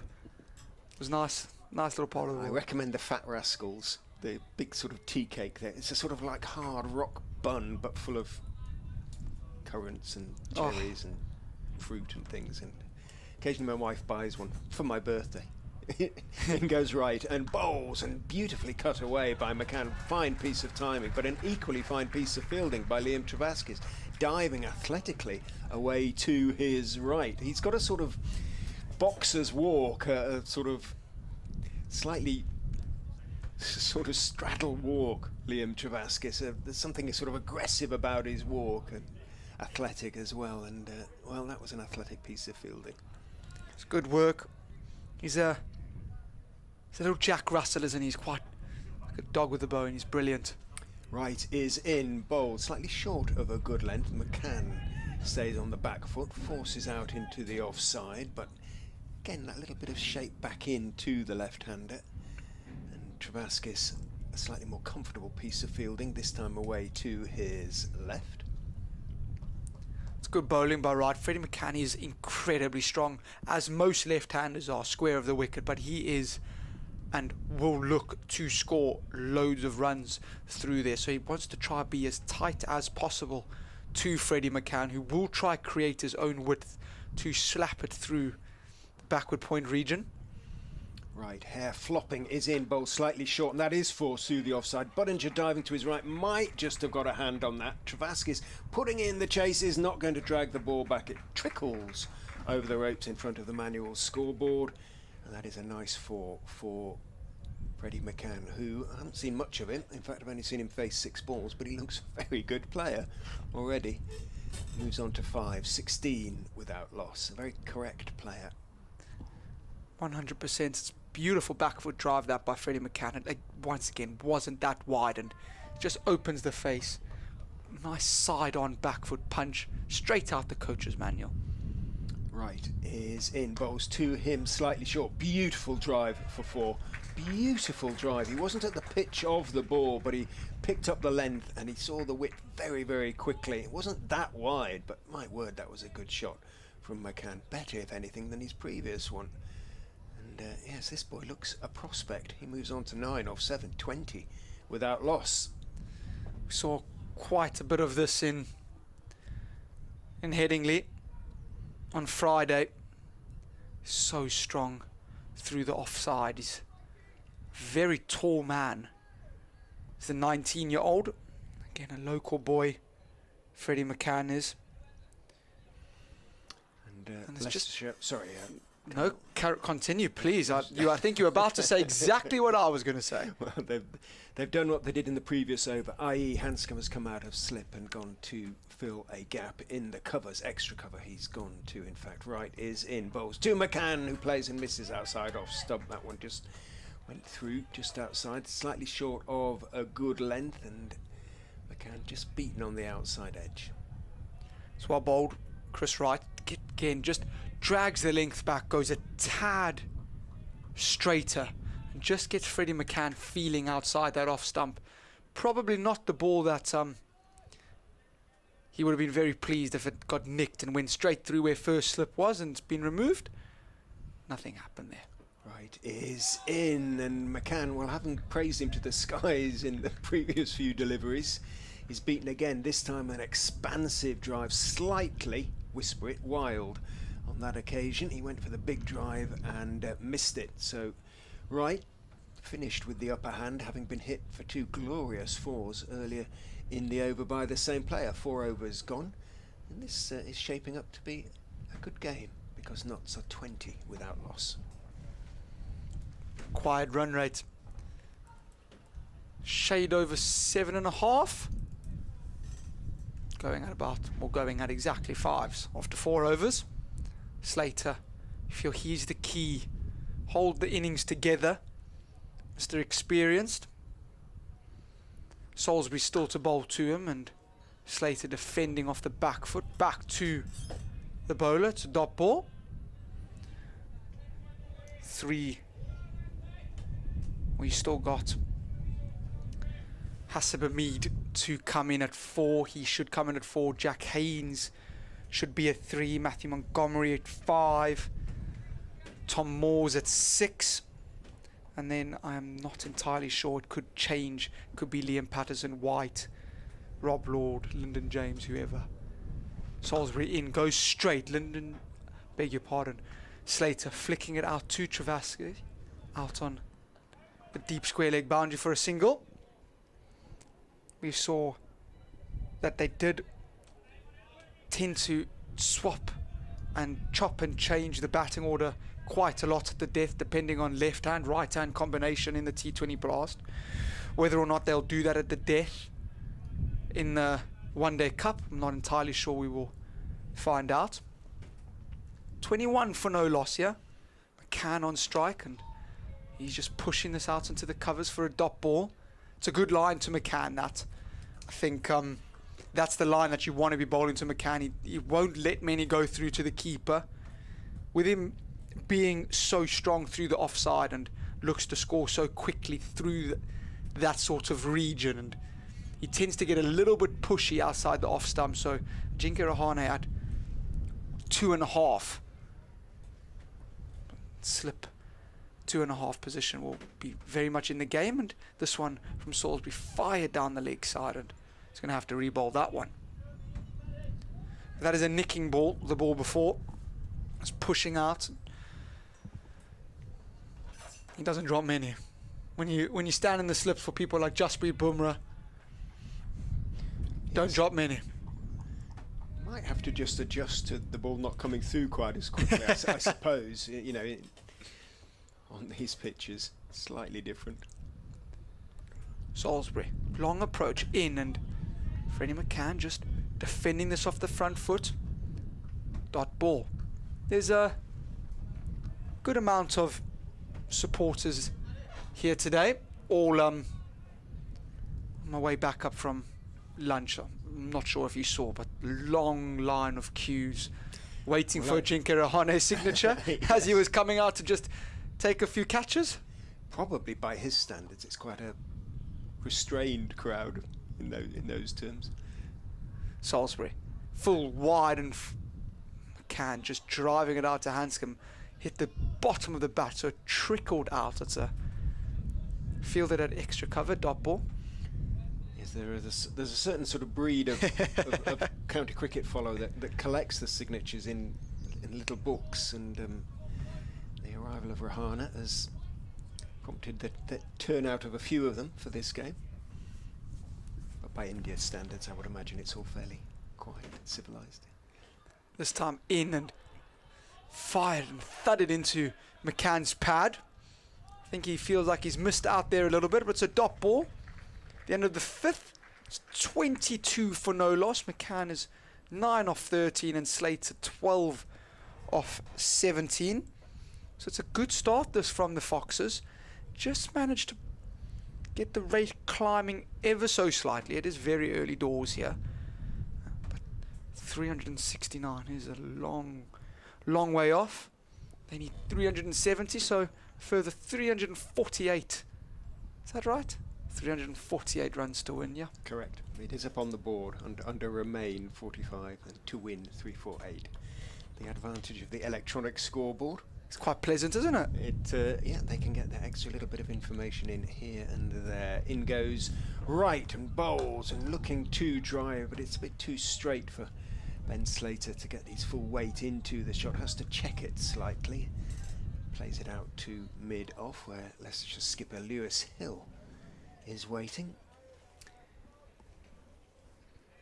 Sunglasses perched optimistically on his head, but no real sign of any blue around at the moment. As Kyle said, it's perfectly pleasant, the temperatures out there at the moment, but I don't think we're going to see much sun. I don't know whether they're going to have to summon the floodlights. In goes right and bowls again, tucks up Slater, ball slightly shorter of length this time. Moves back in towards him. Played firmly but defensively out into the offside. Sound of a gull in the distance. Sounded like a gull. I think it was. We've had a couple of red kites drifting overhead of late, over from the east, which is a new thing for coming over the city. Lovely birds. Beautiful. They really are absolutely beautiful. Right is in bowls. Slater looks to drive, can't get it through the cover screen again. This time it's Budinger who makes a stop on the bounce on one of the cut wickets there, just in front of the little circular markers that mark the 30-yard circle. Just feel that there's a bit of a pressure cooker being built a little bit. They're doing quite well. They've ringed the offside field and just looking to build pressure. They know that will eventually result in a few wickets. In goes right, bowl short, clubbed over mid on by Slater, and that is going to run away for 4. Right from the moment, perhaps thought Slater hadn't quite got all of that, but it sat up quite nicely and might not have come out absolutely out of the screws, but he got plenty of it. Clubbed it through a straight mid-on in the air. No chance for Ben Mike, who was at a slightly wide mid-on, trying to cover both mid-on and mid-wicket, and ran away to the long-on boundary for 4. So a little bit of release of that pressure. Right, shortish run is in, and bowls again slightly short, cut very hard, but straight almost at Travaskis by Slater. He'll be frustrated by that because he hit that beautifully cleanly. It probably landed about 3 feet short of Travaskis, who made this stop. Struck it really hard. Absolutely crashed it, and they're never easy when they just bounce just short of you. They can be quite a handful to pick up, and he's done really well. There's Travaskis. Dot ball again, so only 4 from this over. 1 ball to go. Travaskis just shaking off his left hand there as right is in. Bowls, that's a better length, fuller length, and attempted Slater into the drive. He missed it, bounced through into the gloves of Ben Cox. And it is a dot ball to finish the over. Just that single scoring shot from it, a good one from Ben Slater. He's on 16 off 23, and Nottinghamshire, after 6 overs, are 26 without loss. Decent start this from Notts. Just look to build a platform, lay a foundation for players to come like Tom Moores, Patterson White, Jack Haynes and co, to just build on. And we saw fantastic batting display from Rahane, Hills and Budinger earlier on this afternoon. Salisbury in, and this one just flicked out to Travaskis at deep square leg, who runs in a few yards and picks it up and throws it into Cox, who then distributes it through to Sol Budinger. Back to Lewis Hill, and just about to give a little bit of instructions to Salisbury, who is just starting to get it to swing back a little bit. He's pushed a couple across the left-hander, and he's got a couple to come back now. He's trying to set him up here. That one swung back in as well again, and just starting it a little bit too straight. Slater flicks it off his pads out to Travasky again, who does the fielding this time. Didn't have to move a muscle, had to walk in a few yards, pick the ball up and fire it into Cox, and it's 2 off 2, so 28 for no loss. Slater 17 and young Freddie McCann 14. Remind you that, well, say that in a bit, as Salisbury's ready to fire on another one, and this one they should be able to get for 2. McCann's worked this into the leg side. Travasky's been busy this over. He's had to go collect that one. This one a little bit shorter in length from Salisbury, and McCann just flicking it through mid-wicket. They get back for 2. The Foxes lost 1 game last year, and it was to Notts. So Notts would like to repeat that. However, they would like to make sure that they qualify this year. Just missed out last year, finished 5th, missed out by a point. So they'd like to correct that. The Foxes would very much like to defend their title. This in straight down the ground by Freddie McCann. That's a glorious shot. 1 bounce for Salisbury, just over pitching. And Freddie McCann with a beautiful straight bat drives this down the ground for a 1 bounce 4. He moves to 16. It's 34 for no loss, and that shot of the innings so far. He's played a few. He's played 3 boundary shots. That's the best of the lot. That's absolutely glorious. How can he come back here? That's just pushed outside the off stump, where Freddie McCann is having a bit of a flirt with it as the ball goes through to Ben Cox. It's the only part of his game where I feel that, although 19, he's a very vulnerable. It's that outside off stump, tends to push at them. Has resulted in a change of field though. There's no longer a slip in play, so mid-wicket is in play. So no slip. Salisbury in to McCann, who's driving this into the out to long off, where Lewis Hill does the fielding. The end of the over. It's going to be 35 for no loss. McCann 17, Slater 17, and how was your lunch? Very good. I had bits of everything that was left over, and therefore my plate was piled high, and I'm really grateful. That's what you want. I'm very grateful. So that's one observation from the interval. Another observation from the interval is the fact that there are actually more people here than I realised watching this, because it's really busy down below, isn't it? Really busy. So they've got a decent number in. And on top of that, 370 as a target. Questions been asked at the interval, will it be enough? Chris Wright bowls, and that one is play behind square, half stopped. And therefore they'll go through for 1. Say half stopped. Worked well. I mean, if he hadn't got that, I could have raced away for 4, so a bit of a parry. So I thought there was some lovely stroke play, some really good work by Leicestershire with the bat. The question mark seemed to be at the interval is, having got where they got, to the 40 over mark, maybe should have. I mean, you were talking about the 400 mark at one point, weren't you? And and Nottinghamshire perhaps bowled a little bit more cutely and wider deliveries, that sort of thing. This is in the air, it's going to be safe, should be fielded comfortably enough down there at 3rd for a single. So you're looking at that 69, so the target being 370. And if you listen to some of the conversations during the rounds, during the interval, you're almost thinking that some are thinking there might be 20 runs, 30 runs short here. But I mean, what I've seen from Slater obviously is experience. We know his experience. We know his qualities.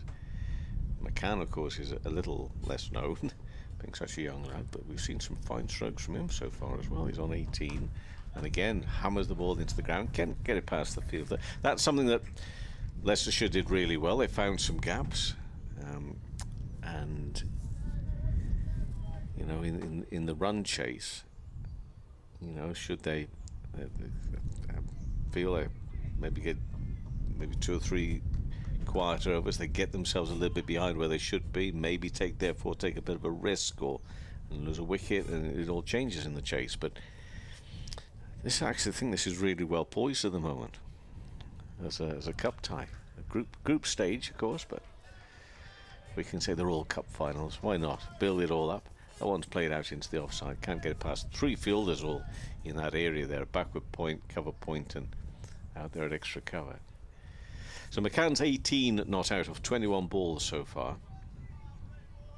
Hopefully the weather's going to play okay with us, and we won't need DLS, but DLS par at this stage suggests that Nottinghamshire just 3 or 4 runs behind. So that again just leads you to think we could be in for a bit of a humdinger here. Oh, and a play and a miss from McCann. That's good bowling from Chris Wright.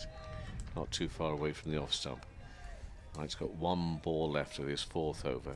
He's gone for 16 runs so far, back in this Leicestershire side after a long time out, of course. It's good to have him back, good to see him back. He adds so much experience to this team. Vast age difference between Wright and McCann. 20 years. And he turns again, does the elder of the two, Chris Wright, in the bowl, high in the air. It's going to fall, just out of the reach of the field. And moving to his left-hand side down there. It's wideish third by the time he tried to get to it, tried to cut it off. Couldn't do so. That's Matt Salisbury down there.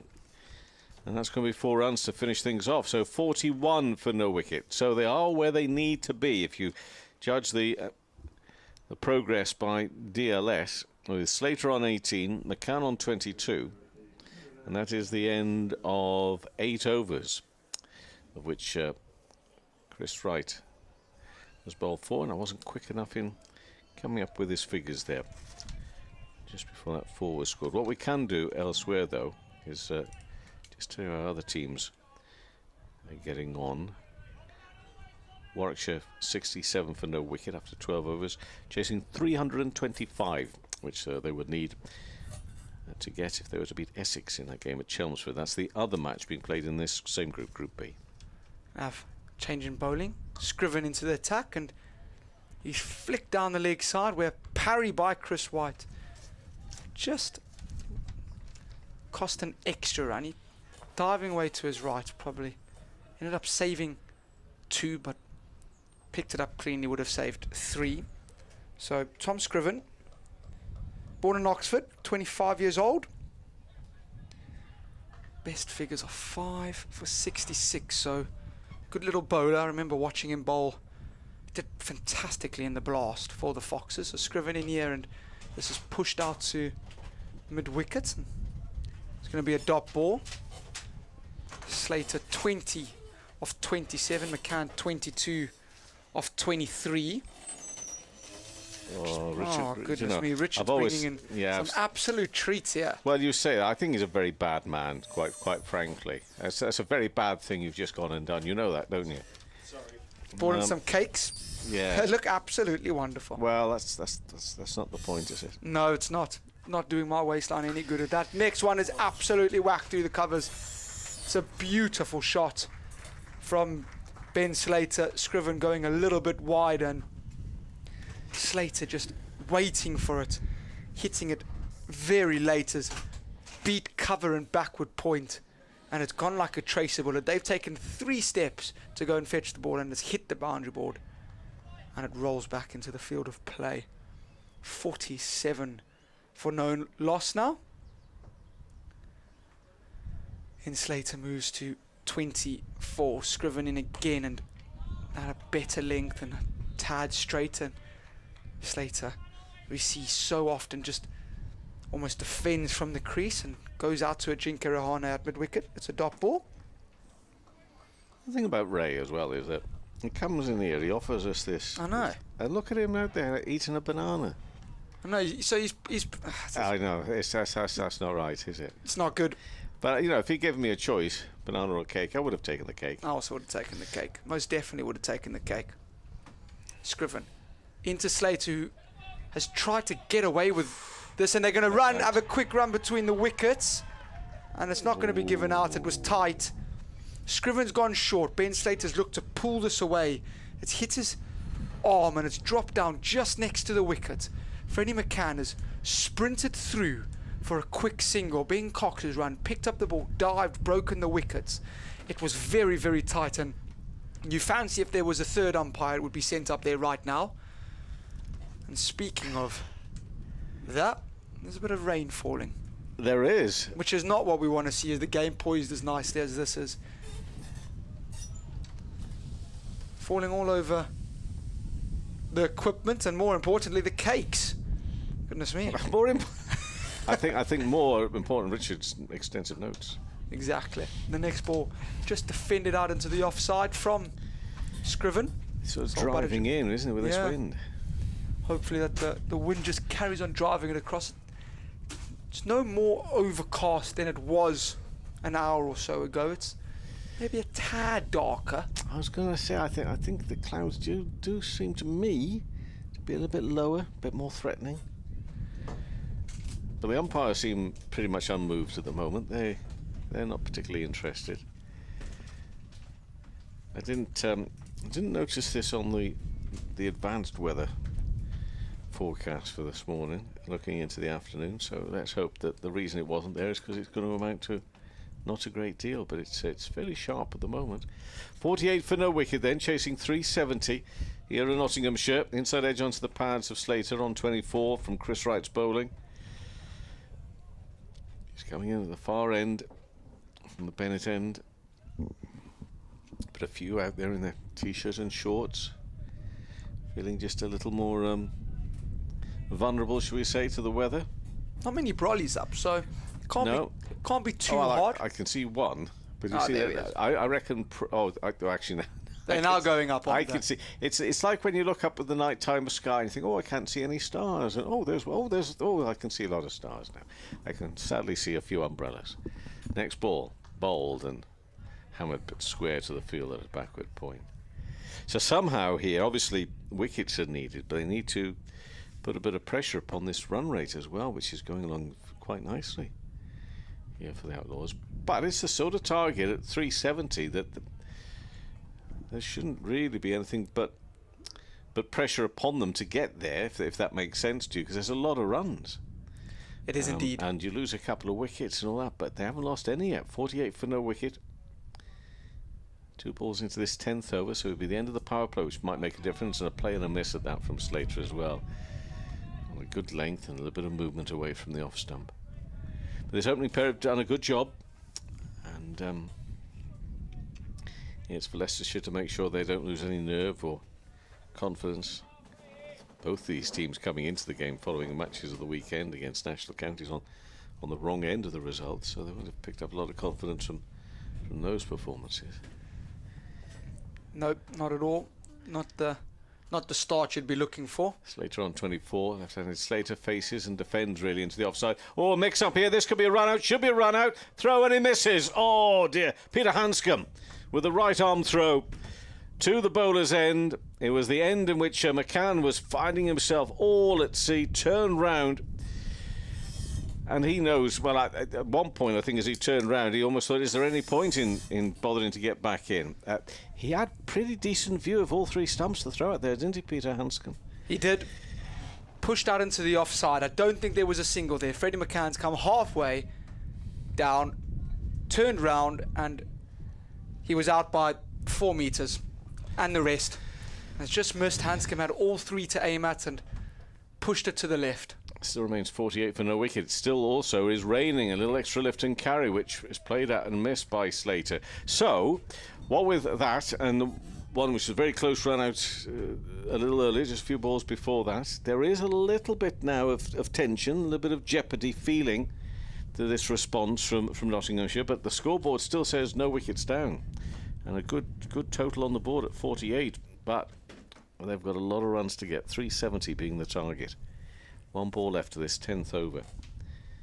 And right again turns. They come into bowl to Ben Slater on 24, not out. Oh, and again, play at that, down into his boots for no run. So a better over from Wright. He's bowled 5 overs, 20 runs have come from those 5 overs, so tight enough really, but a few wickets would really help, if you like, put more pressure upon Nottinghamshire, who know they came back well, pretty well, with their bowling.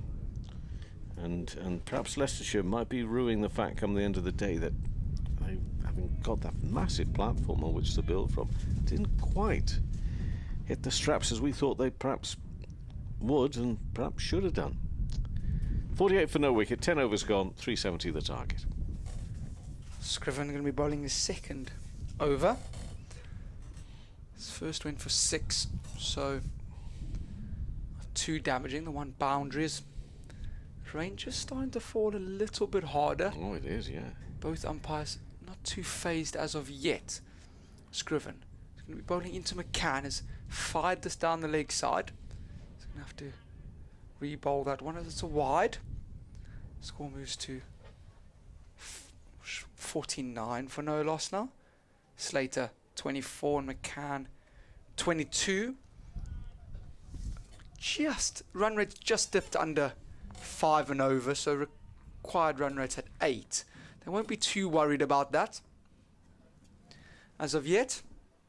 Scriven goes short to McCann, pulling this away, picks out the fielder in the deep, jog through for a single. Outfield just getting a little bit greasier, a little bit quicker. Pitch will just get it also a little bit skiddier now with the rain that's fallen on. And the umpires are going out into the middle and they're going to have a chat here. And this is not what we wanted to see. It's the 50 up 4 knots. So knots move into 50 for no loss after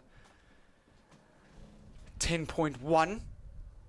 And are they going to take us off? They are going to take us off. So we're going to hold proceedings here as the ground staff are being called onto the ground. Going to bring on the covers, as the umpires have just said.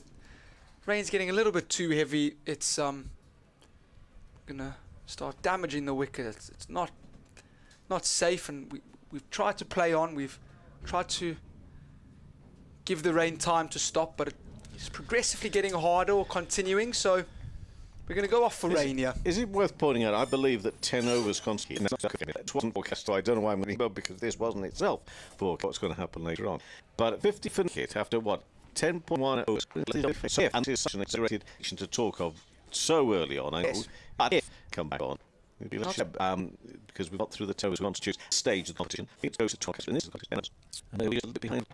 But I'm going to stay out there along with the groundsman as well, and that suggests.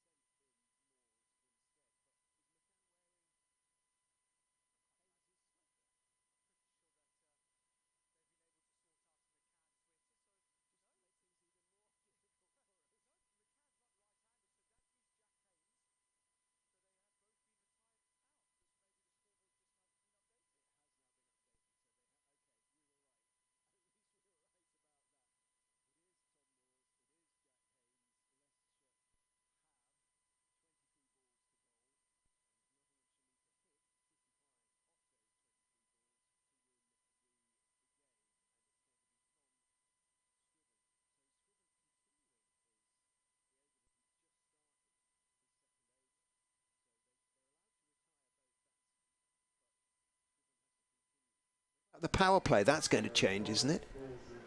No.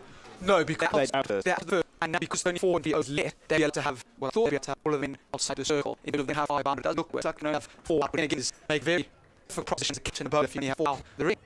Extraordinary news game. Who's behind you? No back day. Straight very close. If he got it away, hey, it was straight. They look maybe a practice. Well, and beans throws the field.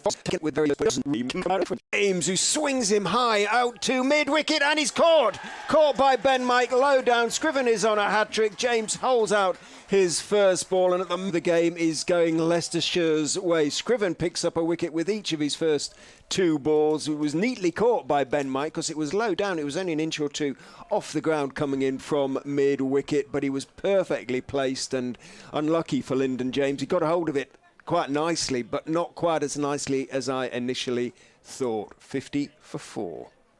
Wow. It's happening straight away.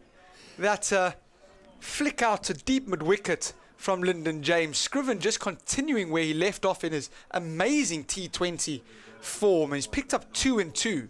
We couldn't see a hat-trick straight away, could we? We've waited. How long we waited? Over 2 hours, basically. Just nearly 2 hours, over 2 hours, as you've said. And we could see a hat-trick straight away coming back. Who says cricket's boring? Liam Patterson-White walks to the crease. He does. Solid form of Liam Patterson-White. He's getting advice, talking to, encouragement from Tom Moores, who's been stranded at the other end watching as first Jack Haynes and then Lyndon James dismissed the first 2 balls after the resumption. 50 for 4. Nottinghamshire now. What can the left-handed Liam Patterson-White do? Scriven is in on a hat-trick. Runs in and bowls outside off stump, barely reachable by Patterson-White. He just got his toe end of the bat to it, managed to pump it back past Scriven down towards long off where Peter Hanscom fields. So it was not the ball you want to bowl when you're on a hat-trick, really. He would have settled for a dot ball. Conceding a single is almost, I suppose, as good. So 54 off 20 balls is now the equation. Tom Moores is on strike. Scriven is in and bowls to him. Moores is crashing it through the offside for 4. Went chasing down the wicket, made it into almost a length delivery, cut it square. No chance for Budinger, who dived to his left on the edge of the square, and it goes across the ropes at .44. So a blow struck back by Tom Moores, and Nottinghamshire 55 for 4. 1 ball to go in the 11th over. 50 more needed from 19 balls. Tom Moores won't die wondering here. He swings, and he will swing very hard. So just try to tuck him up if you're Scriven. Runs in and bowls short ball. Oh, almost a caught and bowled. It was hit back to him, baseball style. It was a short, slower ball. Clubbed back towards him. Didn't get it at all, really, Tom Moores. And Scriven put out his right hand. He got quite a good hand to it. Managed to stop it, but couldn't quite hang on. So very nearly 3 wickets in the over for Tom Scriven, but it's settled for 2. And just the 5 runs conceded from the 5 balls. 56 for 4 after 11. 49 needed off 18 balls. Ben Mike is going to be bowling from the Bennett end. Was right prior to the rain delay, which feels like an absolute age away now. And just to add to the sort of slightly surreal nature of happening, the floodlights are on, but the sun has now come out as well. So anything strange that could happen is happening. Some might say this is the perfect English summer's day. Ben Mike, Nottingham-born lad. Best figures of 4 for 40 in this in 50 over cricket. He doing incredibly well to get anywhere near that today. 49 needed off 3 overs. It's going to be incredibly difficult. They've field set very deep on the offside, so they've 2 men patrolling the boundary out wide on the offside. third man fine leg up in the ring, mid off and extra cover up in the ring, and deep at wicket and long on, and deep backward square. Yeah. So where are you going to bowl, Ben? He's given himself a few options. He can go full and wide, or I would have thought slower balls into the wicket. So here he is. Ben Mike goes full and straight, and it's a great stop by Ben Cox, diving down the leg side. It's come off Tom Moore's pad, and if Cox hadn't got anything on that, it would have trickled away for 4 leg buys, which would have been a good start to the over 4 knots. But a good goal. He's brought out his best goalkeeping stop, and he's just tipped it round the post. So 1 off that. 48 now off 17. Knots 57 for 4. Ben Mike steaming in. He's bowling to Liam Patterson-White, who's driving this into the gap for 4. It's a great shot. That's a lovely cricket shot. Beautiful extra cover drive, over pitched by Ben Mike. Liam Patterson-White with mid-off and extra cover inside the 30-yard circle finds the gap. Split the gap absolutely perfectly, and it races along what I can only imagine is quite a well slick outfield, and no chance. It'll soak the ball as well, won't it? It will. Super cricket shot though. Proper cricket shot. That wasn't slogging. Not at all. Lovely shot. Really, really lovely. 5 from this one so far. 44 off 16 is now the equation. Can Ben Mike counter this? I would think he's might try go full and wide. Who knows? Ben Mike in, goes short. It's rushed him, and it's a wicket. Ben Mike takes a pole, goes into the wicket. Liam Patterson-White trying to swat it away onto the leg side. It's completely and utterly rushed him. It's hit the top of the bat as Patterson-White is trying to swivel around on the pull shot, and it's looped straight up. Ben Mike just stops in his tracks, takes 2 steps backwards, and takes the most comfortable catch for a caught and bowled. Notts lose their 5th, their 3rd since resuming, and all of a sudden they're in a big spot of bother. Matthew Montgomery walks to the crease, but this is exactly the exact situation they would have loved to be in after knowing that they're coming back out after a rain break. Yeah, three runs a ball now, and that really shouldn't be possible. But you never know. 5 wickets down, and sort of the all-rounders now coming to the crease. Montgomery can hit a long ball, but the Foxes very much the favourites, you would think, from this point on. I would tend to agree. Matthew Montgomery, Johannesburg-born man, 24 years of age.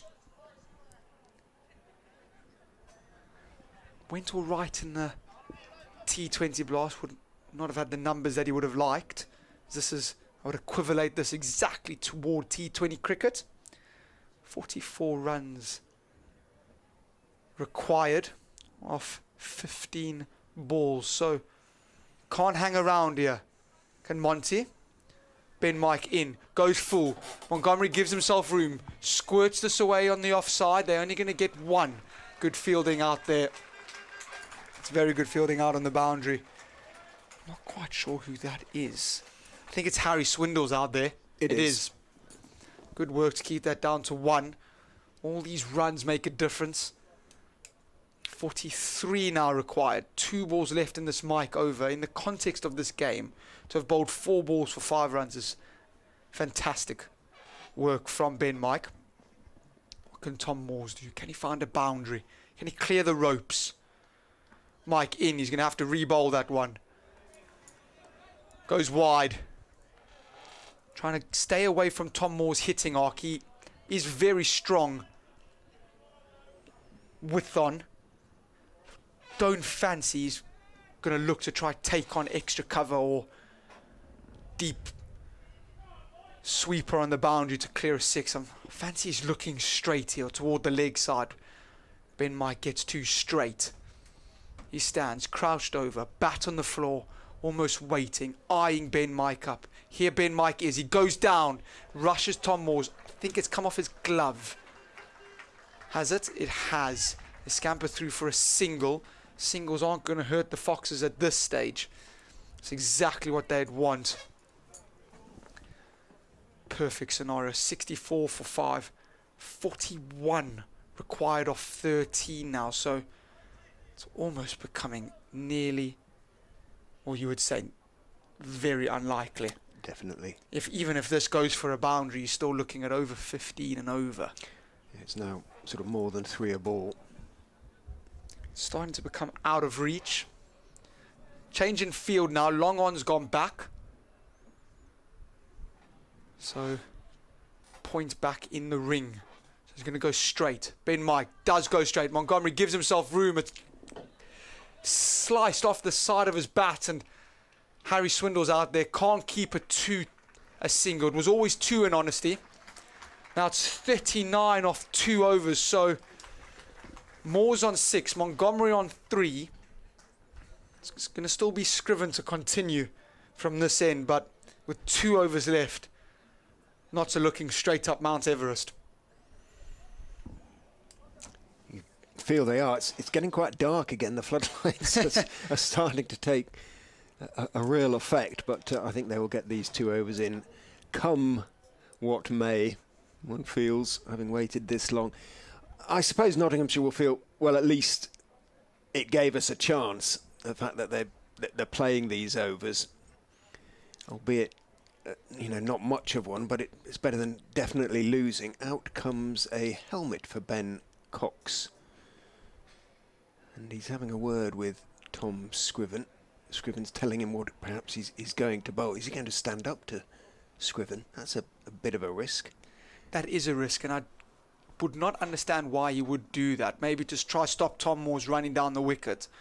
But just means any sort of thick outside edge will definitely race away for a boundary. Or off the body, likewise, especially with fine leg up on the edge of the circle. Scriven is in, bowls 2 Moores. Oh, pulls him around the corner straight to the man on the edge of the circle. Boy, did he get away with that one. 39 off 11. He's got away with one there. Has Scriven a little bit more bat or a little bit less bat, and that races away for 4. And that is a good start to what is a very big overs required. So absolutely picked out Matt Salisbury there.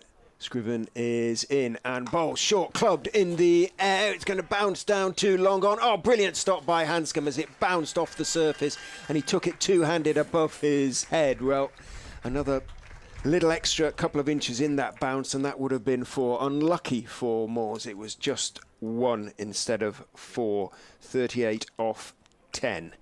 4 a ball effectively now. Every ball's got to go to the boundary. Every one of these last 10 balls. One way or another, it's pretty much got to go to the boundary. 67 for 5. 38 needed off 10.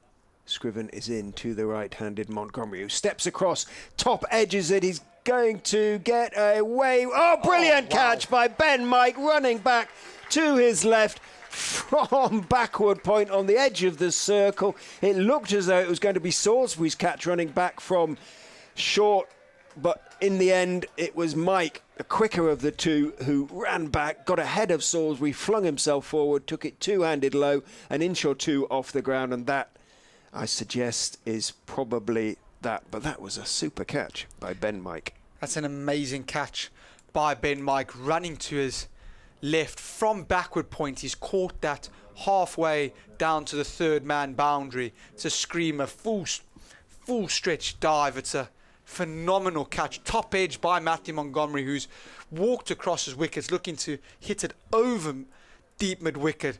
Takes the top edge, flies over third man, and, well, Ben Mike does the rest. Great catch. OK, Rob Lord, debutant. Do you just pop out there? The last 9 balls for 4 and you're sorted. You are a Nottingham legend. Whatever happens next in your career, you have done something extraordinary. Oh, it's a tough old ask. No pressure on him, really, because, what is it, 38 off 9 balls now is not going to happen, I don't think. And if he can connect with a few, then he can still have some fun and show that he can bat as well. I'm sure he can. Where's the skipper? Hasib Hamid, well, he knows that he's probably... I'm surprised a little bit surprised he's sending out the youngsters ahead of him. In goes Scriven and bowls a slower ball that is pulled around the corner for 4. Well, Rob Lord has done the business with his first delivery here, has got it away for 4 round the corner. It was attempted slower ball. It was down the leg side. He went almost down on one knee and sort of paddle swept it just wide of Salisbury at sort of short fine leg. Short long leg really is a little bit wider than fine leg, and got it away past the electronic scoreboard. It ran, retrieved by a gentleman in a suit from the trees between the electronic scoreboard and the groundsman's.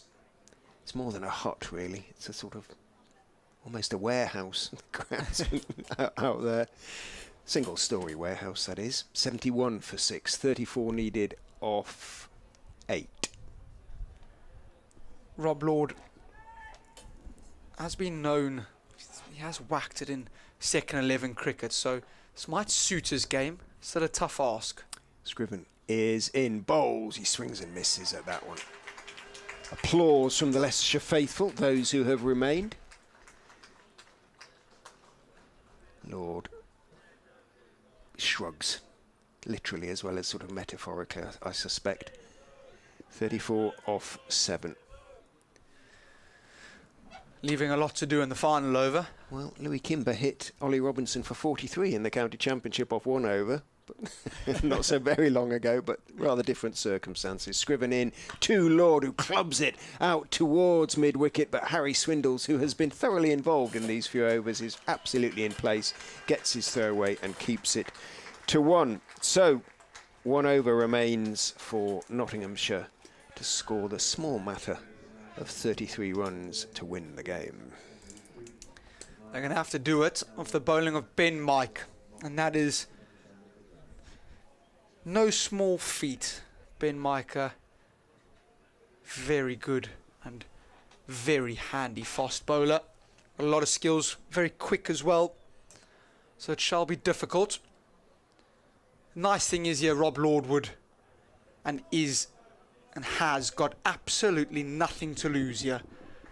Go out there on debut, give it a good old go.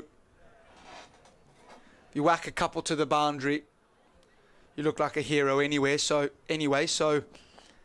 he will be relishing this opportunity. He'll be very, very excited. The prospect of potentially taking it close, however unlikely it is. Lord on debut. Could he do the unthinkable? Could he get Notts home? Tom Moores stands on the other end. They need more than the 4 on the back of Lord's back here. Ben Mike into Lord, who's can only muster inside edge out to mid-wicket, and they're not going to get back for 2. So 32 required off 5. This needs to go for 6. I was going to say that's it, basically, isn't it? If there are 5 legitimate deliveries, Leicestershire win. Correct. Even if everyone is hit for 6, that would be 30, and not enough. Tom Moore's on strike. He's 7 off 6, so not exactly striking it the way we'd need him to. Ben does have a no ball in him, I promise you. Well, as long as he keeps his foot behind the line, Leicestershire will win. Mike in, straight. Tom Moores carves us through the offside. That will be 4. He's hit that like an absolute tracer bullet. Every ball could go for 4 from now, and it still wouldn't make a difference. Tom Moores moves on to 11 off 7. 28 required off 4.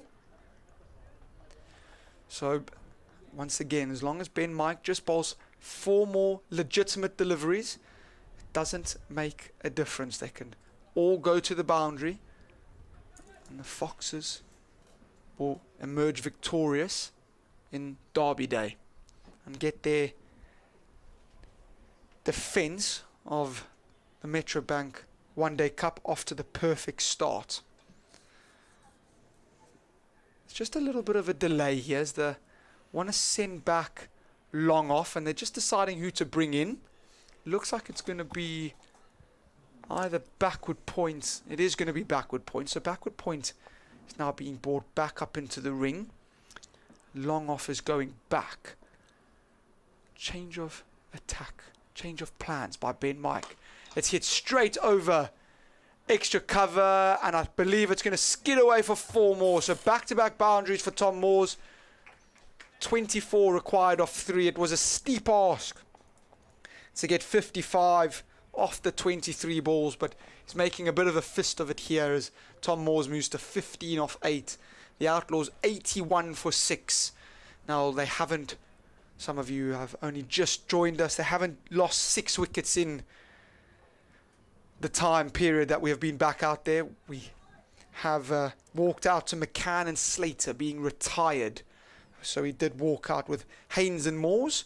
Haynes departing first ball, James departing second ball after return. 24 required off 3. Mike in.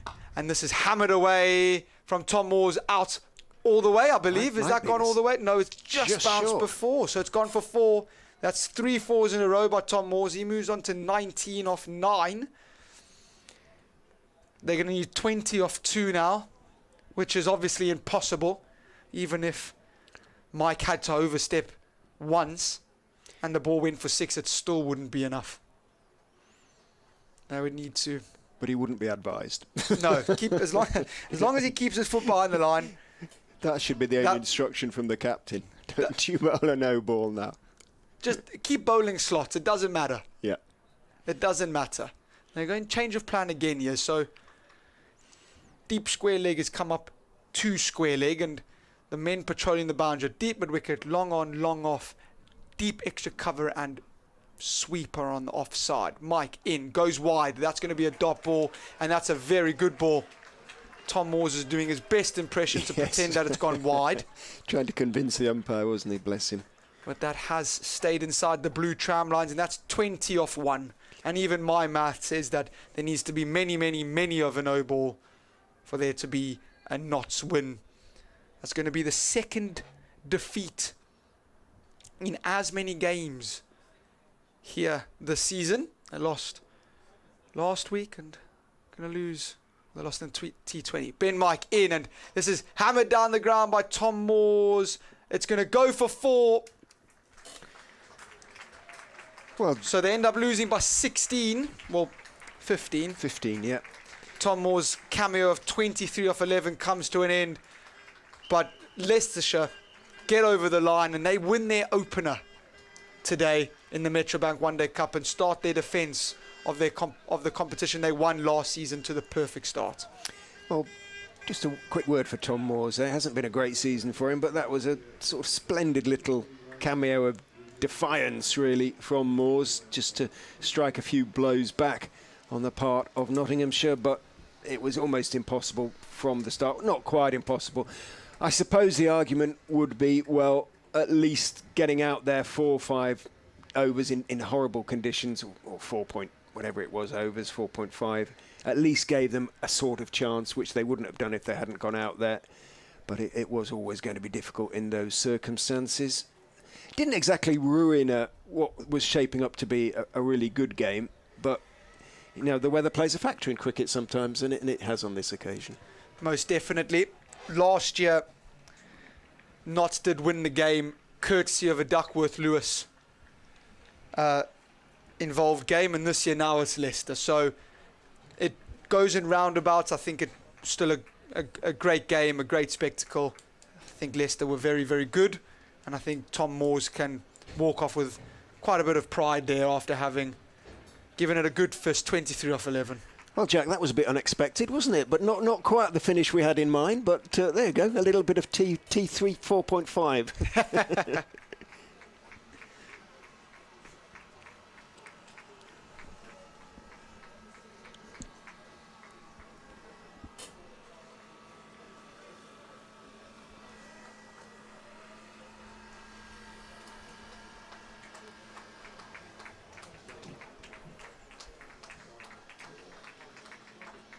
Yeah, it will be important. They prepared properly. They didn't moan. They went out there. They applied themselves. They bowled their plans. And OK, Ben Mike got a bit collared in that last over, but you know, they got over the line. They showed that, you know, they know how to win games, and that's what they've become good at in this particular competition. Sometimes you have to do it in a way you don't expect, but they adapted, and they did pretty well in the end, and they'll be delighted to put 2 points on the board.